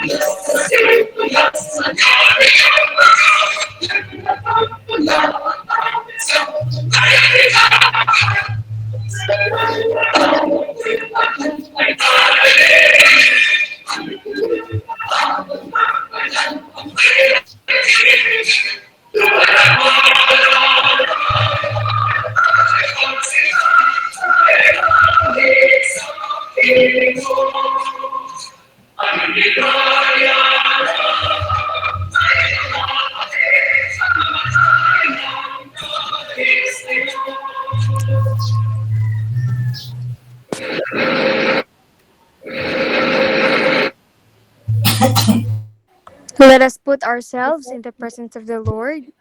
In the name of the Father, the Son, and the Holy Spirit. Almighty God, as we gather together, we thank you for the blessing of learning. Thank you for the privilege of studying in our chosen areas and gaining new skills. Thank you for the privilege of studying. May each of us today feel proud and happy celebrating the success. Lord, I pray that we would be able to use this qualification and knowledge to go out and bless the world. Please foster within us a continued passion for learning as we journey onwards. We thank you for our Professor Dr. Rosemary Pasinio for giving herself for us to learn. Please fill her with strength and happiness together with her family. Thank you, Lord, for the knowledge gained, friendship made, and the dreams and vision we carried in our hearts. And as we are going to start our culmination program in Maed 204, please be with us, dear God. We dedicate this to you. We thank you for leading and guiding us all. Amen. Amen. To officially open our program, we are pleased to have Mr. Marvin S. Pastillero to deliver the opening remarks. Thank you, Ma'am Jeanette. My due respect to our brilliant professor, Dr. Rosemary D. Pasenio, and to all my virtual classmates in this platform and completers of the subject Maed 204. We are here for our virtual completion right or activity. After 6 Sundays, we are about to end our journey as Maed 204 students. We are determined to finish what we had started, despite the many challenges that we encountered along the way. First, adaptability struggle. Switching from traditional classroom and face-to-face instruction to computer-based learning in a virtual classroom makes our learning experience entirely different. At first, it was difficult to adopt. However, we need to accept the new learning circumstances with an open mind and open heart and understand the benefits of it. Second, technical issues. Most of us don't have a stable internet connectivity, thus fail to catch up with our virtual classmates and our instructor. For example, choppy and loading audio and video quality, especially during our reporting and oral recitations. We also experienced power interruptions twice due to unfriendly weather. Third, computer literacy. Although some of us are generally tech savvy and able to manage computers well, lack of computer literacy is a major issue in online learning. I admit I am one of those that are not good at technology, but we need to learn ourselves, especially in this time of pandemic, where technology is the only option to continue what we used to do during the pre-pandemic time. Fourth, time management.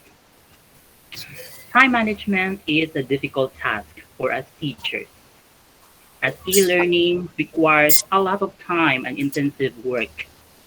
Despite of our busy schedules and commitments related to our work in depth ed and other areas, we're still able to find ways to attend our classes and continue what we had started. And finally, self-motivation. After enrolling in distance learning courses, many are fall behind and nurture the idea of giving up, as many challenges are trying to pull us back. But we need to find the motivation within ourselves. Why are we here? I know that the main reason of most of us in this continuing education journey is to be promoted and increase our earning potential. But let us also reflect on this. According to Spider-Man, with great power comes great responsibility. Thank you, and once again, good afternoon. Thank you, Mr. Pasteliero, for those wonderful remarks. Now, ladies and gentlemen, let us all witness the main highlights of this event. To do the honors of presenting all the Maed 204 educational finance and planning candidates for completion to be played by media presentation.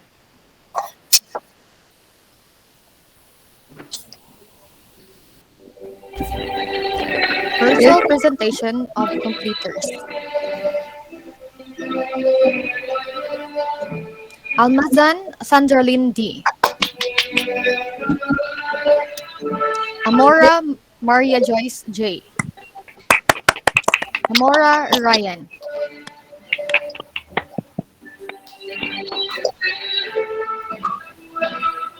Aviso Sanilin J. Michelle Wilfredo Jr. D.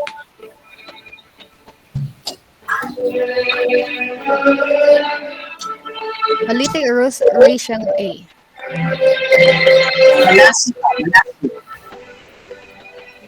Barrios Madel C. Bolongaita Marife A. Butal Hazel A. Canon Michelle Ann D.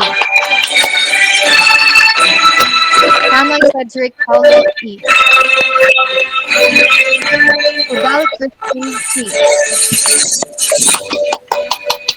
Dilemente Quinini D.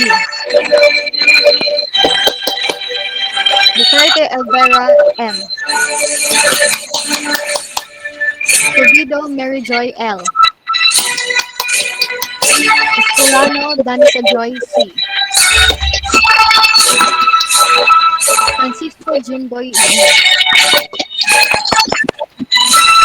Herodes Irene D. Camille Jeanette Joy P. Laringham Jinky M. Pastor Eunice. Lino Joliveris R. Isidor Arlene A. Lumag Joey M. Monte Julius. Pasteliero Marvin S. Rosinabe Arceli B. Sabandal May M. Halinas Renali Rose N.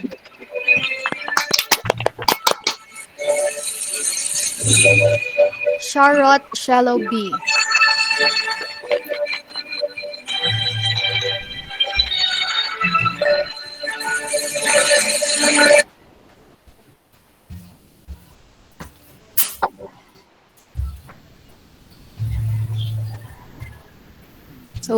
Now, to confirm the completers of this class, may I call on Dr. Rosemary Pasenio for the confirmation.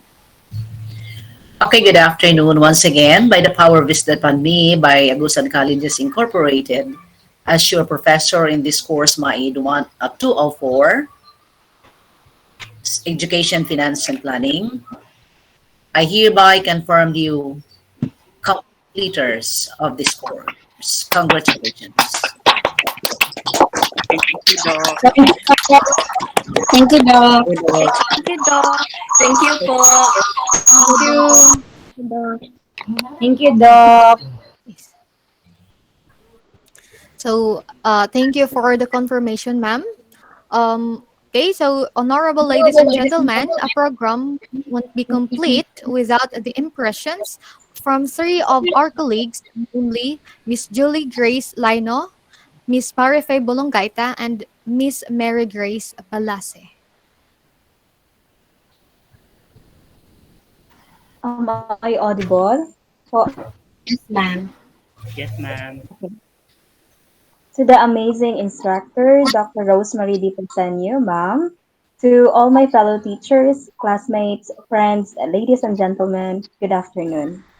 The main thrust of graduate studies is to set ourselves ahead of others. Setting ourselves ahead of others offers more opportunities, particularly in the education sector where promotion is very tight. Thereby, most millennials perceive that taking a master's degree or a graduate study helps them establish their career. Honestly speaking, when I was pursued to enroll in graduate studies, the negative side of me was murmuring, "Maskwela na ba pud ko?" But the positive side of me reminded myself that I am a teacher. I need to continuously educate myself. I need to open my doors to changes. I need to free myself from any doubts and complaints and just let my mind be sprinkled with fresh ideas and knowledge. And my positive side was not mistaken because, with the help of our competent and knowledgeable instructor, I have learned a lot of things. During the meetings, I was able to come out from my shell of timidity and was able to share my ideas without hesitations. And indeed, it is true that the more you share your ideas, the more learnings you will get. And now this is it. We've made it.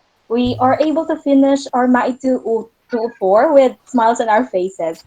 But before we will part ways, please allow me to share some of my impressions for the innovative online class meetings.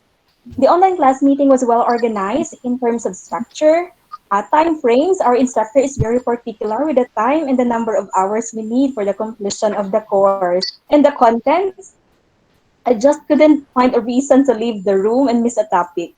From the start to the end, it went smoothly despite the challenge of electric power and internet connectivity.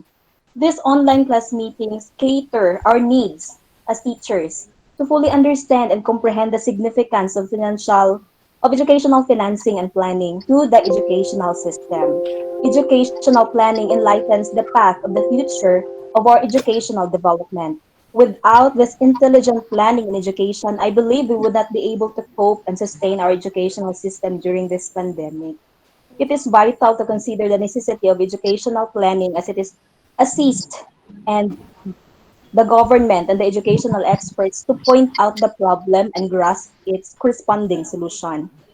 These online class meetings are not just an avenue for more learning, but also a venue to gain new friends and explore experiences from others. These meetings have come to end, but the learnings are never ending. Added knowledge and the passion for teaching will surely maximize our potentials as educators, as we are one of the important people to shape the minds of our future leaders. To our instructor, Dr. Rosemary Di, ma'am, thank you very much. What you write on the blackboard of life can never be erased. Words can never pay the knowledge and experiences you have shared us, and words can never tell you how acknowledged we are to have you as our teacher. Thank you very much, ma'am, for an amazing learning experiences.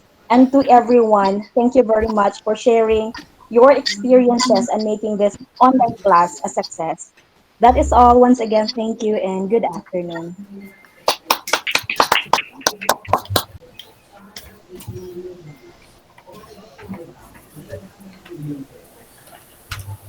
Good afternoon, my fellow masters and classmates, and most especially to you, Ma'am Rosemary Pasenio. Our Maed 2 for Educational Finance and Planning adventure is coming to an end. But this is not only the beginning of applying of what we've learned to ourselves and the field in which we work. We create rapport with each other over the course of 6 Sundays together. We form bonds through our groupings, and we can finally call these days of encounter a success. We've reached the halfway point of the second semester. Classmates, big congratulations to everyone. Dr. Rosemary Pasenio, our smart and knowledgeable specialist in her profession, who speaks energetically during class. I'd want to express my heartfelt gratitude on behalf of the Maed Block A class for sharing your expertise, reshaping us into better teachers, and always encouraging us to get promoted eventually. We will constantly keep our lessons fresh in our thoughts and hearts, and we will absolutely apply them to our field. Allow me to tell you a little about how I see you as a person, as our instructor or professor. I see you as a woman with the necessary intelligence and expertise to back up your confidence in class.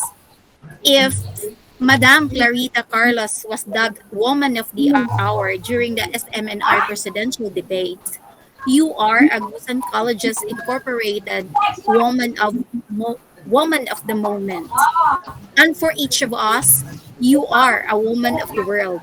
We can say you are experienced and sophisticated because of your spicy and sizzling questions during our report. That is why we are choosing a token that best describe your personality because you are one of a kind. Thank you once again, and we hope to see you soon virtually on one of our coming subjects. Good afternoon.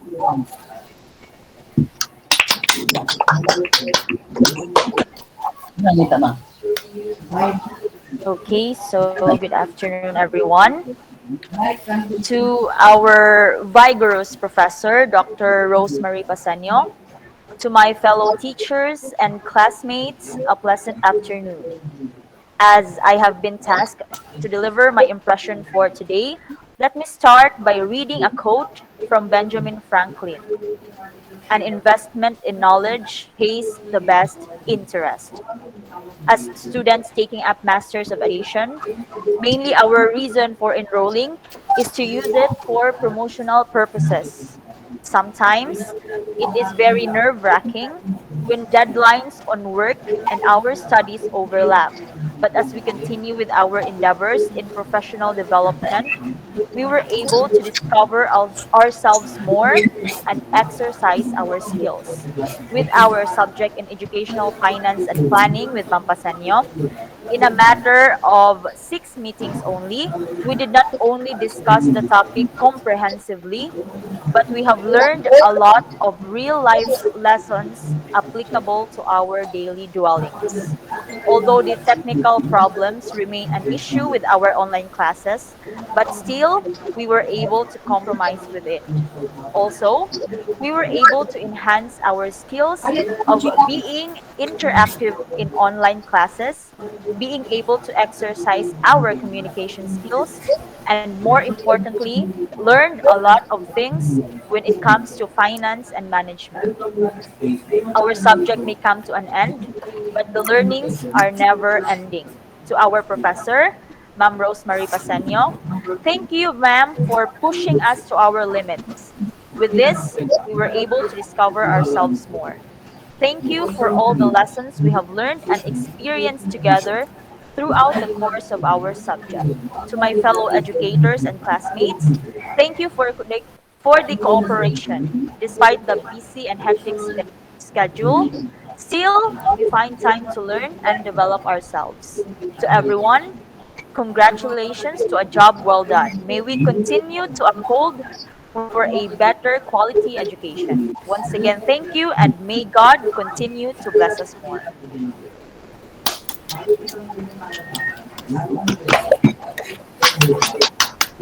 Okay, so thank you so much for your inspiring impressions, moms. And this event won't be realized without this amazing woman with us. At this juncture, it is our honor to receive the words of challenge from our amazing instructor, no other than Dr. Rosemary D. Pasenio. Okay. Congratulations to all the completers of Maed 204. Okay. This is the day that the Lord has made for all of us. You have that one leap ahead for the other or the rest of the teachers in your own environment. But it doesn't mean that when you go back, you will have that heads up and then tell them that you are much better than them because you have completed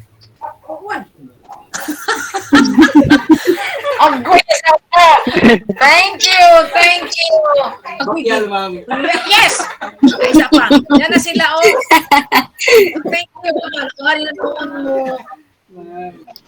Ay, ginoo ko. Ikan ko kawadbaran, ma'am. Ay, ginoo ko. Thank you, thank you. Uy, kamalani. Pila ni sila. Okay, thank you. Oh, the gift, oh, the gift, oh. Thank you. Thank you.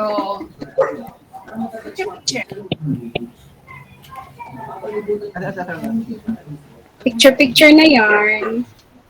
Okay. Thank you. Dali na ni. Okay. Effort pagin mo pag ano diri.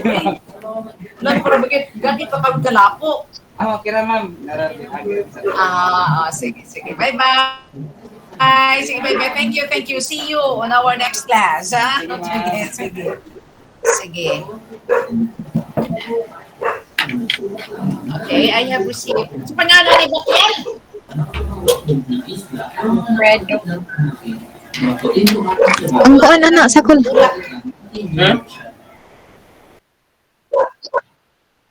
All right. So, but again, no, it doesn't mean that when you go back to your station, you'll have that heads up and then tell them that, oh, I'm better than you because I'm almost to finish my Maed course, no? But rather be humble. Be humble. Okay. No, so I want you to put in mind what Nelson Mandela has said. Hello, are you still with me? Are you listening? Yes, ma'am. Yes. Okay. Yes, Doc. Okay.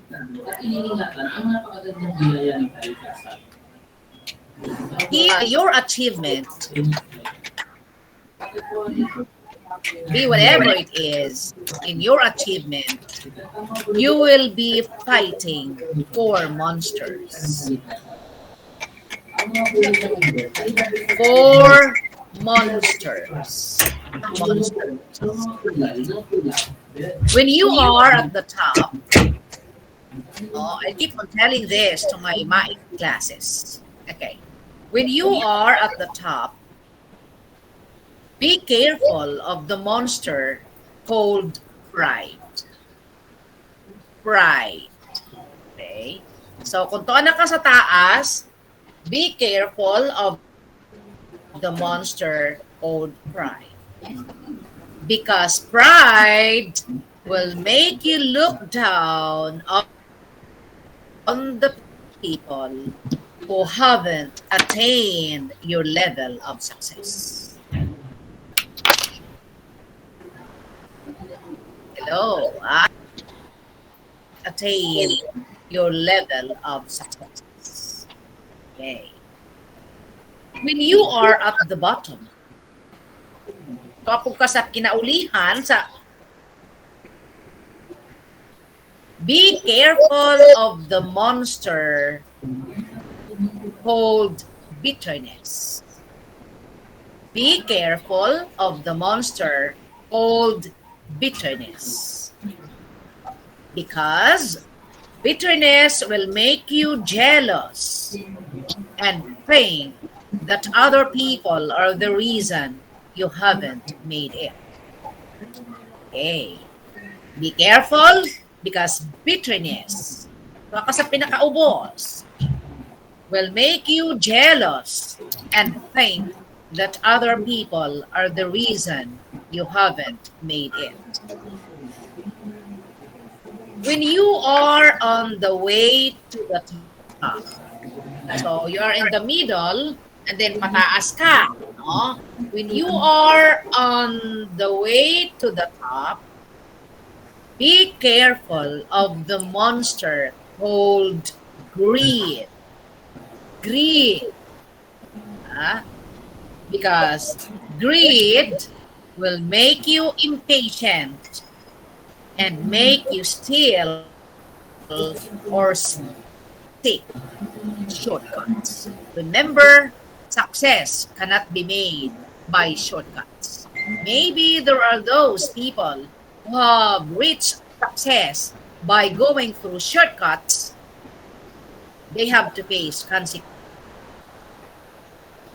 It's better to have success that you have exerted your efforts, no, than rather have the shortcuts. So, greed will make you impatient and make you steal or seek shortcuts.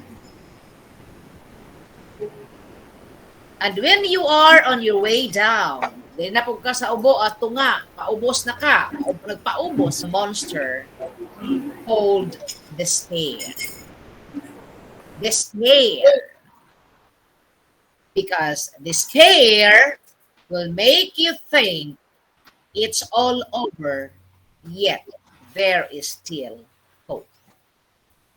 So, despair will make you think it's all over, yet there is still hope. Okay. No? So, if we feel tired, don't quit, but just rest. Ah? Pahuway lang, pahuway. If we fail, because success can never be attained without failures, without challenges. Remember the meaning of fail. F stands for first attempt in learning. So fail means first attempt in learning. So if you fail, move on.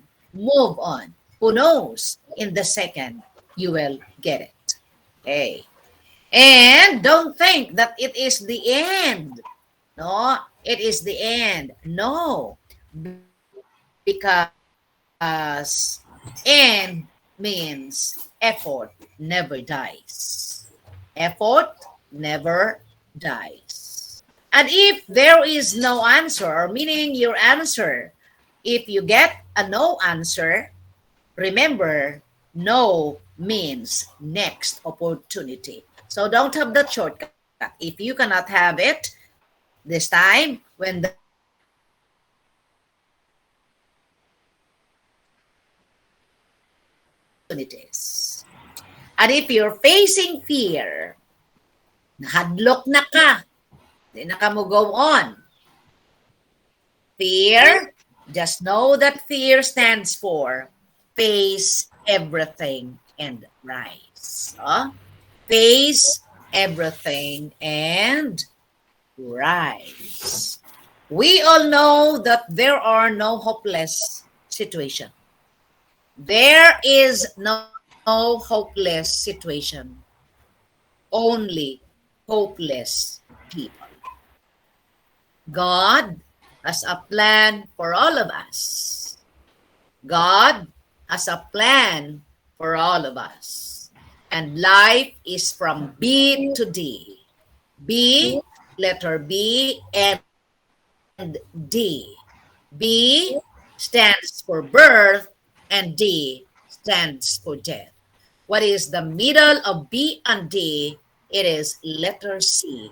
And C stands for a choice. It's your own choice, my dear teachers.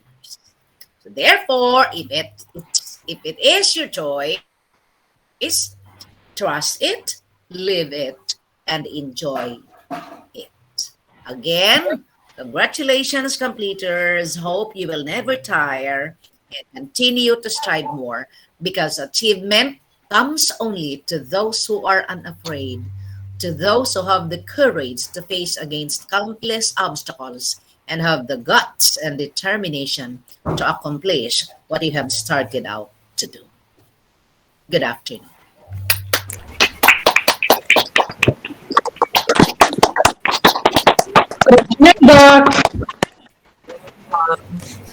So thank you so much Thank for you so much, those Doc. I received wonderful now the words. token. Okay, so thank you so much, I ma'am, for hope, those I wonderful words hope, of challenge. I hope it will retain in you, huh? It will. What I say will put a mark in here and in here. Huh? Yes, Doc. Yes, Okay. Doc. Yes, I Doc. hope to Doc. see you crowning the glory of success. I hope to see you that you will become master teacher, superintendent, director, and whatever. Wow, thank Oh, you, Doc. don't remain stagnant. Kinahanglan, mutaas na ha? Mutaas Yes, na. Doc. Okay. Okay, so thank you so much, ma'am. So we will put that into our hearts. And also thank you for accepting our token of appreciation as a gift of gratitude of your dedication and for sharing your learnings with us. So now we have come to the official closing I have this ceremony. na. I have this. Yes, ma'am. So let us have our closing ceremony of Maed This, oh. 204. Nice. I have this. I have this na. I have this. Your token. I do not know what is this. I do not know what plant is this. Ma'am, that is golden calkins, ma'am. Huh? Golden calkins, philodendron. Yeah, I have so many. I have so many flowers. I have so many collections here. I have so many flowers here in here in my house. So this is what's this? Golden calkins, ma'am. Mahal nino. Yes, Ah. ma'am. Kay sir, makasukol na ko nagipalit. Golden Calkins. Pila ni? Yes, ma'am. Sekreto, ma'am. Pero Pero that makasukol? is, yes, ma'am, that is his first koan, ma'am. Top cut na ni sir sa iyang mother plant. Sure makasukol? The Pero, superintendent? yes, ma'am. The superintendent? Yes, ma'am. He has his Nagulos jealous niya kung nasa garden. ni mo ihatag. Yes. We're friends. We're friends. Daghay nagpalit dito, ma'am. Si Sir makasukol? Yes, ma'am. Nay nagpalit dito, mura guys. Think para kay Ma'am Lipio ata. Ah. Okay, thank you. Thank you. Okay, ma'am. Thank you. Love this. Thank you. Murag 3,000 man siguro. I just don't know. No? Sekreto, Thank you. ma'am. Thank you, Doc. Thank you po. Thank you, Doc. Okay, so now let us officially close our to close our ceremony. May I request all to open our mic and camera for the singing of the closing song, "Glowing Inside." Glowing. By Open cam. You make me glow. I feel so good. It's true. I have you. So Now all is right. gone. For glow and joy, for joy. I'm glowing inside your love. Come true. Thank you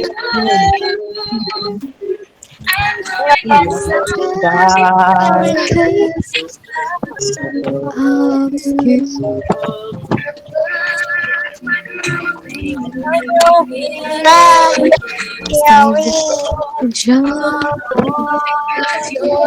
passes every you kiss my fears away. No one those you gave me strength each day I proclaim you for the good you're going. Thank you for the love you gave me. The moment light so love shines through. Thank you. Slow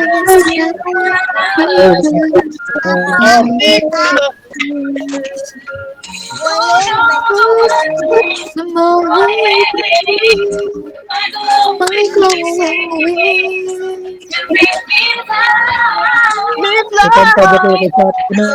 I wish you to Not touch the sky because of because of you. you. I I soar soar high high. till I'm holding to hold on. For the joy love you gave to me.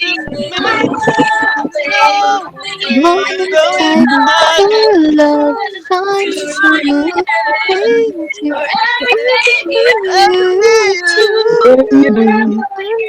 I'm glowing I'm going bright because higher. of you.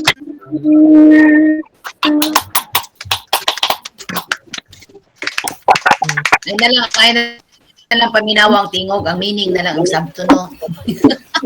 Yes, Doc. Yes, because we cannot, no. Okay, so thank you so much to all who took part on this event and congratulations. Once again, this is Jeanette Joy Hamil, your MC for today that will leave a quote: education is a lifelong process said by some philosophers, so never stop educating yourselves. I hope you enjoyed the program. Thank you and good evening. Okay, thank you. Thank you. See you soon. See you around. Thank you. Thank you, Doc. You din, Doc. Thank Whenever we are, you. whenever you'll be Thank you just stop for me, if we will see each other participation. in SOM or in just stop me. Huy, ma'am, ako to, ma'am, Yes, Doc. ma'am, no? Just tell me that. Yes, Huh? Thank you, Doc. Okay. So, God bless. God bless you thank po. you. God Thank you, bless. Doc. Okay naman. Okay, Bless. stop my answer, ma'am. Ako biya si Thank you Kwan, po. ma'am, Hamil. Ma'am, ako Bye-bye. biya si Timboy. Ma'am, ako biya. Okay, no? So, no, we will just be seeing around. Bye-bye. Bye-bye. Bye, God ma'am. bless, Doc. Bye po. Thank you so much. Hi, Thank you, Doc. Doc. Thank you.